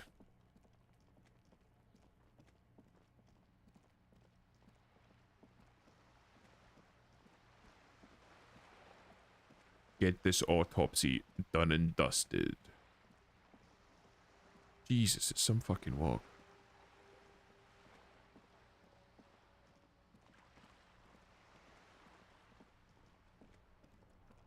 Let's have a look.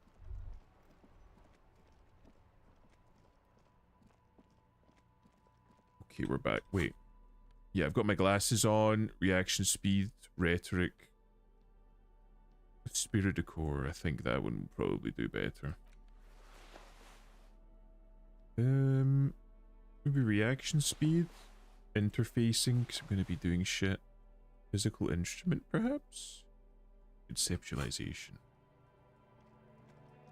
I'll just fucking beat at the body with the with the fucking crowbar. Okay. The rotting man. Right, I need to piss. I'll be right back. With his eyes looking straight through you. His body is supine and open to intrusion by autopsy.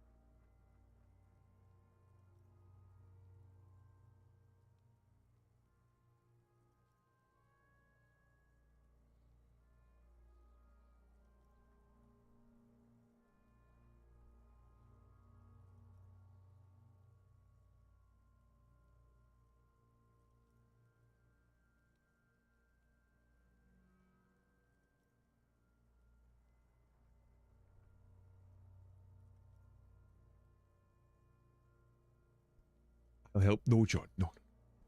You're okay. I'm fine. I can do it myself. Why is him sneezing? I'm not sneezing. Or seizing. I think it's just because it lost track. The lieutenant adjusts his glasses and takes a deep breath. Okay. First, what exactly is a field Come on, autopsy? officer. You know what a field autopsy is. You've done 100 of them. Really? What you do know is, at 18.9 kilometers, the dormant shield volcano, Corpus Mundi, is the world's highest summit, and the failure of the 38 single, Epui Descent, to crack the top 20 was the death knell of disco. But what a field autopsy is, you have no idea. Why don't you know? Why don't you know? What use are you? You must have me confused with the Copperpedia. Who's the Copperpedia? I think I need to talk to him. You, sir. You are the Copperpedia. Fuck. Okay. Let's get in there. Truly is a time for everything, even for yellow gardening gloves. However, they are lacking hygienically. I suggest you get in there in limited capacity. All right. I'll ask you when I need you to. For the most part, maybe I should handle the contact and you take notes? We just fill this in, right? Show him the red field autopsy form in your ledger. That's right. Fantastic. Yeah, we got this. We're smart. We are fucking super smart. With your ledger, the field autopsy The dead form. man stares in silence as you crack open the ledger.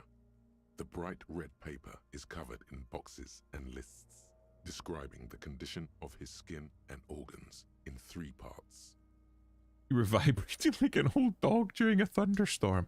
It's a beautiful piece of prose. Thank you for describing me as an old dog. Harry is so disco. He is. He's one disco mother. We fucking love him for it. Above those, an 11-field info form needs filling out first. It begins with assistant. You.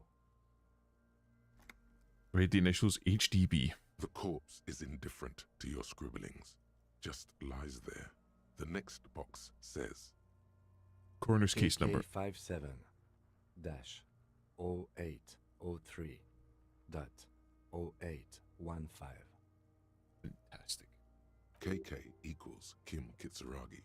57 equals Precinct 57, followed by his date 0803 and time of arrival 0815 on the scene. He's indexed the case after himself, not you. That's because he doesn't want to bring up the messy question of your initials. Shouldn't we file the coroner's case under me? Technically, I arrived at the scene before you. And what would that make the alphanumeric? HDB 41 0803. Help me out with the time of day. 10:15. It's understated. Good. Let's go with that. Oh yeah, I'm clawing it back. I'm using my brain. Next. Date of birth. Roughly 50. Roughly Try 50. 40. The damage is so extensive, it's better to err on the young side. I'm gonna write about 42. He nods. Race? Mondial. Mondial. Fair to olive-skinned, from the Isola of Mwindi. This is as vague as it gets. You might as well say whitish. KK is what I used to call my sister when we were kids. Thanks for ruining Kim for me, Imp. Those were better times, no? Write it down. The pudgy mess of curdled meat looks neither mondial nor anything other. Fuck no, okay. Fucky, fucky! Wait, what? Male. Male. Pigs can have sex! Right, a male. Nor does he look male, with his pregnant belly and indistinguishable face. Date of death. We're still going with March 4th, 51.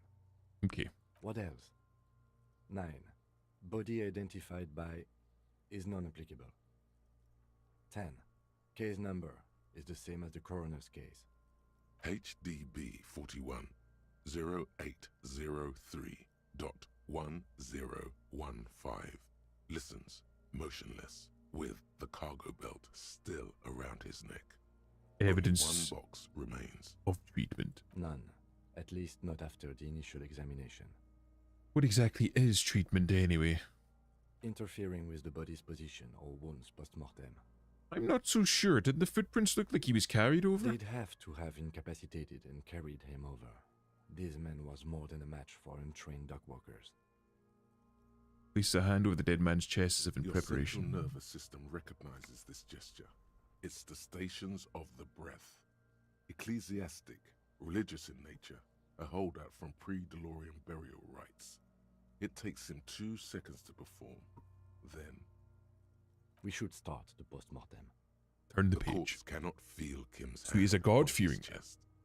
It no longer meaningfully interacts with its surroundings. A thicket of boxes and lists on red copier paper tries to answer why. External examination summary. Clothes. The deceased wears armored boots and white briefs. The make of the briefs is Babrodine, I think. Let's see. The underwear label. See, it's happening. Babrodine, yes. Inexpensive. Size M. Color white.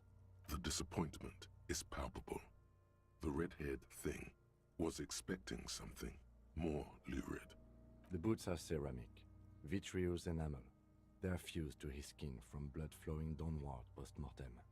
Removal of the boots is left for processing. Okay. The boot has a serial number. It's E50.100.100. The lines between the plates are in the shape of the alphanumerical. The number is purposefully concealed by the design. Write it down. Tattoos. He stands up, feet planted on either side of the body. The upper torso is covered in a single, continuous tattoo, resembling a map of the night sky. It reaches from the right shoulder to the heart. The ink is blue and white. I want him to read me bedtime stories, but you never know. The voice actor might do requests, you know. If he's got like a fucking 5 page or whatever. The assistant has a color photograph of the markings. Cameo. To be added to the case files as document A1. The photo is taken on the scene using a Trigat Mini. Write it down. The deceased has a belt for airlifting cargo around his neck, tied with a hangman's knot. Color yellow. Length 3 meters. There is a buckle on the other end. If he isn't Kim, you could ask him to dress up. It might cost extra though. Well nourished, athletically built, measuring 1.8 meters. Generally consistent with age 42. Preservation is good. Ambient temperature below freezing. Write it down. Body hair is light brown. Distribution is consistent with age. The deceased had male pattern baldness. Hair is combed back, short. Touch the corpse's hair before moving on. The hair under your latex fingers feels cold to touch, wet. Stroke his hair The gently. stench is suffocating. Strands of dark brown hair. There must be brilliantine in there. He's combed his hair back with oil. Write it down, adding the brilliant time. Lividity is consistent with hanging. The head is congested. Contusions are present on the head, chest, and thighs. Consistent with stones thrown post-mortem. Low velocity. Fucking low velocity? You think Kuno doesn't know what you're talking about? Velocity was fucking max. Velocity was fucking max. Talking shit about Kuno's velocity. In addition, there are bite marks on the face, scalp, and chest. Consistent with predation. Right down. You get your mark. The lieutenant... Yeah. Ligature mark. The lieutenant produces a small folding knife with the other hand. Pulling on the belt, he starts cutting into the polyester. The stench is horrid. After a while, it's obvious the material cannot be cut. Still wiring. There's too much of it. We need to remove the belt so we can get to the ligature mark. No, it's so gator. Honestly, yeah. You got just the right tool for that. The chain cutters. Good thing we got these chain cutters, pulled the rubber gripped Always cutters. good to think ahead. Now, He points down at the rope, squeezing the dead man's we neck. need to cut the belt to see the ligature mark below. Carefully, with as much precision as you can. That is... I was going to make some joke about the boy being Gator too. Honestly, you know for a fact Gator was a little shit when he was growing up. You know that for a fact. See, my pig is gonna fuck his head off. Gonna fuck his head off. No, he ain't. Your pig's a boring fuck.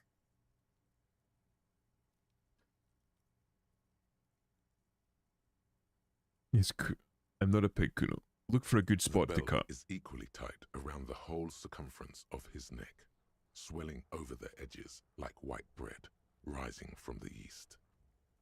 The knot is the weak spot. The chain cutters fit in there. Steady now, like a flower arranger. 2 cuts and it should come loose. Please. Please. After Oh, some thank deliberation, fuck. You sink the cutters into the knot tying Fucking the cut belt the cunt's together. head off. You squeeze the rubber handles together, sweat forming on your brow. Snap. The knot is slashed. Another cut and the belt falls apart like a flower bouquet, revealing the dead man's neck and the dark red ligature mark around it. The rope rises to a point, leaving a gap in the ligature mark. The suspension point is in the back of the neck. The lieutenant has kneeling closer, running a finger along the dark red groove until there's a gap. No edging is observed on the skin, above and below the ligature mark. The mark is well pronounced, consistent with a drop from 1 or 1.5 meters. Chest is intact, normal contour. Abdomen is protuberant, pelvis intact, genitalia... Excuse me. Pulls down the man's underpants. No! Let's get out and see! I fucking knew it! Genitalia is male and unremarkable. No evidence of injury. Inspect the The genitals. dead man's penis is average-sized, congested from the downward collection of blood. The testicles are uneven in length, hanging underneath. The genitalia is greenish. Marbling is present around the crotch. Write it down and move on. Back is symmetrical and intact. Upper and lower extremities are intact, but asymmetrical. There are combat injuries on the right hand, thigh, and hip. Unremarkable. Stop it, he's already dead. That that reminds me. I don't know if it's true or not, but there's an anecdote about NASA astronauts and penis size. Because if you go to the International Space Station or you go into space in general, you need to have facilities to go to the bathroom to relieve yourself. And as always, for men, this is easier. You have these little pouches with crystals inside them that turn to gel. You have them for camping and shit as well, or long distance driving. You have these little pouches where you relieve yourself in the pouch. It mixes with the crystals and it turns to a gel, so it's much easier to clean up afterwards. But NASA, they made these same pouches that were specifically designed, not a diaper, it's like a pouch, like a removable pouch. You would just like, cat litter sand but for humans, a similar thing, but it comes in like a little pouch that you, with a small opening to place your penis into, and you relieve yourself, you close up, you seal up, and it's nice and tidy. So NASA made them, but they had to make sizes. So they had small, medium, and large. And they found that all of the astronauts just kept using the large ones and making a fucking mess because it was the wrong size. So NASA ended up having to change the sizes to large, and extra, extra large to get them to use the proper sizes. Oh. Funny how even the most intelligent people in the world still get hung up on that shit. In addition, I see smaller residual scars. No, they put that shit in diapers too. Yeah, but it wasn't a diaper. Covering about Magnum. 50% of his skin. Drop my monster condom for my magnum dong. In addition, these smaller residual scars, too numerous, covering about 30% of the skin. From wounds sustained over 2, maybe more decades, dispersal and accumulation indicates long and active combat duty. The men switched to extra, extra large too. I'm sure a few of them did, but I think they just did it on the hush-hush and hoped that they would use the appropriately sized ones. The scarring is extensive, way more than a law officials. We have a real museum here. Of battles, wars. Write it down. Last item. Hands. Cute but sad. Yeah, it is kind of sad. Pick up the hand. The hand feels heavy, filled with decay liquids, like it's ready to explode if squeezed hard enough. You're suddenly repulsed, so much so you feel compelled to drop it. Hands are clean. No sign of injury from struggling. The lieutenant says as 5 cold sausage-like fingers slip from your hand. No sign of injury or struggling. Were we expecting any? I was. Maybe I'm just not seeing them. Honestly, this stench is making it hard for me to think at the moment. Write it down. Ooh. That's all for the external. Well done. What next? Internal examination. Central nervous system. I have nothing. Do you have anything on this man's central nervous system? Of course, there is a moral to be drawn from it. A moral to this story. If I may add the moral of the What would story. that be? The dead man looks, too, with barely contained excitement to hear the moral of his story. The brain is very vulnerable to compromises in its blood I supply. think that may well be the moral of every story, officer. Thank you. Thank you. Good. Musculoskeletal. Purge fluid is coming from the mouth. Not injury related. Eyes and tongue protuberant. Hyoid bone. Let's see. It's the Epstein bone he's checking. With his eyes almost closed, the lieutenant puts his hand on the dead man's throat and begins to massage it, gently. A rotting smell erupts from the mouth. Purge fluid runs down his lips, black and viscous. You hear cracks as the lieutenant moves his sharp fingers inside the flesh, like the creaking of an old house at night. Yeah, jack that fucker up! Fucking Christ. The hyoid bone is fractured.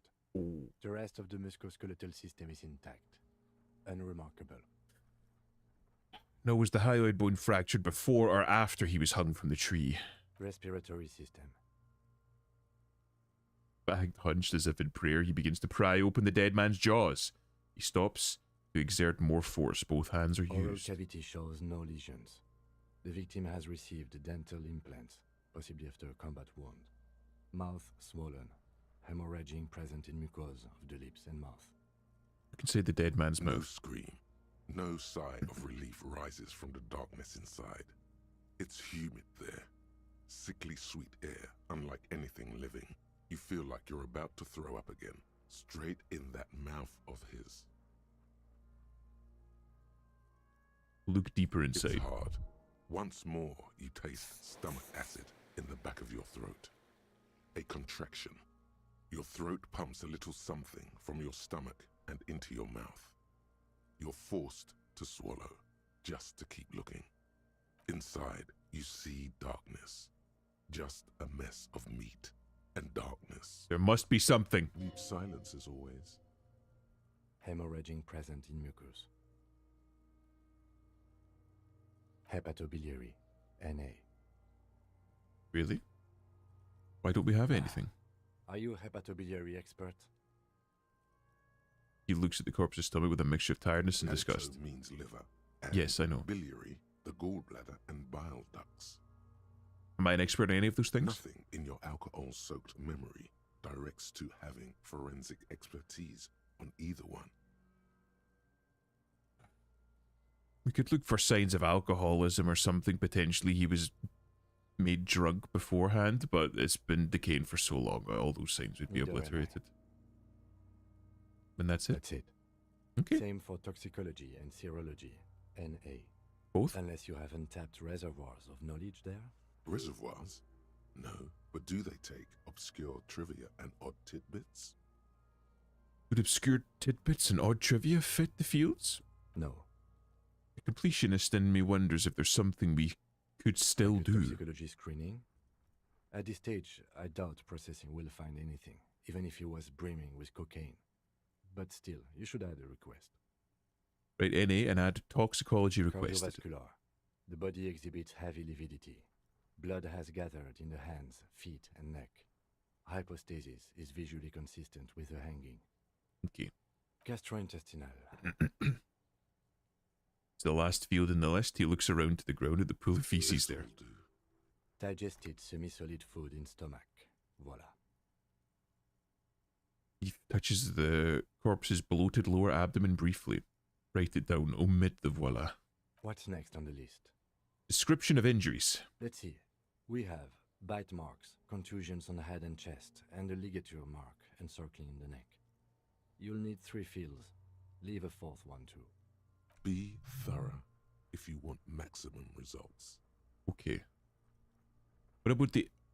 What about the injuries we have inflicted? Oh, so we inflicted them?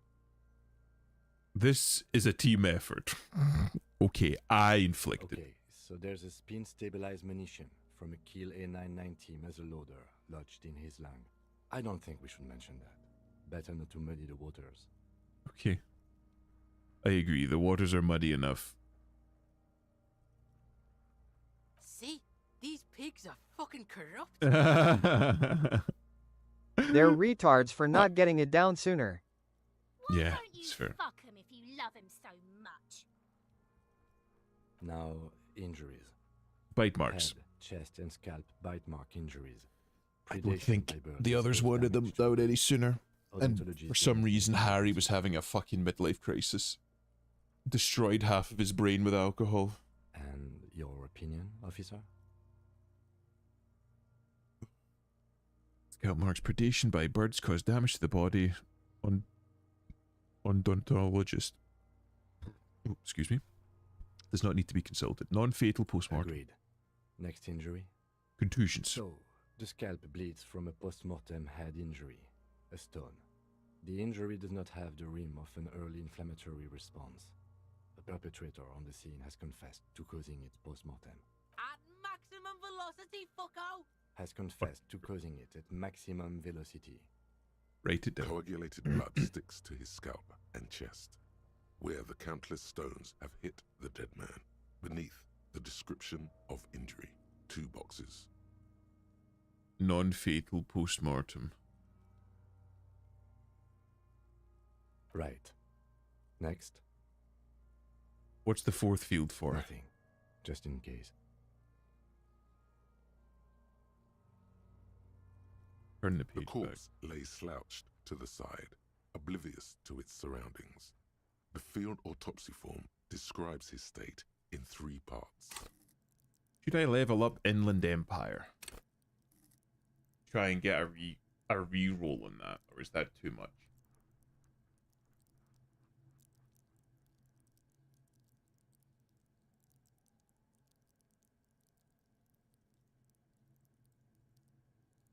Because my Inland Empire right now is at 1. With a +1 from my coat. So there are 2 ways of looking at this, right? You can look at it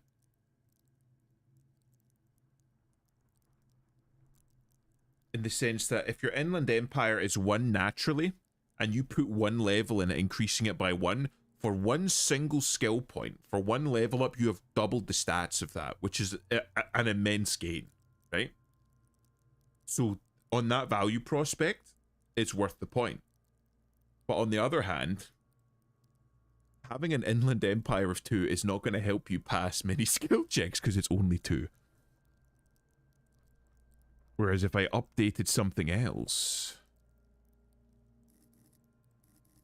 like savoir-faire or hand-eye coordination or something, that may be better.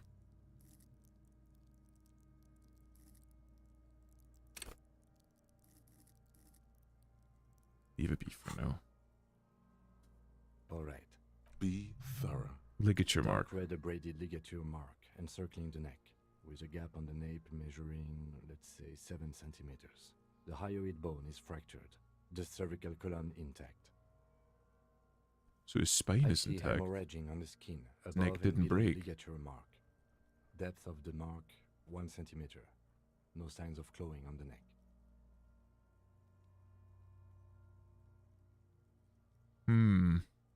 Well, that's interesting.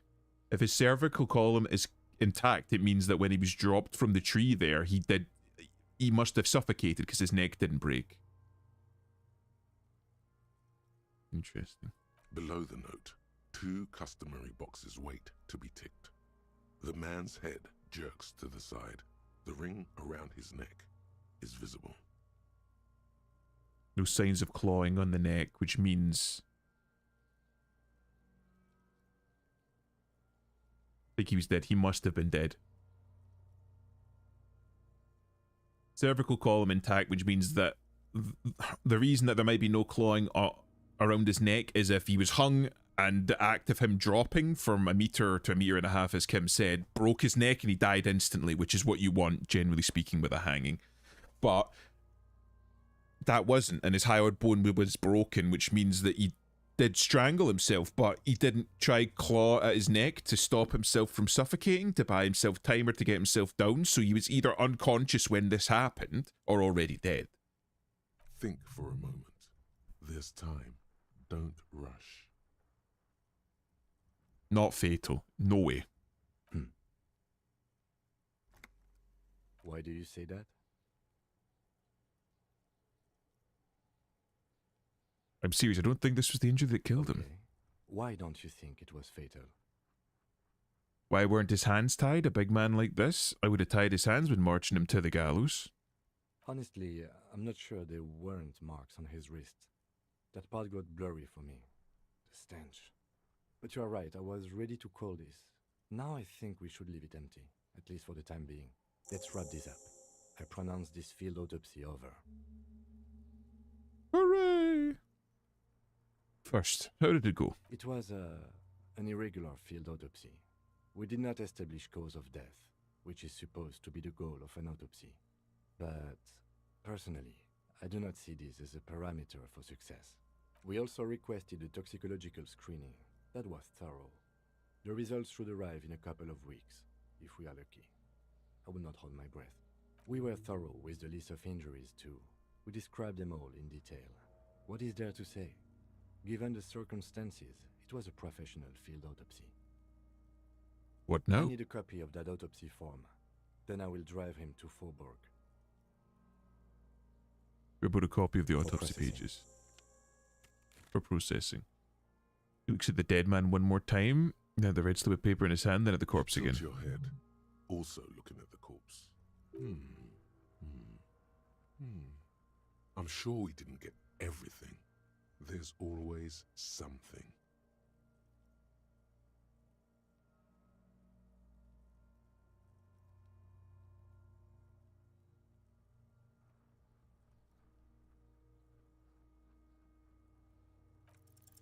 The fish lips stay silent. I God told you, damn it. He is male, 40 to 50, with an athletic build. You run your hands over the victim's cold Give me body, perception. One his more. limbs, his torso with I its could do it swollen again. organs. Maybe you should be more thorough. Look under his fingernails like Kim His already did. fingernails have turned dark. They're chipped and quite long. I think he was There is dead for a dirt while under before the them. hanging. The degree of rot doesn't happen within 7 days. I think he was hung as a distraction to lead away from what actually happened. In other words, Kuno killed him 3 weeks ago. That's all we Do say you when think leads we back to missed Kuno. something? Yes, there's something we're not Okay, seeing. well, we are in livor mortis here. He is disintegrating. We need to refrigerate the body if we want to conduct another examination. And Okay. we need to do it fast. Where do we find a It would fridge for have the to body? be industrial in size. Let's start by asking Gart at the Whirling in Rags and the Fritz store down at the gates. If they don't know, but only if all else fails. Fuck Okay. are you looking at, Beano man? You want a piece of the Kuno? Wanna get fucked? Only Right. if all else fails. Need to take a look at another This look is at one the body task we first. cannot sideline. With every hour, whatever we are looking for will become harder to find. Come on. Your arm Yes. reaches out and your eyes close, as if by Fuck their yeah. own volition. It's dark all around. You feel cold, dead flesh through the latex glove. It's right under the palm of your hand. What is this?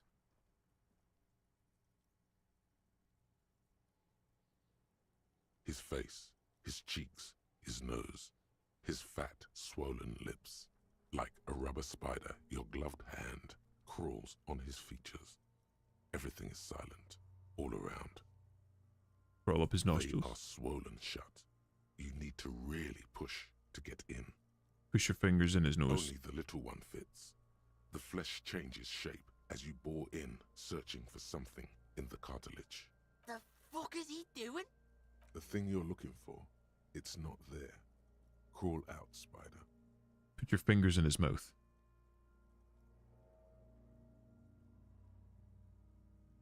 The oral cavity is cold and moist. A ball-like tongue attaches itself to the base of the mouth, lolling around like a scallop. Play with it. This The feels tongue right. moves freely in the cavity. The mucus of the mouth is slippery, fragile, even through the latex. From the soft meat, teeth are budding. Hard pearls of bone in the gums and in the back of the mouth. Can you feel it? You're so close. Rip his jaws open now. Look in.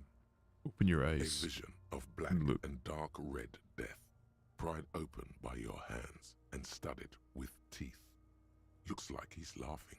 Death fumes rising from his throat. And there, in the back of his mouth, above the bell of the uvula, right in the soft palate, you see a hole, barely visible to the human eye.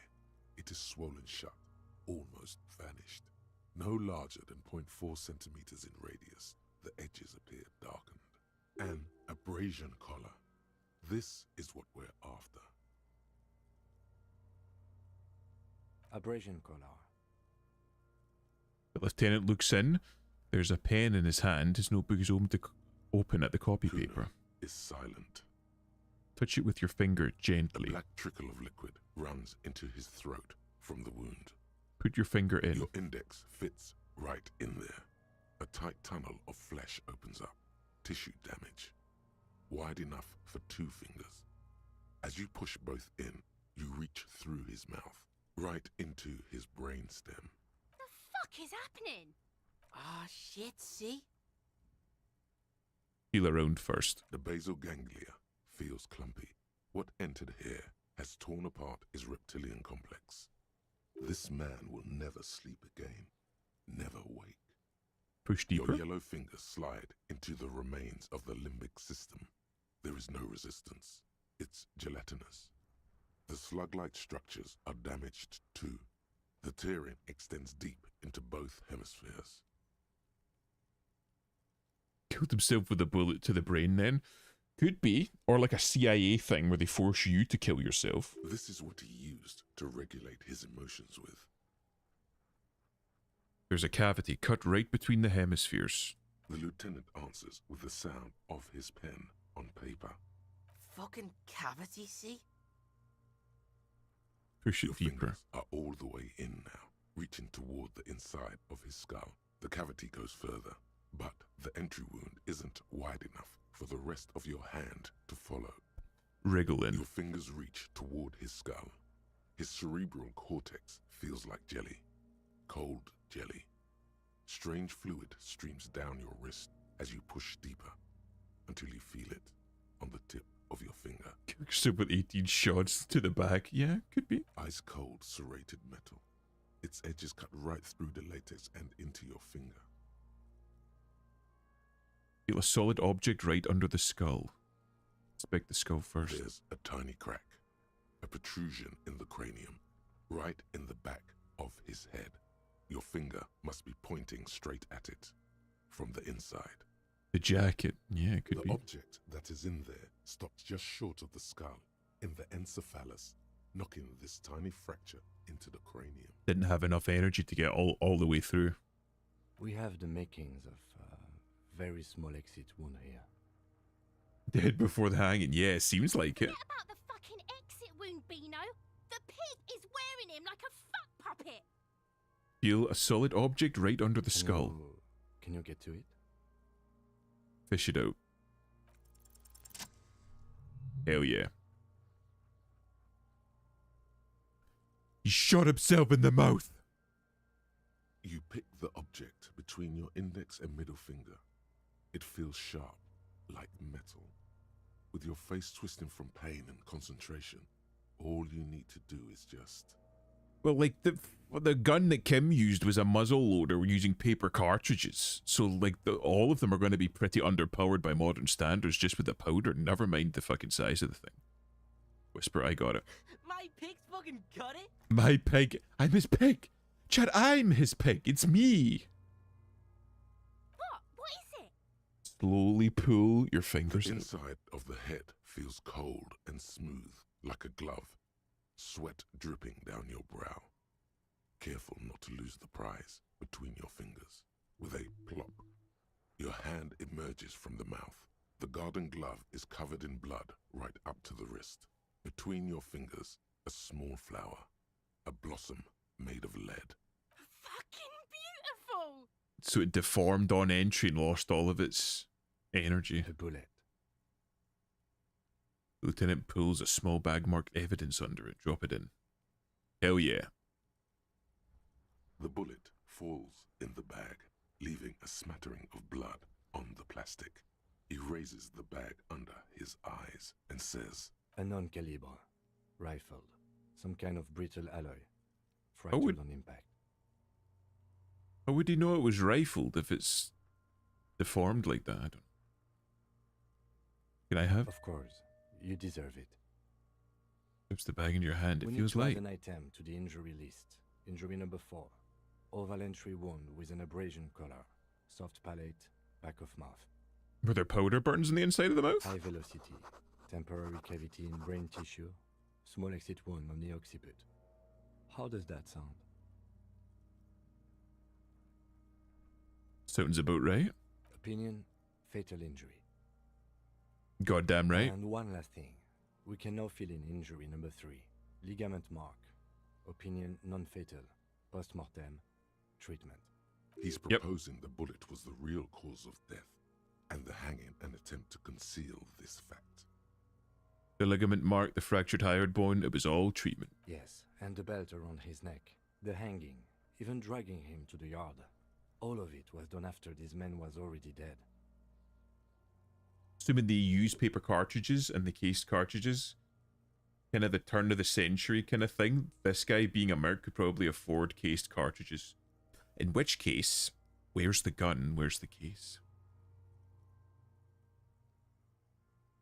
Well, if it was done after the man was already dead. Dead. What was that? Dabba doop doop? Dead dabba doop doop? Dead.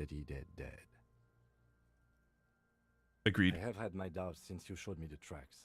Why did they carry him? Fuck, he found it. I got drunk and he found it. There was no Despite the fact he was dead before I got there. It's all part of the conspiracy.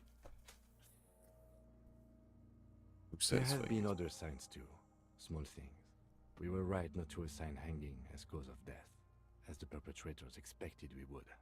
No such luck for them. No. There is, of course, the very real possibility he was both shot and hanged. Maybe they just shot him while they hanged him? To put him out of his misery? It's possible, but it doesn't explain all the other dubious things here. Lack of struggle, primarily. Yes. I may be intellectually sloppy, but I prefer one theory at a time. And this just smacks of treatment to me. Who would do That's for this? us to find out. But this, it will make finding them just a little easier. Why would anyone do this? To hide something. The real killer? The real motivation? What really happened here? I think I need to wash myself. Oh, you really, really do. I am glad to hear you say that. Your room in the Whirling in Rags should come with a bathroom. Be sure to make use of it in the evening. Maybe the bullet holds more answers. Yes, we should take a closer look at it. I am certain it has more to tell us. This little thing could reveal much about the weapon that shot it. What happens next? We put him in a bag and carry him to the holding pen of my kinema. The body bag should contain the odor for the duration of the transport. I would drive him to processing, but it's too late to do that today. I'll do it first thing tomorrow. No problem. One more thing. This was really good work, detective. Yeah, I fucking know it. Oh, did we try? I've got 2 skill. I could put... We'll put 1. I've got 2.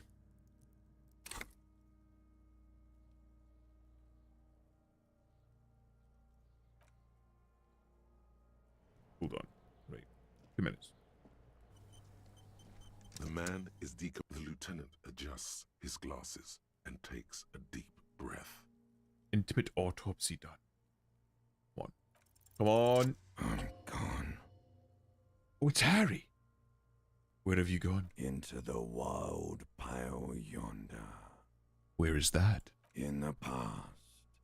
Way out in the west. I can see you're gone, but who are you? I'm a joke. Look at me. You are no, but who were you when you were alive? Killer. A motherfucker. And a killer.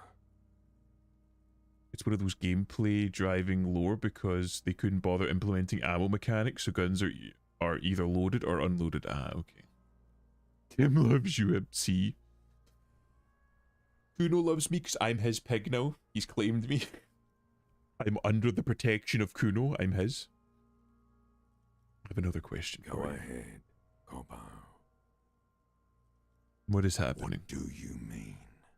I'm talking to you. The power of your Black frothy liquid starts bubbling on his lips. imagination.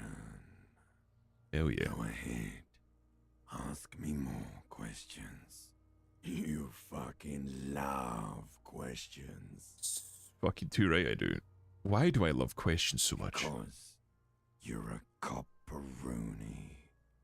Look at all of them go. Do you want more questions? Yeah, give me questions. Here you go, you loony. Why do I feel like I've forgotten something terrible? Because you have.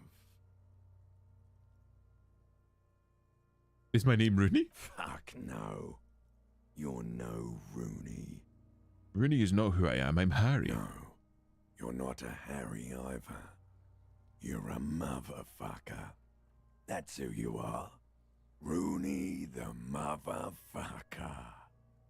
Is this guy called Rooney? Wait. He called me a motherfucker, but referred to himself as a motherfucker. He referred to himself as a killer and a motherfucker. He's using my voice. Am I seeing myself in this dead man? I hate you. You stink and you're boring. Do I remind you of someone? Okay, right, fuck off. A child born with Muller's disease, harlequinism, grown up miraculously. Myself in the bathroom mirror. There you go. Look at that bright kid. We're birds of a feather, you and I. Soon you'll be just like me. Just keep drinking and having a good time. It's a matter of Poor Harry allegory. Feeling nausea, vomiting, tenderness or pain around the liver area, tiny red lines on the skin above waist level, more like days, Coppo. The clock is ticking. Your liver tells you so. Enough. Come back later, Coppo. Amuse yourself with my frank manners and my memento mori features. If possible, also, see me in your dreams. Jesus Christ. Tell me something, Shoot, dead man. Looney Rooney. Come back later, Coppo. Amuse yourself. Let's drag him to the Kanema. He takes out a shiny black bag and starts pulling the plastic over the dead man's I will face. need a little help carrying him. You take the hands, I'll take the legs. Fair enough. Bag the corpse and drag him to the motor carriage. I'm gonna go get more water before I turn it down. Sounds good, John. There we go. Fuck yeah. We should think about calling it a day, maybe. The nights are still miserably cold this time of year. They haven't paid the cafeteria manager for the damages yet. Don't have any money. Let's talk to him anyway. An officer of the RCM shouldn't be sleeping in the streets. We'll figure something out. Fuck, he's such a good guy. Oh, it's not as deformed as I thought it was. The bullet is safely sealed away in a plastic bag bearing the RCM stamp. Kim has filled out the label on the bag with the item number, case number, and date and location the bullet was found. What do I do with you, Bullet? What? I said, what do I do with you, Bullet? Well, if I was the bullet, which I'm not, I would say find the weapon that shot me. It's a good idea. If we find who owns it, we will have likely found who used it, possibly to kill our victim. In conclusion, the more we know about this bullet of yours, the better. Feel the bullet through the bag. The squashed bullet has some sharp edges where the jacket has split open. It feels cold, even through the bag. You wouldn't ordinarily have cause to handle jacketed bullets. The citizens' militia uses cast bullets only. Little pebbles of metal loaded from the muzzle, usually in a cartridge. Right, Harry, crisis averted. The jacket of the bullet is made of a yellowish metal. It has blossomed out to reveal a dark grey core. The base of the bullet is close to 5 millimeters in diameter. Look at the jacket. You can just about make out a few striations near the base of the bullet.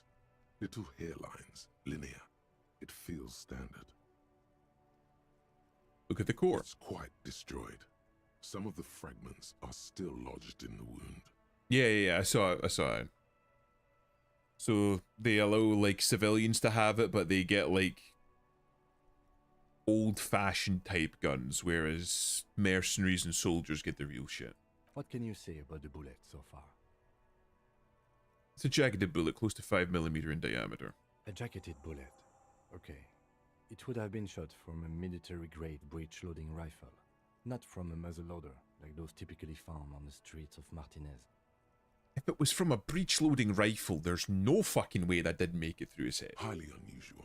The people of Revachol haven't carried breech-loading weapons like this for nearly half a century. Even the RCM uses ordinary injected conical bullets. This is strange. Very strange. I like this, officer. Strange means unique. Unique means incriminating. We need to find the gun that shot it. Try to determine what kind of weapon shot this. You can't remember what happened last week. What makes you think you're going to remember arcane firearm models? Fuck you.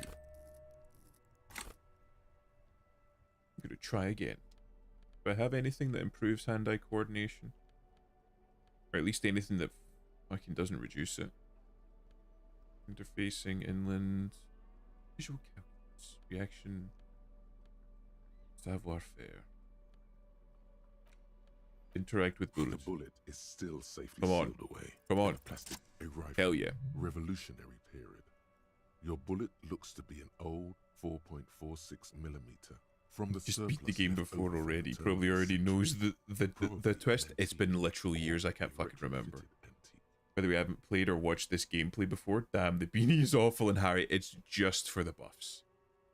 Oh, I did remember the game being direct about it, though. It was a subtle mention. It's been a while since I played as well. Yeah. A rifle, Revolutionary period. Your bullet looks to be an old 4 or 6 millimeter from the surplus left over turn of the century. Probably an antique or a retrofitted antique. The Eh? 4.46 caliber was widely used with the Belmargrave rifle, a Revacholian manufacturer. The BM dominated the battlefields of the Insulindian theatre of the anti-centennial revolution 50 years ago. Is anyone still making these rifles? No, but Zeliger, a major firearm manufacturer, ended up with a surplus after the war. So there are still a lot of these old military rifles floating around, usually broken. The quality was appalling. Who uses Bell Margrave rifles these Antiques days? enthusiasts, guerrilla fighters in distant countries, a few lucky jamrock bangers. You're looking for a well-preserved antique, most likely. What are you thinking? Bullet? I think I know where this came from. Okay. And? Job probably came from a Bell Margrave rifle. An antique. That makes sense. There can't be many breech-loading rifles floating around in Martinez, or anywhere in Ravachol, really. Why not? Sure, there's some arms trafficking, but the laws prohibiting the use of breech loaders we inherited from the monarchy have been effective, from what I've seen. Really? Some new RCM recruits get impatient with their muzzle loaders once they've trained with military-grade weapons, but they realize it's worth it in the end. Really? Prohibiting peacetime law enforcement to front-loaded rifles is a policy enforced by the Moralist International in all the nations of the Real Belt. Worth what, getting shot? I think we should have more powerful guns. We are the law. Makes you consider every shot. I like it. Worth what, getting Imagine shot? if everyone, cops, citizens, had access to firearms that could shoot multiple rounds without pausing to reload. After the first shot, the second, third, and so on come much easier. You got a little bit of the devs ideology coming through there, but we'll see no more about back that. to the investigation. Seems we're looking for an antiques enthusiast. Don't you got work today? No, I don't. Today's Sunday. Or well, Monday. I don't work on Monday. How's it going, Gator? And can you imagine a word like that? Dastardly. Awful. Just terrible. They should ban guns altogether, you know? Like those pinnacles of civilization. New York. San Francisco. California. Hollywood. You know. Okay, but I love you, but you're Chinese. I think he's supposed to be Japanese. It's okay. You're looking for an antiques enthusiast? Could be the victim is mixed up in some foreign guerrilla fighters. Have well-armed Jangrog bangers started crossing into Martinez? Guerrilla fighters? I mean, he was a mercenary. Let's find out. Next step, finding the gun itself. But there's nothing more to say. Okay, right. It's been Jesus, 5 hours. I'm going to call it here. We're going to raid into somebody. Does anyone have any suggestions for whom to raid? Otherwise, I'll just fucking take somebody from my list of who's on at the moment.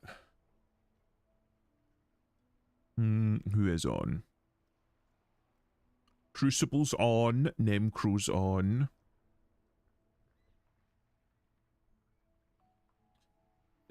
Crucible's still playing Stalker. So we'll see how he's doing with that, if he's managed to wrangle that sufficiently. Great stream, Imp. Thank you, thank you. How should I put it? I don't talk very much about like politics or philosophy or shit like this, like in general most of the time. I'll like poke fun at it and joke about it every once in a while, but playing this game brings it out of me.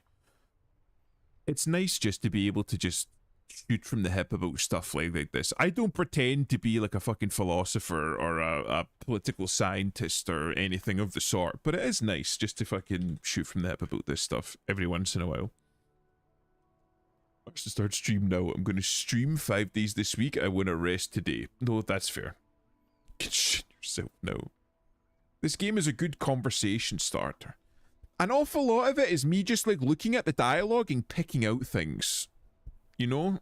Like the little things that slide into the dialogue that like the devs have slipped in there that you can pick up on. And part of it is just good writing, and part of it is the bias of the devs showing through. Like that little bit about the the muzzle loaders and shit. But I like it. I like it anyway. The game's good, the writing's good, the story's good, but it also lets me just fucking chat shit a little bit by myself and just kind of riff. I do enjoy it. Anyway. Flaw that is, what? Shoot yourself right now? No, I'm not going to shit myself. Some of the dialogues was sus. Some of the dialogue is sus, but I think it's kind of supposed to be a bit like that.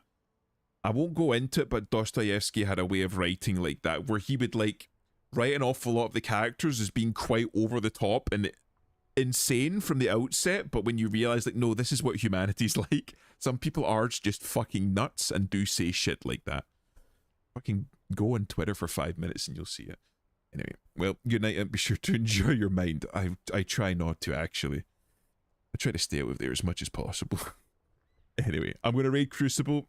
Thanks all for stopping by, and I will see you later. Take care.